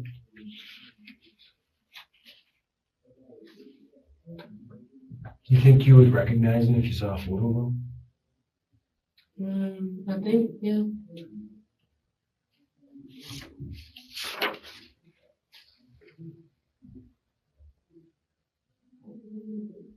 Yeah, that's him. How's it make you feel to see him again? Good. Is he okay? Why would he be? I don't know. I didn't know I was gonna be put into something like this, about this. So you said it makes you feel good to see him again? Yeah, Why is that? because he's like my friend. He helps me. He helped me once I needed help. What kind of help would he give you? Like, if, like my mom, she puts me out. If I didn't have nowhere to go, I'll ask him if he could give me the money so I could go somewhere. Or if he could call an Uber so I could go somewhere. And then sometimes he'll do it. And then sometimes he don't, but I still thank him for it. Is he pretty well off? What does that mean? Good. Do you get a lot of money? I don't know. When he would give you money, how much would he give you? Like $40, $60. That's it. Did it seem like he had more money on him? I don't know. No. Mm-hmm. So he'd set up Uber rides for you? Yeah, just one time. Okay. When was that ride? Do you recall? I don't know. Last time I saw him. Crystal portrays herself as a regular teen, stunned by the horror of what happened. But what she doesn't realize is that the detectives are a step ahead, quietly unraveling the cracks in her vision of events. As more details emerge, it's clear this isn't just a tale of abuse. There's more to Crystal than meets the eye. So how did we get involved with this? I don't know. That's what I'm asking you. How did my brother even get the car? That's what I'm hoping you can help us out with. I didn't even know that he was in trouble or that he had got a car. Cause like after I went to court, my lawyer said that it's best for me not to have any contact. So that's what I did. I stayed away. I stopped texting my brother and everything. And then, like, a few hours later, my sister texted me saying that he got arrested and got tased. And then I asked him what happened. She said that he got caught in a car, and I asked her what kind. She said it was an SUV. That was a different guy. That was a different car he was in. But he was in the Beamer. He was in his Beamer that same day, or the day before, Tuesday. Oh. Is that right? Dates was? On Tuesday, yeah. Tuesday, he's in the Beamer. That guy's Beamer. Mm. Do you understand the connection that we have coming back to you? Do you see the connection? Well, you don't see this connection here? No. So your brother, your blood brother, half blood, right? No. Is in his Beamer on Tuesday, right? Mm-hmm. You are sisters with Jeremy. You have had some previous relationship with that same guy, right? Last year, but Okay. I cut off. Okay, that's fine. And then on top of that, I have an Uber driver saying he picks up Crystal and drives Crystal down to his house the day before, on Monday. You follow that? Yeah. And shortly after that is when his car goes missing. I don't know nothing about that. Okay. Would Jeremy have something to know about that?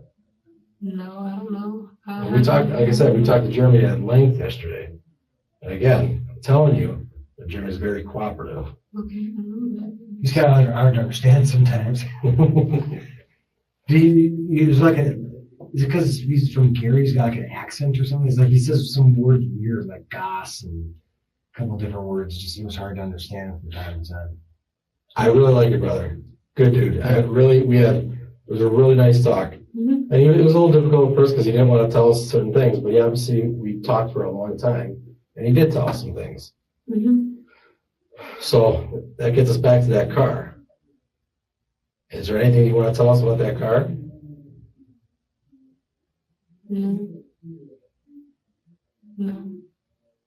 Okay. Fortunately for us, again, and I don't want to get hard on you because I really like you. I think that you're a very sweet girl. And obviously it sounds like you've gone through some stuff in your life. Two girls picking you up and doing the things that they did to you. You've had a rough life. We were inside your residence today. We can tell, some of the living conditions. It's tough. We get that. Fortunately for us in our investigation is on Facebook yesterday, you Facebook Live and you even said that you gave the Beamer to your brother.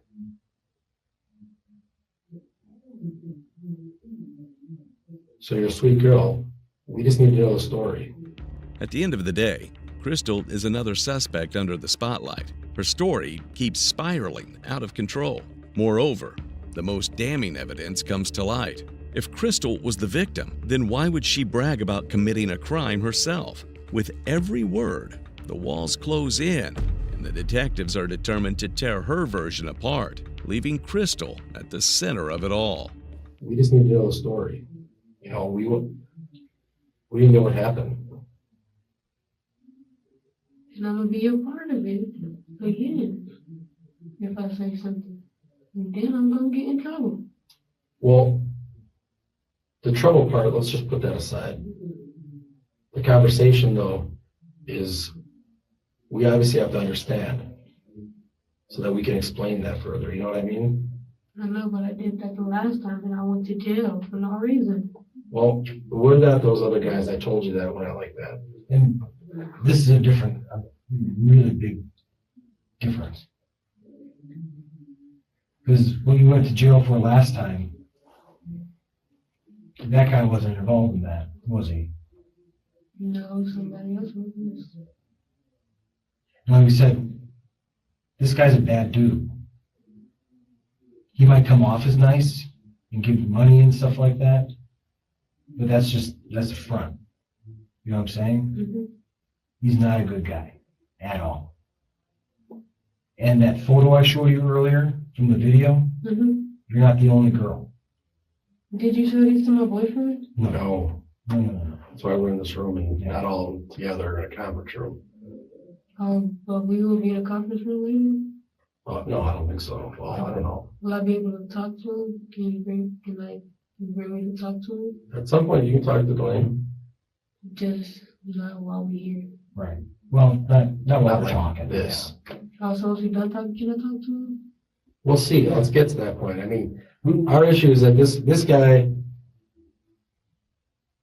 in our minds, had a lot of victims, right? Mm-hmm. There's a lot of people that were in your shoes.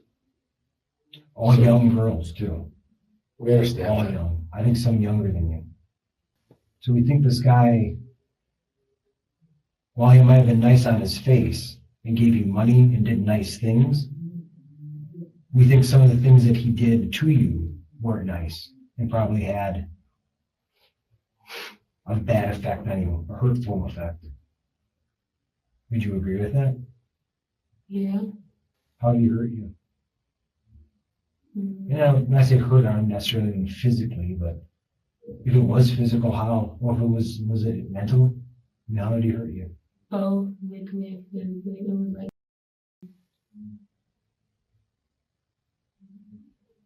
it was eating me inside.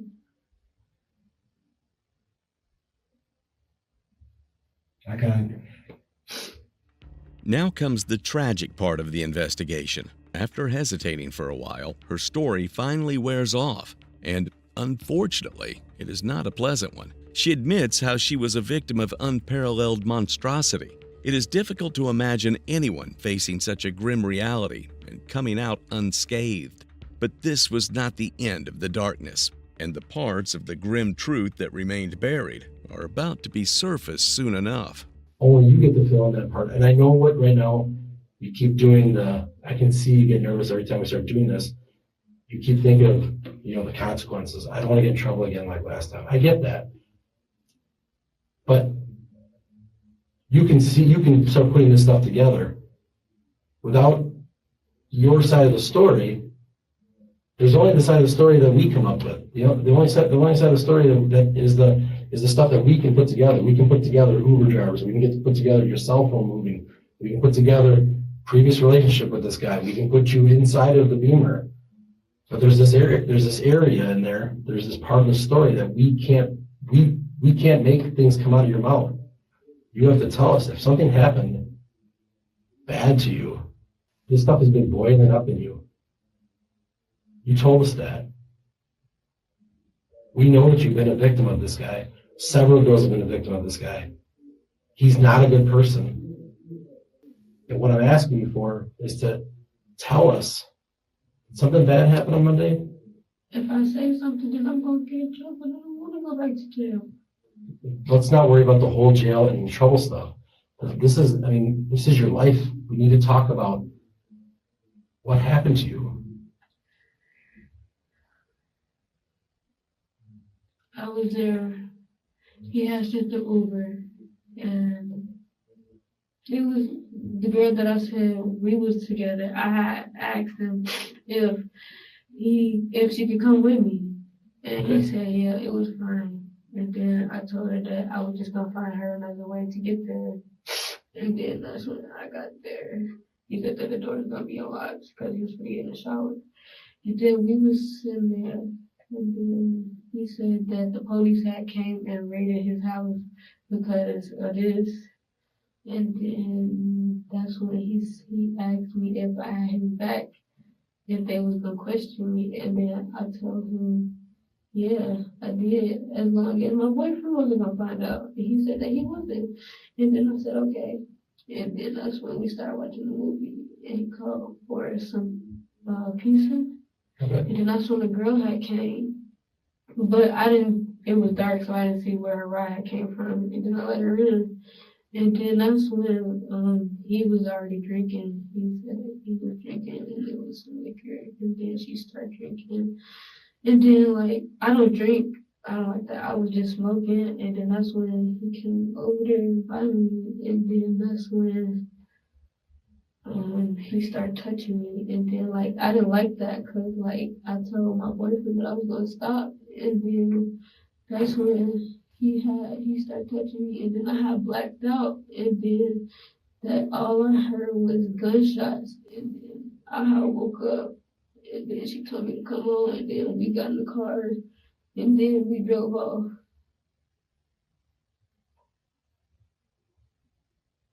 Are you okay? No. Crystal's account was in pieces. It was blurred, inconsistent, and unsettling. She remembers protests and gunshots, but it's what she forgets or chooses to leave out that troubles detectives.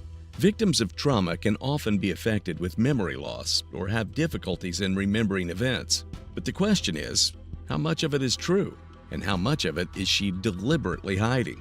Her claim of self-defense, once plausible, starts to fray as the story shifts from survival to something more calculated. It's all right. Were you there alone? No. Well, If I say something, I'm gonna get in trouble. I'm gonna go back to jail. we're already there, though. You know what I'm saying? But I don't want to go to jail. Crystal, it's not fair to Tay if Tay was not there. I don't want to go to jail. Crystal, I didn't do it. I was just trying to protect myself. that's self-defense. This guy, you're 17-year-old girls. This man had no business touching you. 37-year-old man. But then the judge is gonna look at it like it's my fault again, and I'm just gonna go back to jail. Crystal, we have these cases all the time. I'm scared to go back to jail. What happened that you decided that you had to do this? What did he do to you that pushed you to this? Because I told him to stop. He kept touching me. And then my boyfriend was saying that he had gotta bring it so I could protect myself. Where did you have the gun? In my purse. So you told him to stop and he didn't stop? Yes. He kept going, then he had held me down. And then I had moved and I got it. And then that's when I told him to sit in a chair. You told him to sit down? Yes. And then what happened? And then I told him that I was gonna do it, that I was tired of him touching me, that I couldn't take it anymore. And then I did it, then I blacked out, then I woke up. And I just left. And I tried to call my boyfriend, he didn't pick up. And then I went there, I went back to my boyfriend's house, and then I get in the car with me. And then we went and get in the car to my brother, and went back home. I didn't want to let me in trouble. They were right.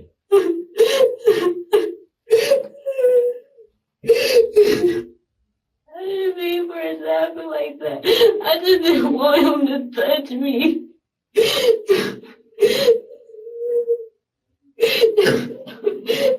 I didn't mean for any of that. I wasn't trying to do any of that. I just wanted to go away. He kept touching me. I was scared. I don't know what to do. And then I just remember that I had the gun. And then I just used it. Then I blacked out. And I didn't know what to do. I was scared. And then, like, I thought somebody had first saw me, like, once I had left. So, like, I was waiting for somebody to come arrest me, cause I was going to admit to it, but like I was scared. I'm scared cause like I don't want to go to jail and like I don't do nothing. And then like if I don't know if he was still up or not. I just When you say you didn't know he was up or not, what do you mean? his eyes was closed. How many times did you shoot? I don't remember. It just happened so fast. I was just so scared. It's okay. There's nothing to be scared of. How did you start the fire? I had I was just thinking of stuff like Cause like I watched criminal movies and stuff, and I was thinking how to set a fire. Cause I never set a fire before, so I was thinking of the ways. So I had grabbed some liquor. I don't know what type it was. It was a big bottle. Was it clear or brown? I'm not sure. I don't remember. Okay. It was red, I think. Red? Yeah, I think. Okay. And then I start pouring it everywhere. I start to panic, and then like I was trying to clean up after myself, like put the dishes in the sink and everything, and make sure everything was nice and neat before I left. And then like I started to panic because like I didn't know what to do because like that was my first time ever doing something like that. And then like I just thought that I don't know. And then I poured everything. I got a lighter, and then like I had set it on fire. I got some tissue or some towel paper and set it on fire. Crystal's shaky words pointed to a deep-rooted fear. It left her with no choice. The fire, the liquor, the rushed cleanup. She tried to erase everything that had happened, but the flames she lit in that house were nothing compared to the ones now burning through her future. When you say the two of you are arguing, what was the argument about? About that I should respect him because that he paid for me, that he's been paying for me, so he owns me and other stuff. And then he said that he was going to tell my boyfriend. And you were afraid of that happening? Yes. I can tell you really love Dwayne. Yes. So I imagine that would hurt him a lot if you were to hear that, right? Yes.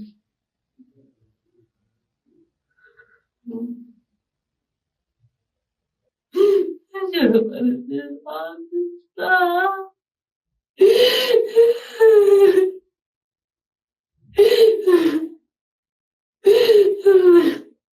I'm so sorry. I'm so sorry.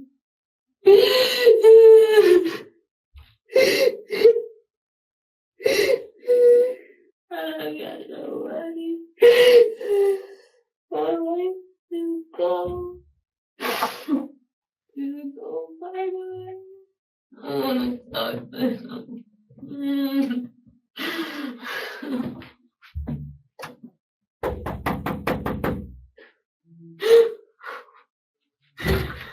In this case, I mean, there's other issues. We're just trying to get to the bottom of why this time. I just said he forced himself on me. But you guys have been doing this for over a year. I know, but like sometimes, like once I do that, I don't always feel comfortable with some people, and then he forced himself on me. But you said you liked him. I didn't say I liked him. Well, Like, when we first started talking, I didn't like him like how I like my boyfriend. Right. I agree. Like a friend, like Sure. I didn't know like he was gonna force himself on me, and then like I just started panicking. I didn't know what to do, and then like I just did it. But by the time that you decided to shoot him, you already have control of the situation, correct? Yes, but I thought like he was, cause he's bigger than me, and I thought he was gonna try to do something. I didn't know. Yeah, but you could walk out of the room. You have a gun pointed at him. He's not gonna do anything to you. I didn't know what he was gonna do, cause Isn't he somewhat disabled with the club foot? but like he was still walking, and I How just close got are you when you scared. shot? I was like, I don't know. I was like, How close? I was just like, Near to you? yeah, This, like this? yeah, but like it was like, yeah, You were standing over him? I was standing next to him, Like above him? in front of him, like on the side, like a little bit on the side. Like, yeah, to his side. So if I'm you, I stand right here. Right? Well, how about this? And then the computer chair, like the desk is right there, and then he's right here, and then like I'm right here. And then we were arguing back and forth. So stand up. And show me, point the gun at me. I'm him. How close are you? Like this. As the weight of her actions bears down, Crystal's confession reveals more than guilt. It exposes a mind caught between fear and survival. Her words don't echo cruelty, but the chaos of someone who saw no other way out, blurring the line between victim and perpetrator. Yet this raw display of vulnerability stands in stark contrast to other, more unsettling aspects of her narrative. A public performance, a digital footprint that paints a very different picture of the hours before and after the shooting, hinting at a mindset far removed from that of a terrified, cornered victim.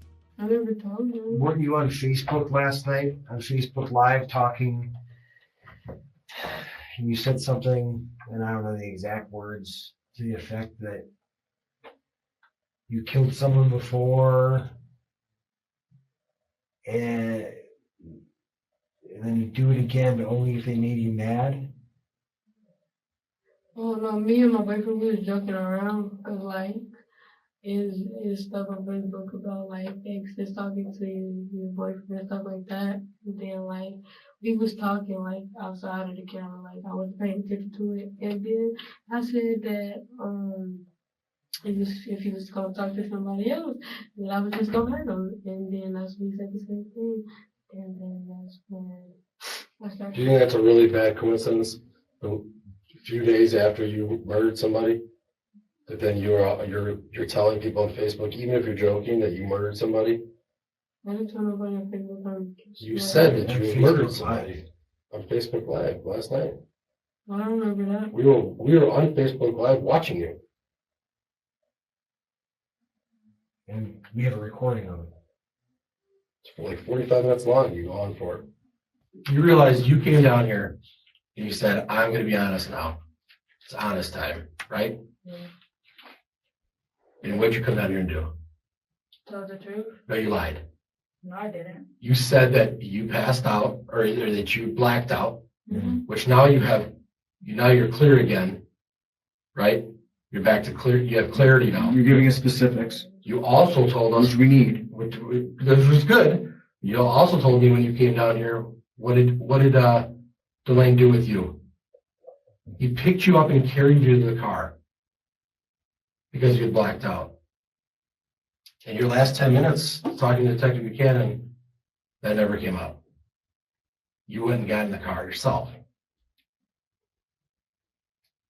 Cooperating. You came down here and said you're gonna Why not cooperate from the start? That was the whole point. Why would you say you blacked out? This is go time. This is time. Hey, Elaine did this. This is exactly how it went down. There shouldn't be any of that blacking out stuff. Now your details again. It's crazy. Okay. Crystal, can you slip your shoes back on, please? Okay. Here's what we're gonna do, all right? Detective Zeller and I talked. We kind of took in the information you just gave us. I want this weekend, okay, it's Friday. I want you to think about this. Okay, everything you've told us today. Okay? Contemplate, think about what you have told us versus the original story you told us. Okay, back in June, where this was self-defense. Okay? And if you want to talk about this again next week, send us another note. Okay. Okay?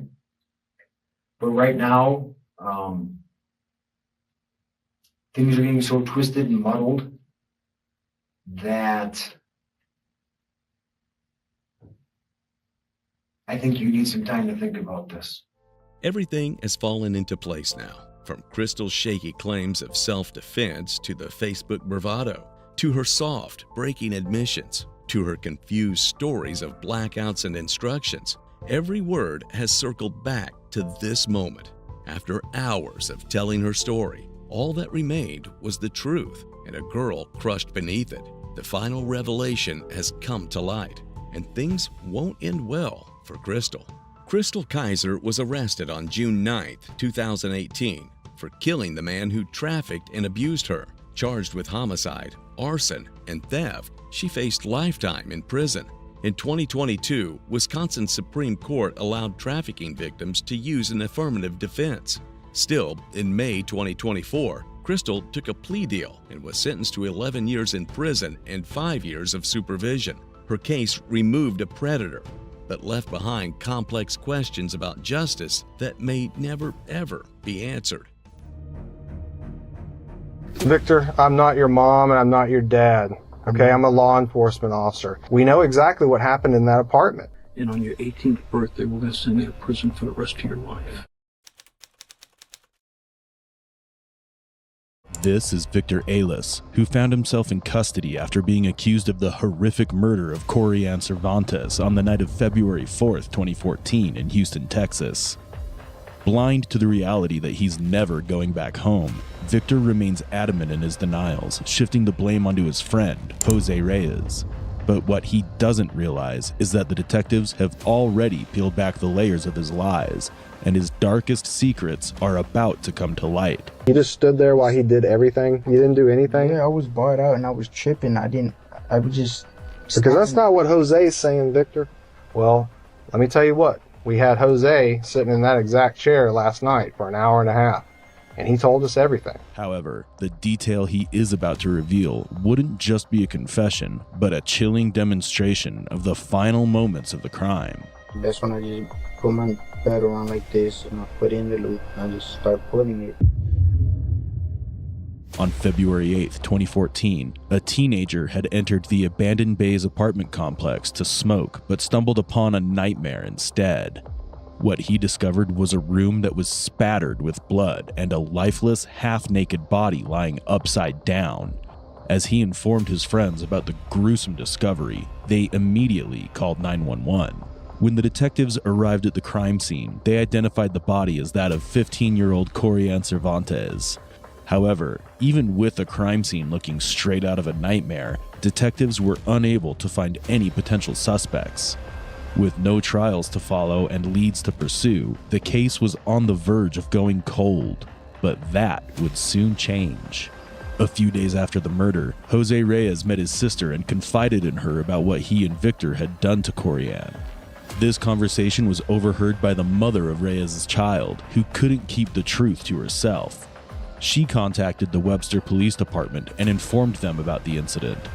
The Webster Department subsequently reached out to the Houston Police Department and eventually obtained arrest warrants for both Jose Reyes and Victor Ailes. Prior to Victor's interrogation, Jose had already been interviewed, which was something that Victor was unaware of. Victor, you realize I'm a homicide detective, right? Yes, sir. Do you have any idea why you're here? Because I got blamed for something. What do you think you got blamed for? Well, the lady told me it was for the murder of Corianne. Okay. So, let's talk about that. Let's talk. Let's get out of here. Like, I'm here for no reason. I was with her on the 4th. I wasn't with her on the 5th. On the 5th, I was home all day because I had to go to court. Okay, so where did you go with Corianne? We were at one of Randy's friend's house. I don't know her. Okay. Where else did y'all go? After that, we all dispersed because Randy he got picked up, and then we went to the plantation, and then I was like, well, I'm gonna go home because my aunt's about to go pick up my cousin from work, and she always leaves 30 minutes before she picks up my cousin from work. So I left like before she woke up and had to go pick up my cousin. You realize what you say in this room is going to decide decades of your life? Mm-hmm. But we're not playing games? Yeah, I know. Okay? I'm not telling you all I know. No, you're not. You're not even close.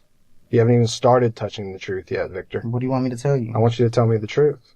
That's what I want. Truth. Yeah. All right, what do you want to know? Where did you go with Corianne and Jose? Corianne, we were at Randy's friend's apartment. And then where did y'all go? Then we left. To where? I left to my house. No. Yes, I did. You're already starting to lie. You can ask my parents. I went home. Oh, I plan on asking them, but I know exactly where you went. We know a whole lot of stuff that you don't think we know.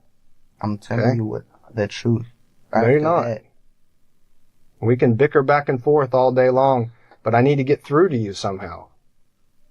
You're not going home after this, Victor. You're not. You're not going home, buddy. Okay? What you say to me in this room, what you say to me and my partner in this room, is going to decide decades of your life. So how come I don't get to go home? I didn't do nothing. Because you're in custody. You're under arrest. But I didn't do nothing. Yes, you did, Victor. What did I do? You murdered Corey Ann with Jose. I did not murder Corey Ann. Okay. Well, let me tell you what. We had Jose sitting in that exact chair last night for an hour and a half, and he told us everything. I didn't murder Corey Ann. How many times do I have to explain to y'all?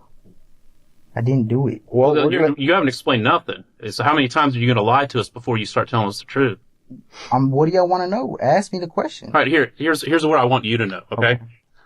You're going to get charged with this thing, and you're going to go on trial, all right? There's going to be 12 people, and we've got all kinds of evidence that shows what you did. And we're going to present it, and they're going to be mad. They're going to see what I'm going to show you in a minute that I know you've already seen before. What happened to this 15-year-old girl. The horrible way that she died. Hold on. They're going to see that. They're going to be pissed. The only shot you have at making things easier on yourself and making this thing in any way as right as it possibly can be is to start telling the truth. I'm trying to cooperate with y'all. I'm asking y'all, what do you... I'm in an interview. Quit calling me. Because I did not do it. On my right hand to God, I did not do this. I hanged out with her the day before I went to court. And after that, I didn't see her at all. Oh, that's a lie. No, it's not. Yes, it is. You understand that we processed her body in that apartment, right? Yeah. You understand we got DNA off of her and fingerprints off of her. Okay? So what are you going to say when that comes back as yours? Well, I can tell you that I had sex with her in of Randy's friend's apartment. If that's what y'all want to know. So now we're starting to take a little bit of steps here. You need to start taking more. You know exactly what happened inside that vacant apartment between you, Corey Ann, and Jose. All right? And you're not listening to me or my partner. You're not listening. It's not getting through to you. And I tell you what, in 10, 15, 20, 25, 30, 35 years, you're going to wish you could go back in time to this time right now in this room and tell us the truth. Because you're not listening. Those 12 people that I've talked about, they're going to find you guilty. Okay? What they're going to have to decide is, are we dealing with a psychotic psychopath that we need to put away for the rest of his life so he can't do this to anyone else? Or are we dealing with a kid that made a bad mistake and who maybe deserves at some point down the line a second shot at life? Let that sink in, because this is your one opportunity to save some part of a life for yourself and bring some justice to what was done to this girl, which is flat out horrible. People are not going to understand it. They're going to be mad. You got to tell us why this happened. And you got to show us that you've got some kind of remorse and some kind of a soul in you. I'm going to tell you how this is how everything happened. Please do. Randy texted me on Facebook, told me that he wanted to chill. I did not know he was with Corey Ann. Initially, Victor is adamant about minimizing his involvement, completely denying any connection to the murder. However, what he doesn't realize is that detectives are already aware of the crime that he's committed and, from the beginning, are prepared for an intense confrontation, leaving no room for his games. Despite the mounting evidence, Victor stubbornly clings to his fabricated version of events, hoping to save himself, but the detectives aren't going to stop until every secret is spilled out. I went over there to the Hamptons, and Corey Ann was there, and we went to go get some bars. Randy went to go get him, and then we went to the laundromat, and after the laundromat, it was kind of cold, so Randy said, let's go to a Baco that he knew at the Bays. Alright, so we went to the vacant apartment, and then we went to, when Randy's friend told him, we went to her apartment, Randy's friend's apartment. And then that's when Corey Ann said Jose was coming over. Jose came over, and we were just chilling, and my aunt was about to go pick up Frank, so then Randy was about to leave, so we went to the plantation. I left Corey Ann at the plantation. Yes, that's what happened. Victor, I'm not your mom and I'm not your dad. Okay, I'm a law enforcement officer. Throwing your hands up like this and talking to me like I'm your mom or dad, like you took the car out when you weren't supposed to, isn't going to work with me. Okay, it's not going to work with my partner either.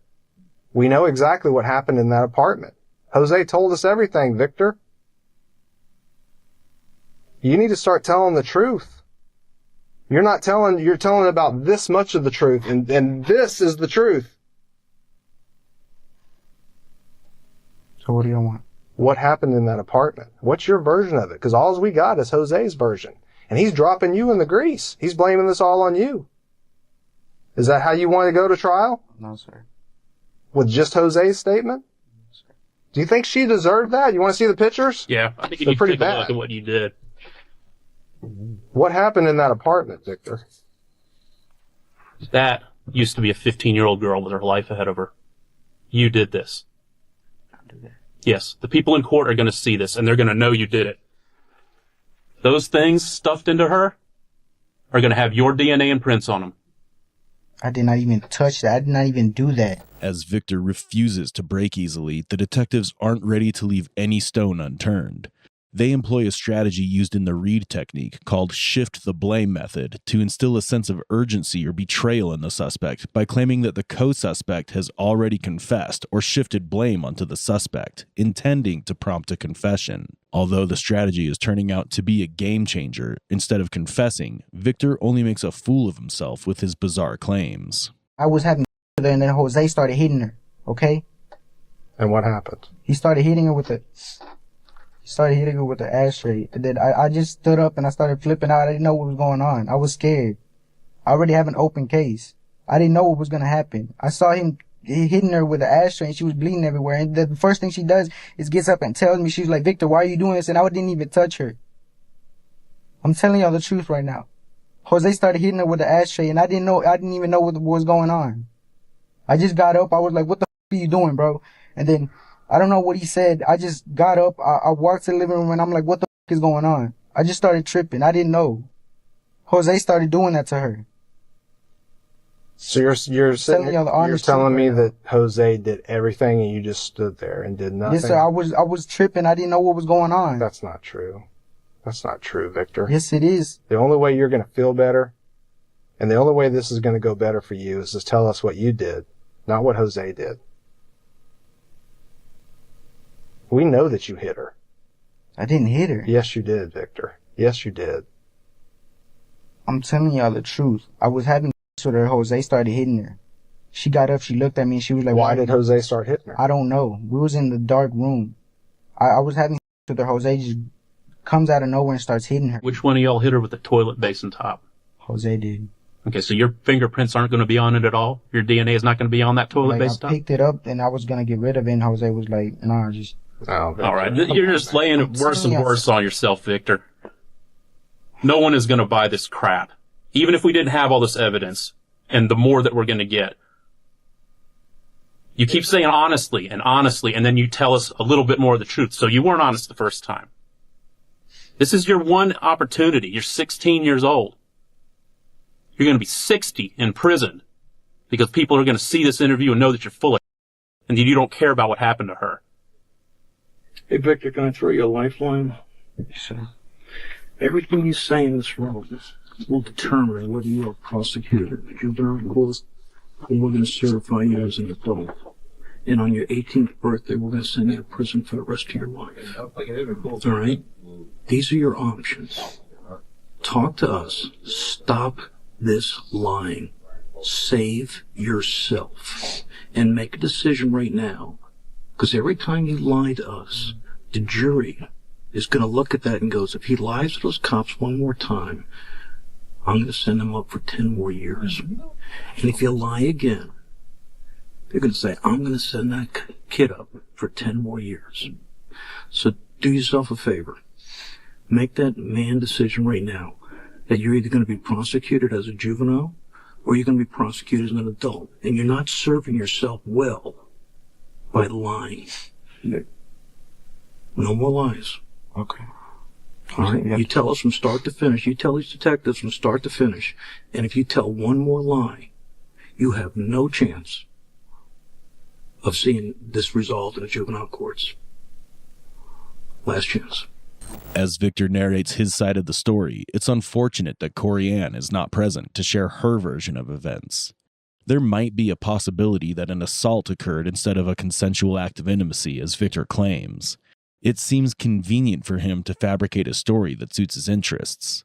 Additionally, being equally involved in the murder, he consistently excludes himself from it and shifts all the blame onto Jose. However, to overcome such an adamant suspect, the detectives come forward with a sharper tactic. They attempt to induce a sense of fear in Victor, pushing him to disclose all his dark secrets. After Jose started hitting her, he told me to get the belt, my belt, and choke her because she was going to say everything. I was scared. I didn't think. So you choked her with your own belt? Yeah. Or a belt that you brought? Belt that I brought. Was it wrapped around your waist? Yeah. So you were wearing the belt and you took it off? Is that what you're saying? Yes, sir. Or did you bring it there for the whole purpose of killing her? I didn't even know that was going on. Like, he started hitting her. I started tripping out. And then he was like, choke her because she can say stuff. So I didn't think. I was just thinking about, like, the 2 felonies I have. I have an open case. I didn't want these. Hey, Victor, forget those cases, man. Forget them. They don't mean anything now. This means everything. Okay? Did she try to get away once Jose started hitting her? She just sat up, and she was like, why are you doing this to me? And she looked at me, like she was talking to me. She was like, why are you doing this to me? And I'm like, what do you mean? And she was like, why are you hitting me? And then I just get up and I'm like, what the f? I just started getting scared because she said she kept trying to say it was me when it was Jose. I just leave the room, and I'm just tripping. I don't know what's going on. And Jose's like, he's like, take off your belt. He's like, she's gonna talk. Okay, so you put your belt around her neck, and then what happened? I started choking her. For how long? Like 3-5 minutes. It's my 18 belt. I want you to pretend I'm her. Okay? Show me what you did to her. Is she standing or is she sitting? She's sitting. Or is she on the ground? She's sitting? What is she sitting in? Just the middle of the living room. I want you to actually put it around me, and I don't want you to tighten it 1 second, but I want you to show these detectives what you did. Stand up. Were you standing or were you sitting? I was standing. Pretend I'm her. I'm behind her. Okay, and where was your friend? Jose, he was in front of her. And he's here where this detective is? Yes, sir. Okay, is he standing or sitting? She's who? Is your, no. She's standing at this point? No, she's sitting. Yeah. He's standing. He's standing. So you're behind her. Yes, sir. He's in front of you, you and her. Okay, and is he doing something to her at this time? No, he's just telling her to be quiet and to be quiet. And that's when I just put my belt around like this, and I put in the loop, and I just start pulling it. And when she and did she try to resist? No, she was just choking. She was just, I was just choking her, and she was just. Were her fingers inside or outside? No, sir. Where were her hands all the time? On her side, I think. All right, give me a little demonstration. Show me what you're talking about here. Well, she was like, when I started doing it, she was on the floor, and then I got on the floor and I kept pulling. And then I was like. Pulling what, the handle here? Yeah. Pulling the hand a little bit. This right here. With one hand or two? Both. Okay, well, all right, that's what you're doing? And can she talk at this point, or is she? No, she was just trying to gasp for air, and then. It took about how long, you said? Like 3 or 5 minutes. What happened 5 minutes after you started? I just started thinking, I looked at her, and I just took my belt off, and I was like, I can't do it. Show me one more time. Huh? So show me one more time. You put it around her neck? Yes, sir. Do it one more time. She's looking at your friend, and you walked up behind her. Does she know you behind her? Does she know what you're doing? Or you sneak up behind her? Yeah, she knows. And she didn't resist? Like, when Jose was talking to her while it happened, and then I just put her around it. Did her face turn red or blue, or? It turned blue, and that's when I looked at her, and then I just pulled it off. I was like, I can't do this. Did she collapse to the ground? Yeah.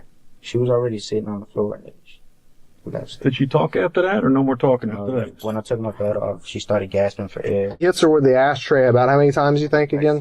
Like 5 times, and then you choke her for 3 to 5 minutes. And after that, are you telling me that Jose is the one that did everything to her? Yeah. He just stood there while he did everything? You didn't do anything? Yeah, I was barred out and I was tripping. I was just... Because that's not what Jose's saying, Victor. What is he saying? He's saying you did some of the hitting too, buddy. I did not hit her. I'm telling you the truth, the honest truth right now. I did not hit her. Like, I choked her because he was like, choke her, she's gonna snitch. Okay. And then when I was choking her, I looked at her and I just let go of the belt. And then And then after that, you're telling me that Jose did everything else. Yeah, like when he grabbed the toilet thing and just broke it on her face. And then that's when I picked it up and I was like, what the f*** are you doing? Why would you pick it up? I don't know. I wasn't thinking. I don't know. I think you probably hit her with it, didn't you? No, sir. I didn't even touch her. That's the only thing I did to her is I choked her. Because I was scared. I was not thinking. I was bored out. I just didn't know what to do. The detectives realized that both suspects participated in the torture, though they believe that Jose was the primary instigator behind the murder. However, one critical question remains unanswered. During the investigation, the detectives found strange carvings on Corian's body, strikingly similar to the carvings found among Jose's possessions. And this potential clue will lead the detectives to the real, chilling motive behind Corian's murder. A motive far from ordinary, exposing the depths of Jose's sinister tendencies. Isn't Jose into, like, Satan and stuff like that? I don't know. Come on, man. No, I really don't know. Like, me and... How long you known Jose? I've known him for like half a year. Like, I don't really know him. Like, it was like an on and off friendship. Like, we used to go to Clear Lake together, but we really didn't talk. And then he moved to Friendswood and he started chilling with Randy. Then I started chilling with him a little bit, but I really don't know much about him. So, are you into Satan stuff? Why would I have a cross tattoo though? People get stuff and then change their views. I've been Christian my whole life. Well, then why is Jose telling us that y'all killed her to sell your souls to the devil? No, that's a lie. I did not. I did not do that. I would not sell my soul to the devil. Jose just made that up? He said he was going to sell his soul to the devil, but I'm not selling my soul. When did he say that? He's been talking about it for a long time. So you have known that he's into Satan stuff? Well, yeah, like, but I didn't really believe him. I thought he was just playing around. Then. Did he talk about it that night? I don't think so. I think you probably remember. No, he didn't talk about it. Like, I don't know the reason why he did it. The only reason I choked her because I didn't want her to say anything because I already had an open case. And he did all, you're saying that he did the rest of the stuff to her. Where were you when he was doing it? Just by the kitchen. You were watching him do it? Yeah, I was just panicking.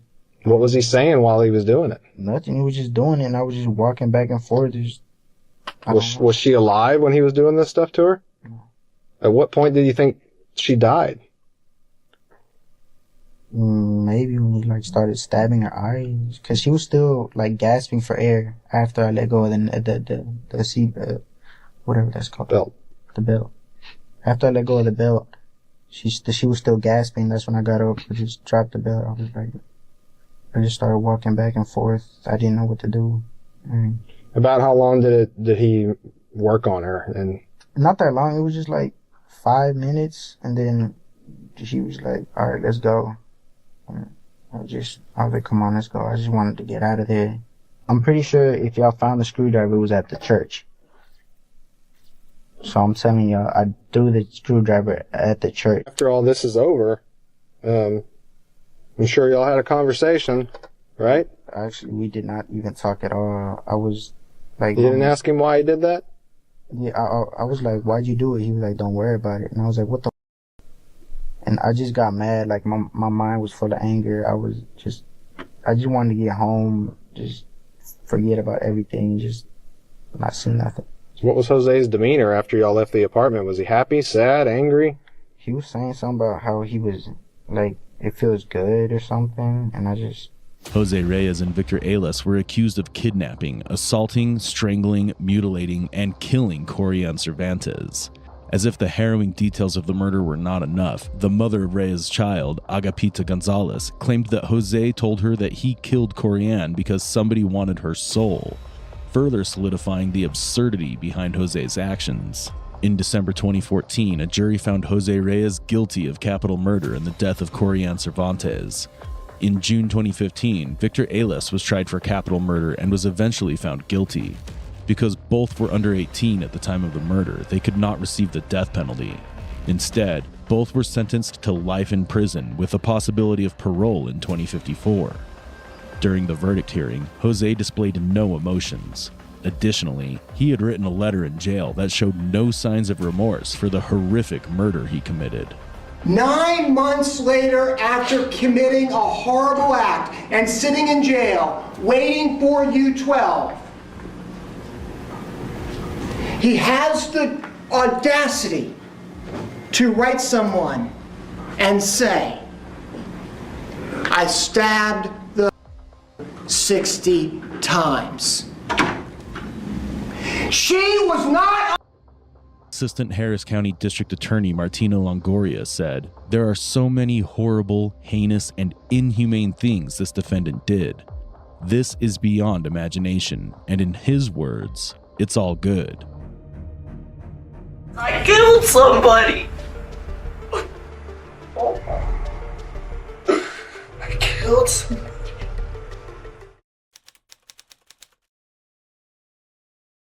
This is 16-year-old Dylan Murray, who can be seen visibly shaken as he learns of the death of his friend, 15-year-old Giovanni Diaz, an untimely tragedy for a boy whose journey had barely begun.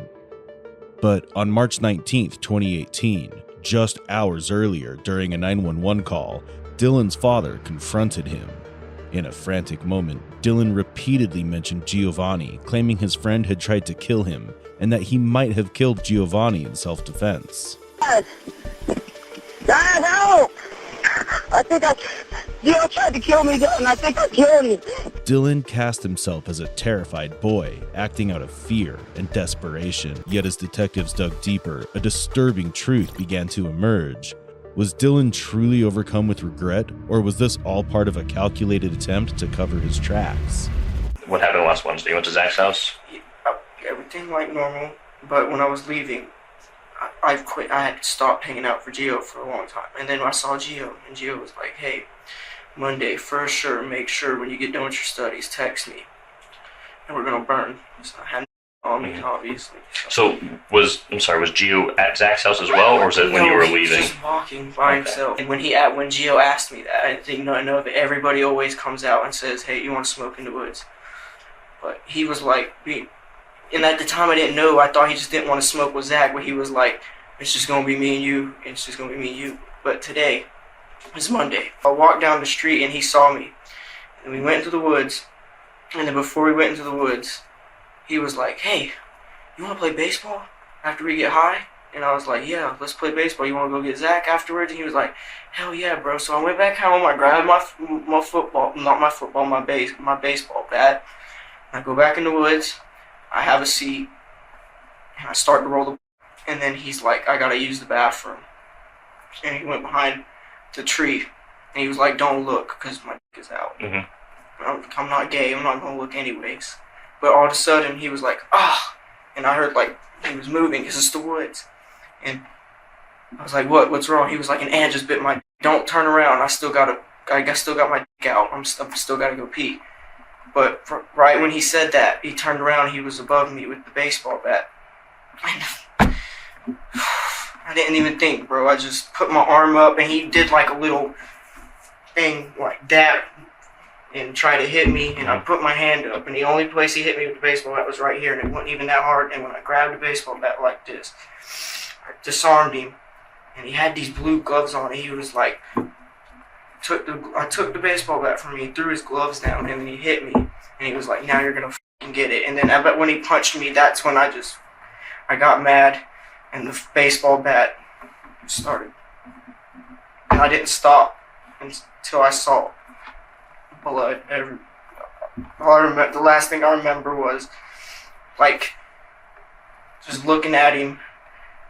And there was blood everywhere, and I was like, why didn't I just put him in a headlock or something? Why did I hit him with the baseball bat? And then I got real queasy, and I just ran out in the woods and throw up, screaming for help. From the start, this interrogation manages to stand out. Most suspects hesitate, deflect, or deny when confronted with a situation, but Dylan confesses almost immediately. Rather than bringing clarity, his quick admission deepens the mystery of what truly happened in the woods. I've got nothing to hide. I just feel really guilty because I could have did. When I left the woods, he looked like he was hurt really bad. And I know I could have did something else not to hurt him that bad. Just couldn't stop. Prior to last Wednesday when you saw him, I know you said 2 years ago you guys got in this fight. We were fine. We're fine. Was everything good after that? We're fine. We don't barely talk unless we see each other walking, because we barely text each other, but we were fine. Like every time I seen him, he was like, "What's up?" Nothing was wrong. Dylan's version of events is simple. Two friends meeting up to get high and talk until one of them thinks of killing the other. But why would Giovanni suddenly try to kill Dylan? And then you're in the process of rolling the...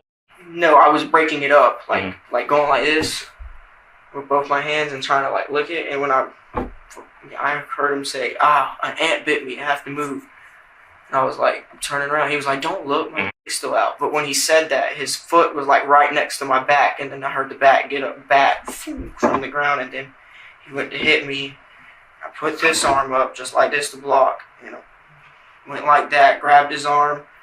And he punched me in the face, and when he punched me in the face, he backed up. I had the bat in my hand. He looked at me, and he just went like this with the gloves. You're about to get it. And then that's when he stuck me, and then the rest is just like, you already know. On the surface, Dylan's reenactments of the crime seem to suggest self-defense. He claims Giovanni hit him first, but there's a glaring issue. Dylan has no visible injuries to back up his story. How many times did he hit you? He hit me twice. Once with the bat, and then once with this fist. Standing above you with the bat coming down, was he behind where you're sitting, so you're looking straight up, or did you turn and he's kind of off to the side? He was, at first, when he picked the bat, I turned around and went like this. And when I got about right here, I noticed the bat was like above my head, like that. And then when I got all the way around here, I guess is when he like tried to get me or somewhere right here, because that's when all of a sudden it just came down. I put this up and just grabbed it, and then when I got up, he stuck me. And when he stuck me, he let go of the bat, so I was like all backing up forward. And I was like, bro, what's your problem? He just went, now you're gonna fucking get it. And I was like, what is your problem? What is your problem? And then he hit me again, right here. So was he wearing those blue gloves when he first had the bat and went to hit you? When he first had the bat, he had the gloves on. But when they disarmed the glove and he punched me, he took the gloves off, like he was about to, like, you know what I'm saying? He just went like that and just started coming at me like a crazy person. And then as he started coming at you, what'd you do? I put my left foot in the back and just hit him right here. And then once I saw that, I just kept hitting him. With the bat or with your fist? I just hit him with the bat. Okay. Hit him in the head. He was like dazed. He like when one of them boxers, like out of breath. And then like when I hit him, I just got so mad and I just kept. And then like he hit the ground and I gave him like one more big one, and I was like, and then all of a sudden it just came flooding at me like, what did I just do? The inconsistencies in Dylan's statements were playing against him. So once you took the bat, he punched you, and you hit him with the bat and hit him. No, when he punched me, that's when I was like, what the f*** are you doing? And he was like, threw the gloves down. And then when he came at me, I just went, whoa. And then he was all dazed. When he came at you, how did he come at you? One hand up in the back like this, and he was just coming at me like this, like running. Like he was gonna. Like maybe he was gonna like maybe punch me and then try to tackle me. Okay. About how far was he when he threw the gloves off and started coming at you? Not far. Now, when you were going after him, did you have the urge like you wanted to kill him, or just what? I mean. I wanted to kill him. You did. Because I thought he was gonna kill me. It's evident that Dylan is either deeply regretful or performing the act of his life to portray himself as a victim. But the detective dives into every detail, even probing into how Giovanni died to gauge the depth of Dylan's remorse. Once you hit him that one time and he kind of dazed, like not like he was all there, and then you kept going to hit him. Do you know about how many times you hit him until he went down, or did he fall down after the first strike after that? He fell maybe after the first 6 strikes. Okay. But when he was on the ground, I was still so mad. I'm not going to lie, sir. I was trying to make it to where I didn't hear him breathe anymore. But then I started hearing this noise after I hit him in the head. He was like something like water, but there was no blood coming out of his mouth. And then I was like, oh my God. And that was after the first hit, or no, after I was done, he was just laying on his back. His blood all over his face. When he was on the ground, do you remember about how many times you hit him then? Only 3, because that's when he hit the ground is when it was just like a shut-off switch. So you estimated about 6, and then he went down, and then another 3, and that was it? Yes. I looked at him, and I said, oh my goodness, I shouldn't have did that. I should have just put him in a headlock. And immediately, like once I started to snap back to reality, I ran out the woods screaming help. I started throwing up. Yeah, I picked up the gloves like a freaking idiot and ran outside with them, showing the guy that saying that was trying to help me out. I was saying these are the gloves he was wearing. He was like, "What are you doing?" Put them down. He made me drop them on the thing, and then I saw my dad coming home from work, and I just took off towards the house. Okay. I'm scared. Do you remember where you? In trouble. Well, I understand, and that's why it's important to be honest with me, and my job is to figure out what happened. I didn't delete any of this. You can go on there where I was like, "Hey, it's gonna be me and you today," like you said. I didn't delete none of my text messages, but I just don't want to get in trouble because my dad was like, "You could have did something else, you big fighter." I mean, I know what he looked like before I left. Do you know what you did? Where you dropped with the bat? When I looked at him, I went like this. Through the bat, and I think the bat maybe like landed at an angle sideways at him. So near his body? Yeah, near. What? His body? He's dead? Yes, sir, he is. He is.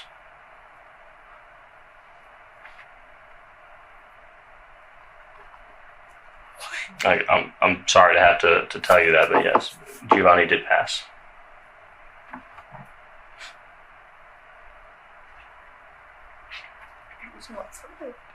I understand that, and I understand this is very, very tough and stressful. He's my friend. Yes, sir. I'm sorry. Like I said, I'm sorry I have to tell you that. Are you for real? Yes, You're sir. not playing. I'm not playing with you. His tears might suggest regret, but given his prior behavior, the detectives are bound to suspect that Dylan is acting. By playing along, they aim to extract a confession. Have you ever gone and killed anything else, like animals or anything before? The only thing that I used to kill were lizards, Mm-hmm. and that was because my grandpa used to give me 50 cents each. Kind of like a pest management kind of thing, kind of just before the lizard population gets too big, your grandpa would help you get that. Yeah, but that's it. Animals like that. We used to kill cats. About how long ago was that? When I was like 11, and back for a very short time when I was getting bullied, but that was like almost 5 years ago. Okay, so about 11. It was mainly I only did that stuff when I was getting bullied or like Mhm. I had something really stressed. I haven't did any of that stuff in like a long time. So when bullied or stressed? Yes. Okay. Do you know about how many you killed? Only two. I don't have the stomach, man. Mm-hmm. Do you know whose cats they were? Um, Were they strays or like? Probably just strays. I Okay. don't know. It was so long ago, Mhm. and it wasn't even like I was getting satisfaction out of it. I would just be mad, and like I would see a cat and I would kick it really hard, and it would just stop moving. Mm-hmm. So whenever those two that you did kill, that you just kicked them? I kicked one, and the other one I punched. But I usually have good self-control. The only thing that I haven't been able to freaking cope with is this stupid anxiety. Mm-hmm. Have you been diagnosed with anxiety? Yes. Dylan's story of killing animals without reason is both chilling and troubling. At just 16, he exhibits behavior that could indicate psychopathic tendencies, or was he simply channeling his frustration through these acts? Could this pattern explain why he killed Giovanni? Despite many questions, the answers are not far from reach. Dylan must now decide, did he kill Giovanni out of anger, self-defense, or in a moment of panic? The detectives, however, are no longer buying into his shifting explanations. Detectives now know the stakes. Each inconsistency in Dylan's story exposes a darker truth. And as the pieces come together, the real story of what happened in the woods begins to emerge. And it is a story more shocking than anyone could have imagined. Some of the things that they're seeing at the scene isn't really adding up with, what you told me. Well, the whole thing with the gloves, for you to grab the gloves and run out after realizing that you just beat the crap out of Gio. At this point, it almost becomes comical every time Dylan opens his mouth. He reveals another lie, further proving that he has been dishonest from the very start. It's as if he's delusional and is convinced he's outsmarting the detectives and will somehow walk away free. As soon as I freaking got out the woods and called 911, I was like, watch some crazy crap happen and all this turn around on me. I knew this was going to happen. Well, when you say you knew it would happen, what do you mean you knew it would happen? Like, as soon as I was freaking done, when I was done and going outside the woods, I was like, oh my God, watch it all be my fault. Watch me be the only one to get in trouble. watch me to get in trouble. You know what I'm saying? I knew this was gonna happen. Well, who else would be in trouble if it wasn't just you? I didn't know Gio was gonna die. I thought he would freaking be alive, and then when he got back up, y'all could arrest him for coming at me, but I didn't know he was gonna die. And now that he's dead, I have no way to prove my innocence. No way at all.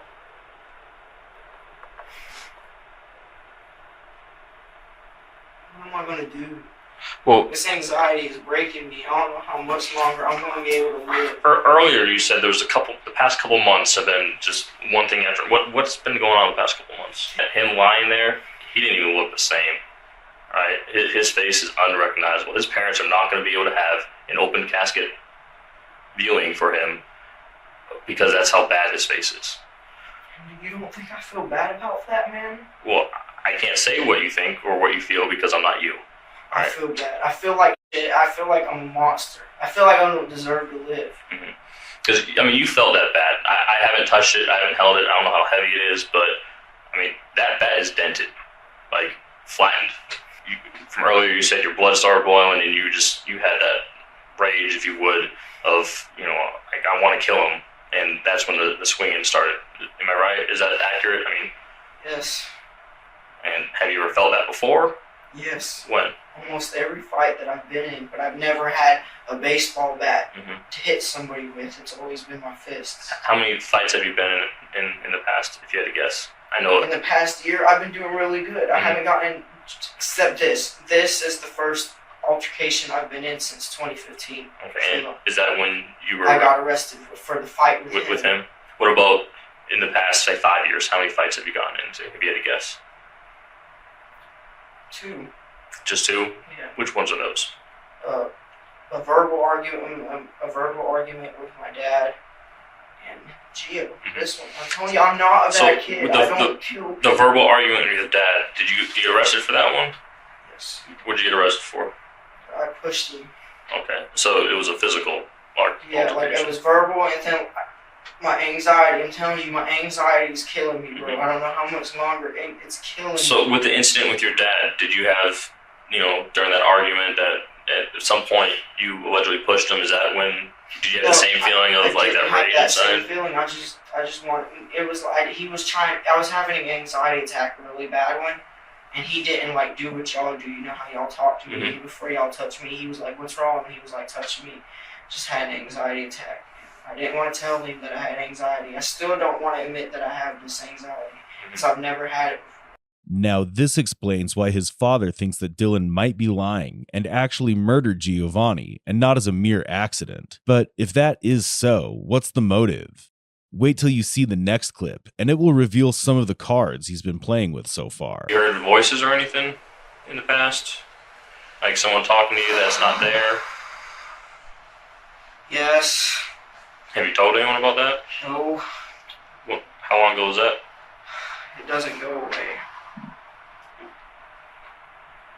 Talk to me about that. Why not? Because they say bad things, but I don't do them. Like what? Not just killing. What things have they told you to do that you haven't done? I don't. Did they tell you to do anything to Gio? Wait. Please stop. Yeah. You want something to drink? No. I'm a different guy. You're Dylan, right? Sir. Dylan? Yes, sir. Now talk to me for a minute. Let's just talk for a minute. It's okay. Just take a couple deep breaths. I can't take it anymore. Take a couple deep breaths, all right? You've been talking to the detective here for a little while, right? Yes, sir. You told him some things about what happened out there? Yes, sir. Okay. And I kind of, he was saying that that there was some bat involved or something like that? A bat? Yes, sir. Where'd this bat come from? My house. Your house? So you brought it over there with you? Yes, he asked me to because he wanted to play football after we got done smoking. So play football with the bat? No, not football, baseball. Baseball. Where was the ball at? He didn't even show it to me.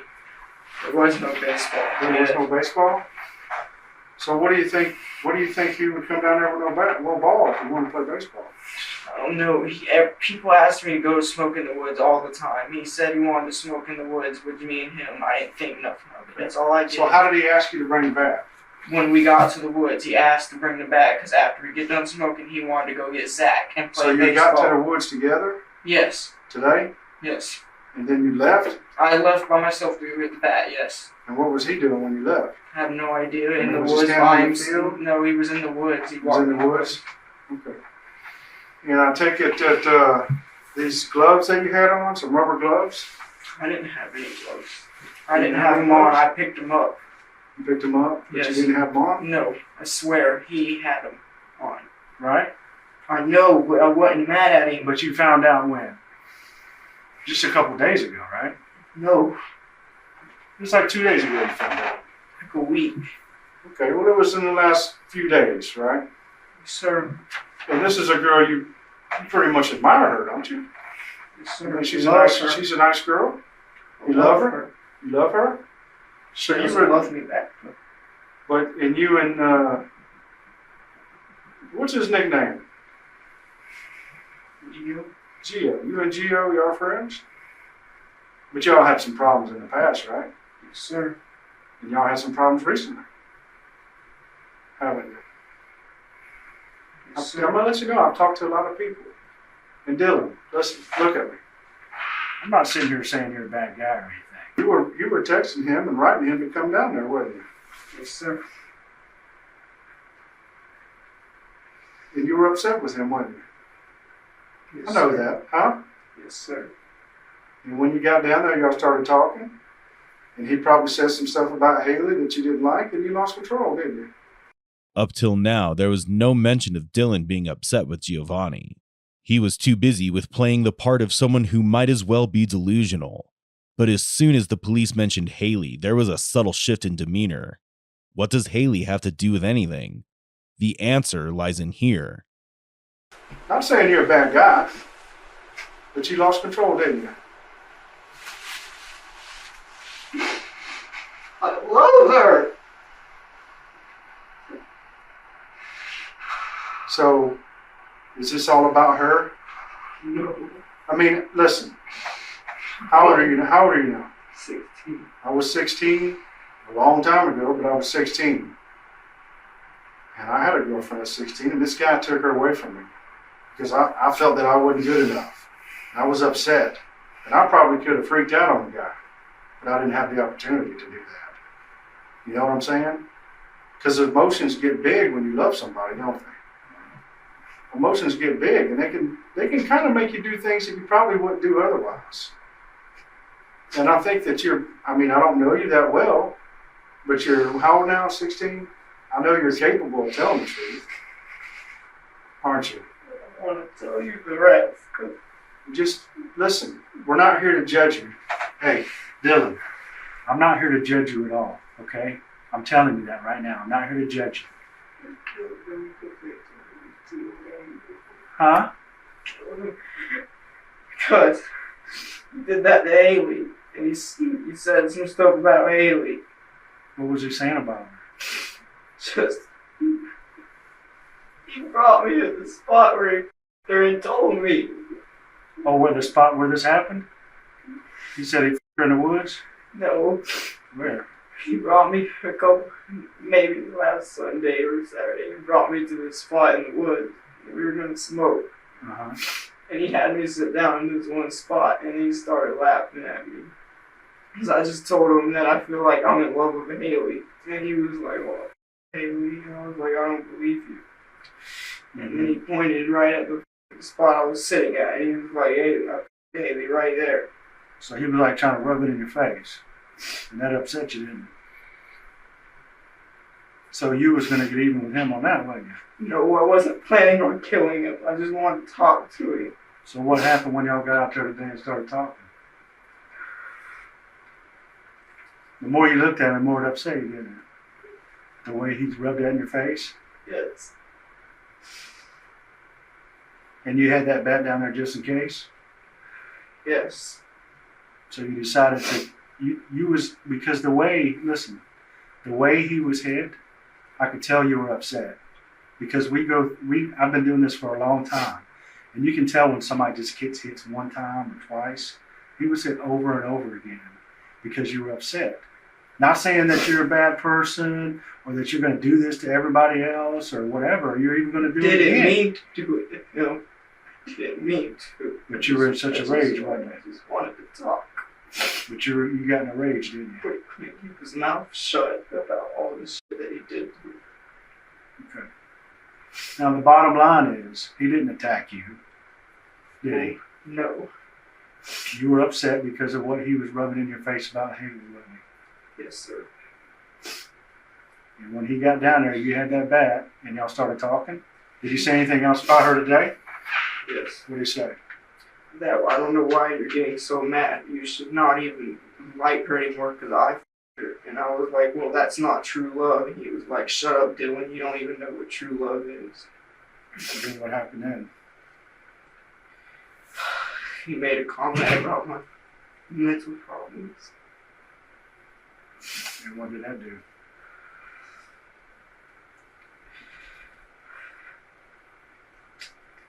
Did that upset you? Yes. And what'd you do then? I killed him. Now go through the steps if you can remember how this went down. He said what I just told you. And then what did you do first with the bat? I said quit talking about the girl I love and my mental health problems because he's the only one besides you I just told about the voices. My parents don't even know. He's the only one who knows about when I go to sleep I have these bad dreams. He's the only one who knows. He was the only one I thought I trusted, and then he throws it all in my face right after he said that the girl that I love. Mm-hmm. He was treating me like garbage, so I treated him like a piece of garbage. So what was the first thing you did with the bat? I pointed at him and told him to stop talking about me. And he didn't look like he was scared. He was like, Dylan, quit being you know you're going to be a just put the bat down. And that started to piss me off. So I took another step further. And he said, what are you going to do? Because he hit me in the head with a bat. And then he pushed me. And then I hit him in the head with the bat. What did he do when you hit him in the head? He looked at me like he was really sorry for what he had did. I mean, did he fall down or was he still standing? He was still standing after a couple of hits. Mm-hmm. So you had a couple of times when he was standing? Yes. In the head? Yes. And then what did you do? When he hit the ground, I wanted to make sure he never talked bad about me again, so I hit him in the Adam's apple. How was he laying? On his back. Okay. So you hit him in the throat area? Yes. And then what? I realized what I had just done. And how I f***ed up. And I threw everything down and ran out the woods and started throwing up, calling for help. So did you hit him any more times in the face when he's on his back? Once. That was it. Dylan's every action seemed designed to avoid the inevitable truth. Just a week before the incident, he and Giovanni had already clashed over Haley. This conflict led Dylan to devise a deadly plan to remove his friend, the one he believed had betrayed him. On the day of the murder, he urged Giovanni to meet him in the woods, a familiar place for them. What Giovanni didn't know was that Dylan had already borrowed a baseball bat from a neighbor earlier, a chilling indication of his intentions. When the moment came, he struck Giovanni without mercy, leaving the scene pretending to seek help. While questions remain about his mental health claims, one thing is certain: Dylan won't be walking free again. During the trial, it was proved to be a premeditated plan, and Dylan Murray was found guilty. On December 19, 2019, he pleaded guilty by blaming his auditory hallucinations that he faced when he was 10. However, That was a futile attempt and was sentenced to 60 years in Florida State Prison, followed by 20 years of probation. I literally cannot believe the justice system right now, which is really f***ed up because I was hoping to become a law enforcement officer, but now I don't want to. I'll spend my 19th or 20th birthday behind bars. This is the moment a 19-year-old beauty pageant contestant realizes she's not walking a runway. She's walking straight into prison. I wouldn't do this on a whim. I wouldn't. Okay. I'm a pageant girl. I don't do things like this. She and her boyfriend, Nathan Ortiz, had just killed 31-year-old Matthew Collins, and the reason she is about to give is downright bizarre. I'm pregnant, and it's a very serious, I'm very hormonal and emotional, so I don't know what to do, and I ended up pulling the trigger. Her audacity in using pregnancy as a justification for murder is truly shocking. But that's not all. At every turn, she reveals just how ignorant and heartless she truly is. I didn't know what to do. I genuinely just sat there freaking out. Do you think you did something wrong here? Messing with the car, yes. After killing a man and burying his body, she oddly turns her focus to the car, as if that's the real tragedy. The detectives were about to endure one of the most immature interrogations ever, and buried beneath it all was a jaw-dropping truth wrapped in pure arrogance. It all began on the evening of October 13th, 2017, when Matthew's girlfriend, Francesca, filed a missing person report. 5 days into the investigation, police found Francesca's car abandoned on a dead-end road just outside Fort Myers. What they discovered inside changed everything. Bloodstains, a bullet hole in the windshield, stripped electronics, and Matthew's phone were all found in the vehicle. And the missing person case turned into a full-blown homicide. GPS data from Matthew's phone led the officers straight to the home of Nathan Ortiz and Aria Armstead, who lived together with Nathan's mother in Lehigh Acres, Florida. With the evidence pointing squarely at them, both Nathan and Aria were brought in for questioning. This video focuses on the interrogation of Aria Armstead, the arrogant and shockingly clueless teenager at the center of this disturbing case. We're just going to talk to you about some things, see what you know, what you can help us with, or you can lead us down our investigation, okay? All right, how long have you and Nathan been together? Collectively, 3 years, dating-wise, coming on 2. Okay, all right. And you said y'all reside together? Yes. All right, and school-wise, how far in school have you gone? I was about to graduate. I literally had 4 more Fridays left, and I would have graduated. But I had an altercation with my mom. Things went south, and I kind of just was like, my mom. So it's kind of what happened. Aria once had a promising future ahead of her. She had competed in multiple beauty pageants and was truly in the prime of her life. But everything began to unravel the moment she crossed paths with 21-year-old Nathan, who quickly became a controlling influence, even discouraging her from attending school. Through him, she met Matthew, who was last seen on October 12th. And it seems like Aria has no problem admitting to the fact that she had met him on that fateful day. But the detectives are about to set their first trap, and Aria, who seems very much comfortable, is about to walk right into it. What time do you think he came by and picked you up? It was during the day, so I'd say probably high noon. Okay. Did y'all hang out with him for the night? No. What'd y'all do with him? Just drove around, that's it. Do you have any other places y'all visited? We kind of we go by 31 a lot because it's just there. Babcock, or he just picks us up to go just talk and hang out, just to get out of the house, so. Yeah. Cool. And how does he just stop by too, or does he usually call him? Occasionally, I don't know if he told me or not, but he probably, sometimes he pops out, sometimes it's just, like, hey, I'm coming over, so. Okay. And so did he just stop by, or? He stopped by. Okay. So where'd y'all go from there? Down to Babcock, came around, and that was pretty much it. He was kind of acting a little shady. What do you mean by that? He just blues, which are like little small, I don't know what they're called, but that's how he refers to them. He took a couple, he like used like a straw to like crush him, and then he just kind of just snorted him, I guess. I'm in the backseat all the time, so I don't know. I can't really see anybody. It's just, you know, when people just get really uncomfortable, like you can tell when people are just like, hi. I try to remove myself from the situation, but I was there, so it's kind of just a day-by-day thing. I do have the craving, but I don't want to, so I just or do the rubber band method and just keep them. Just I always wear those. That, and I have a lot of hair, and I break hair ties left and right, so it's a lot of mess. I have a lot of hair too. It's.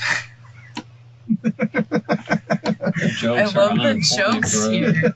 I love. Listen, them. this is how I do. This is how I do my job. Ask him. I'm constant joking around. Right. I like that though. It's, you know, makes the day go by faster. It does. Keeps me on track too. Keeps people on their toes too.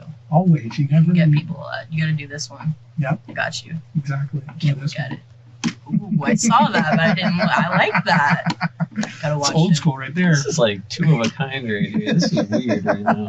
It's a little bit of deja Y'all are vu. freaking me out. Just sit over there and write your notes. Oh, stop. Wish I had a bed. It'd be fun. Just go to take a nap. I love naps. I wish. I've taken 3 standing up today. The detectives are keeping things calm, almost turning the serious interrogation into casual chit-chat, just to match Aria's teenage attitude. But they know there's more to the story. Aria says she's clean now, but that's not true. She says she is pregnant, but was still using drugs, and both her boyfriend Nathan and their friend Matthew were also involved with narcotics. In reality, there's much more going on, and it's about to come to light. So you said this kid does some blues and stuff? I don't approve it. It's not. It's just really shady. Yeah. Just like people just change, and like the little things just, and then it's just a. Did anything happen that night? That. Well, he sits there and he likes this song called "Perfect Pint," and there's a chorus of it that says like everyone's a blood, so they're hemorrhaging. I don't know what that means. I do not affiliate with gangs at all, but he you like go monotone throughout the song, but when this one line comes up, he puts a lot of emphasis into that line. So it happened a few times, and it just got like to the point where I was just like, why are you doing this? Like, what's the point? And then conversation broke out, and he's like, Matt was like, oh yeah, you know, I gang, whatever. And I was like, that's great. You do blues and you gang. I'm in your car. It's awesome. And he asked Nate, he's like, yo, do you do that? Or, you know, you're a gamer? He's like, no. Nate was like, I don't know. I told him, there's none of that. No, I don't want to be in, I don't want to have to, you know, I don't want him in that situation. I really don't. And it got to the point where, like, they got really, really, like, he got really angry with the answer that he gave him. And I don't know if it was the blues or just how he is, but he got really mad, and, you know, a fight broke out between the two. So as he was driving, he is speeding at this moment, things did happen, and we got out safely. What happened? I came out, and he pulled a gun out in the bar ride. He said, F you. I'm going to take your girlfriend. Well, he didn't call me his girlfriend. And there was, I looked over, because I'm freaking out in the back seat. I don't know what's going on. I see it's here. Nate's here. At cocks the gun says, F you. Sorry, I didn't even say that. No, you're fine. Just tell me what happened. Okay. Nate said, he said, F you. Nate was, like a ninja move. I'm gonna refer to this like that. So he holds him, grabs him, punches him, retaliates, punches him back, messes up Nate's contacts. Nate can't see. The gun is now in the back seat. I'm freaking out because my boyfriend's getting attacked, and I don't know what to do in this situation. So I'm pregnant, and it's a very serious. I'm very hormonal and emotional, so I don't know what to do, and I ended up pulling the trigger. Okay. What happened? That last clip had so much going on, and it's hard to even know where to begin. First off, Aria's calmness while recounting everything is unreal. Then she casually drops, "We got out safely," as if she's the real victim here, confident this whole scenario could somehow pass as self-defense. On top of that, she keeps bringing up her pregnancy, as if it somehow justifies what happened. It seems like she's trying to split the blame between Matthew and her pregnant state. But one thing's for sure, this is just the beginning. Things are about to spiral even further. So what happened from there? I freaked out. I asked Nate if he could drive us back home. We drove home, and we kind of he went inside, he was freaking out, I freaked out, I cried. I was panicking, I'm pregnant, I don't know what to do. I honestly really didn't know how to feel about the situation, so the best thing I could do was dig a hole. I asked Nate if he could move in with me, and now he's in a hole. That's it. Again, it was an unfortunate situation. I really didn't know what to do. Like I said, I'm not about to be 20. I'm pregnant, I don't have life insurance or health care or anything like that, so I can't really go and get checked or anything. So, but the situation did happen. I really wish it really didn't happen like that, because besides the blues, he's a really nice person. He's just when he's on blues, he's a totally different person. When you smoke, you're a different person. He does that too. So like, I don't really don't know how to describe it. All I feel is regret towards the situation, because I'm Christian. I don't believe in violence, but my life and my boyfriend's life was in danger. And I had the thought of rolling outside the window and just hurling myself out, but I have a baby in me. Yeah. So at that point in time, the only thing I really could do was that. So unfortunately it did happen, and I take everything back on that. Okay. And what happened. Listen, okay. I want you to understand this. Okay. I know this guy's an asshole. You know how I know that? I've talked to a bunch of people that deal with him. Okay. He's an asshole. Okay. So I get that. Okay. And I'm sure the drugs didn't make it any better. No, it really didn't. But around me, he's like, you ever met someone that gets around another female and just, can't control it? Knowing the fact that my boyfriend's right next to him. But he'd like make these little snooty remarks or just whatever. And there's like, he'd wink at me or whatever. And I'd feel uncomfortable about it, because I do have a boyfriend. I've been in situations not similar to this, but like I've been harassed before, and I don't take it lightly. So, and it just really like, it irked me to the point where it just really bothered me, got underneath my skin. And unfortunately this situation did happen, and I completely regret everything that happened. I understand. Getting in the car was probably the biggest mistake. It's clear she's fishing for sympathy, with pregnancy topping the list. But the detectives are 2 steps ahead and reading her like a book. They match her tone, even call Matthew a jerk. And just like that, Aria starts to feel important. And now she thinks she's in control. The answers are about to spill. I mean, there were signs. He got very paranoid when he pulled up. I guess he did more prior to us meeting us, but in all honesty, like, it was a very serious, like, I shit my pants situation. Like, I literally cried, and I didn't sleep. I was freaking out.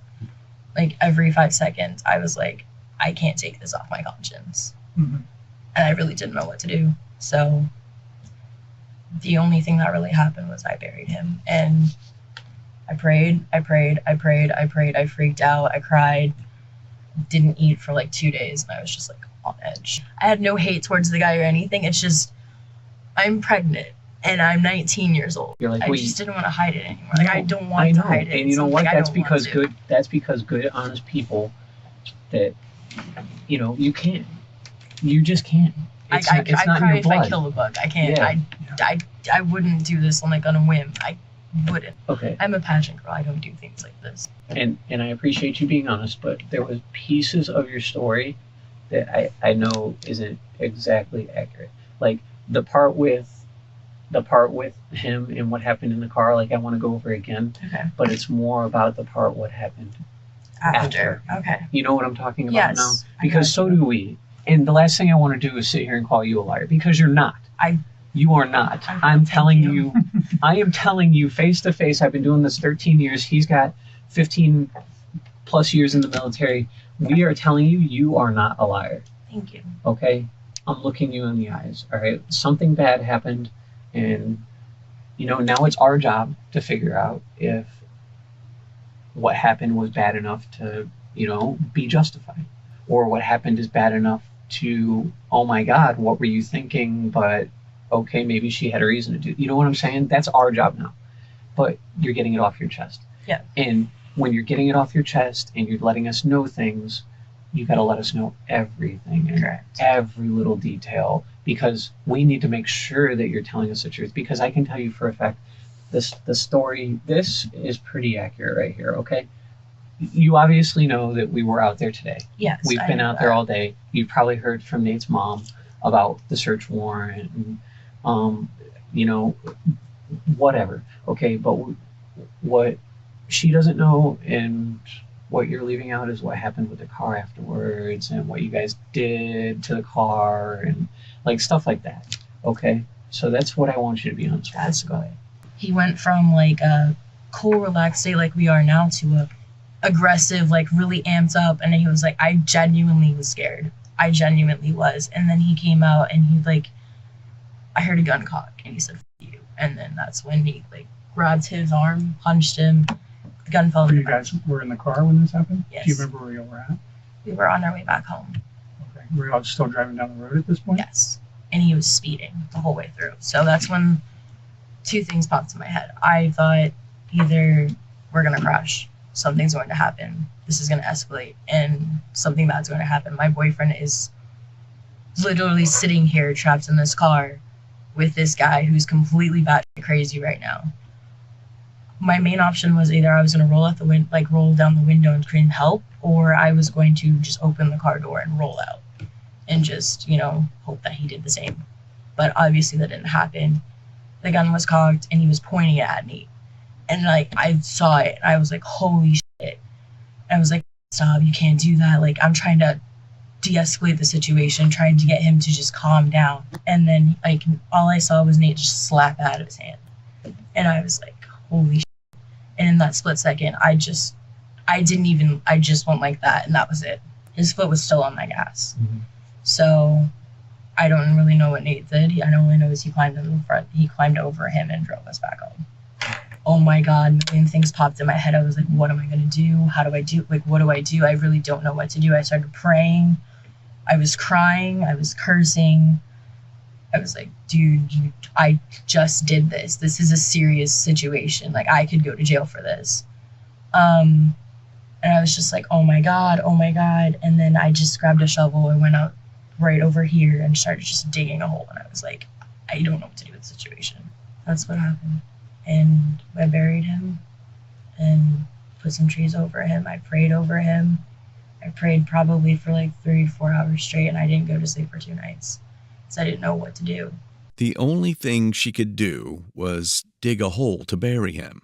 Miss Congeniality by then had picked up a gun, shot a man dead, all during her pregnancy.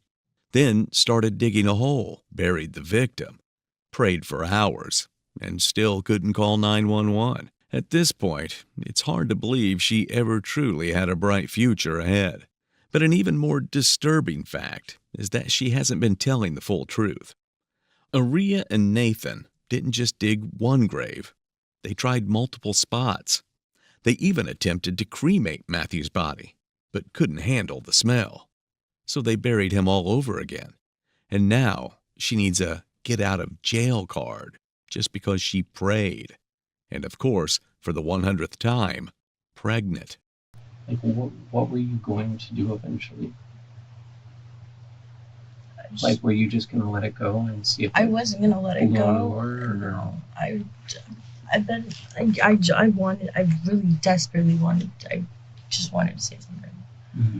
But like, being that if it was like, hey, I slashed someone's tire, that's not as deep as taking someone's life. Taking someone's life is a huge thing. Right. And the weight was on my shoulders, and I really wanted to say something. I really did, but I didn't know how. I didn't know what to do in the situation. thoughts did come in my mind, and I literally sat there. I was like, okay, today I wanted to. I really did, but it's not something I can just go to my mom and be like, hey, Mom, so I got in this situation, but I don't want to worry her like that. Why didn't you all call 911? See, we didn't know what to do. We really didn't know what to do. Like, But I was in saying, hindsight, where do you think the problem lies right now? the fact that we didn't come in sooner and say Right. something. And the fact that you guys tried to sit here and destroy things in this man's car, and the fact that I can't find a gun and a little kid might pick it up and end up hurting himself right now. All that, like, do you think about the fact that, like, do you think you should have called 911? At the time, yes, we should have. We should have called 911. That would have been the mature, right thing to do. Did you have a phone too? No, not at the time. You had a phone, but it wasn't connected. No, my phone's broken. Okay. He had a phone. Yes. Are you sorry for everything that happened? There's like no words to describe. Like, I never wanted to. I genuinely have tried to just ask for forgiveness every day after this. I don't understand. It was a lot. It's a lot of pressure. It's a lot to have on somebody. It's not something I ever do. But my life was in danger. My baby's life was in danger. My boyfriend's life was in danger. And I genuinely didn't know what to do. I sat there, I cried, I prayed, I tried to forget. That obviously didn't work. I had like moments where like it played out in my head. I'd close my eyes and I would literally look at him covered in sand, and I couldn't. We tried going for a walk and I couldn't go anywhere. As soon as I like stepped outside, even to walk the dogs go outside. Right. I'd sit there and just shake because I didn't know what to do. I genuinely just sat there freaking out. Do you think you did something wrong here? Messing with the car, yes. Do you think you should be punished for something like this? If it comes down to it, yeah. Because this is a serious thing. So, if it happens, it does happen. I will take all consequences that come to me. After killing a man, half cremating him, burying the body, and hiding out for nearly a week, Aria truly believes that the real mistake she made was messing with the car. If that doesn't scream ignorance, nothing does. But now we're about to reveal a jaw-dropping twist. Throughout the interrogation, Aria keeps bringing up her pregnancy, using it as a way to justify her actions and gain sympathy. But when detectives run a check, they discover she isn't pregnant at all. This is the level of cruelty Aria Armstead operates on. And just when you think she couldn't be any more heartless and detached from reality, her guilt-free attitude keeps sinking to darker and darker depths. The situation happened. I didn't do it out of spite, Right. but you know. Did you do it for gain? No, I have nothing to gain from this. Was it your plan to rob him, or no? Was there some sort of well, you kind of hinted at it before, but we know Matt to be kind of like a womanizer. He's like on Plenty of Fish and stuff. Was there ever like a relationship with you guys prior that? No. Anything like that? No, I'm gonna ask you this question because earlier you told me that y'all don't do drugs or you won't let him do drugs or anything. Why is there a bomb in his room? Smoking weed. I do get the urge occasionally. Is that why you guys covered the vent up? Yeah. I knew we were missing something. I here. do. I don't. I'm not supposed to. Yeah. But I'm sure in this incident, This has probably situation, made it worse. everything's worse. I started smoking cigarettes again. Something I look down upon. But yeah, we did start smoking weed. So. What seemed like a lighthearted wrap-up to her conversation took a sharp turn. Behind the scenes, detectives had already uncovered that Aria and Nathan were still actively using drugs. And with all the lies Aria spilled during the interview, The theory that Matthew was killed over a drug-related issue suddenly became a lot more likely. And this is how and when she finally finds out she's going to prison. Aria sits down for her final performance, doing whatever she can to grab one last bit of sympathy. Trust the police. They said they'll have you back. They said, no, you chose a scumbag over two teenagers who literally feared for their lives. I can't. I literally cannot believe the justice system right now, which is really fucked up because I was hoping to become a law enforcement officer, but now I don't want to. I spent my 19th or 20th birthday behind bars. Should have stayed in school. I went to college. Because the people I've met in the past 7 months, bad news all over. Fun fact is, we didn't do anything wrong. We freaked out. Our lives were in danger. We should have called right then and there, because, that would have been better, but I'm not an officer, but if my boyfriend has a gun in his face, and it falls in the back seat, you're taught to neutralize the target. Don't sit here and bribe me with food and tell me that you believe me when you don't. Don't tell me that I would never intentionally do something. I'm not a terrorist. I'm not a psychopath. I'm a pregnant 19-year-old female whose life was in danger. As for Nathan, he was also interviewed, and the detectives got the exact same answer from him as well. After all, they almost had a week to rehearse. But the lies and the evidence they had with them was enough to bring in a closure. But do you think it was just self-defense, or was there a darker motive behind the murder?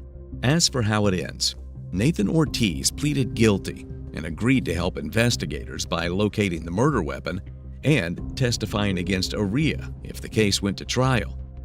As a result, he was sentenced to 42 months in prison and was released in October 2020. Aria Armstead, on the other hand, pleaded guilty to first-degree manslaughter, tampering with evidence, and abuse of a corpse. For her role in the crime, she received a sentence of 40 years in prison.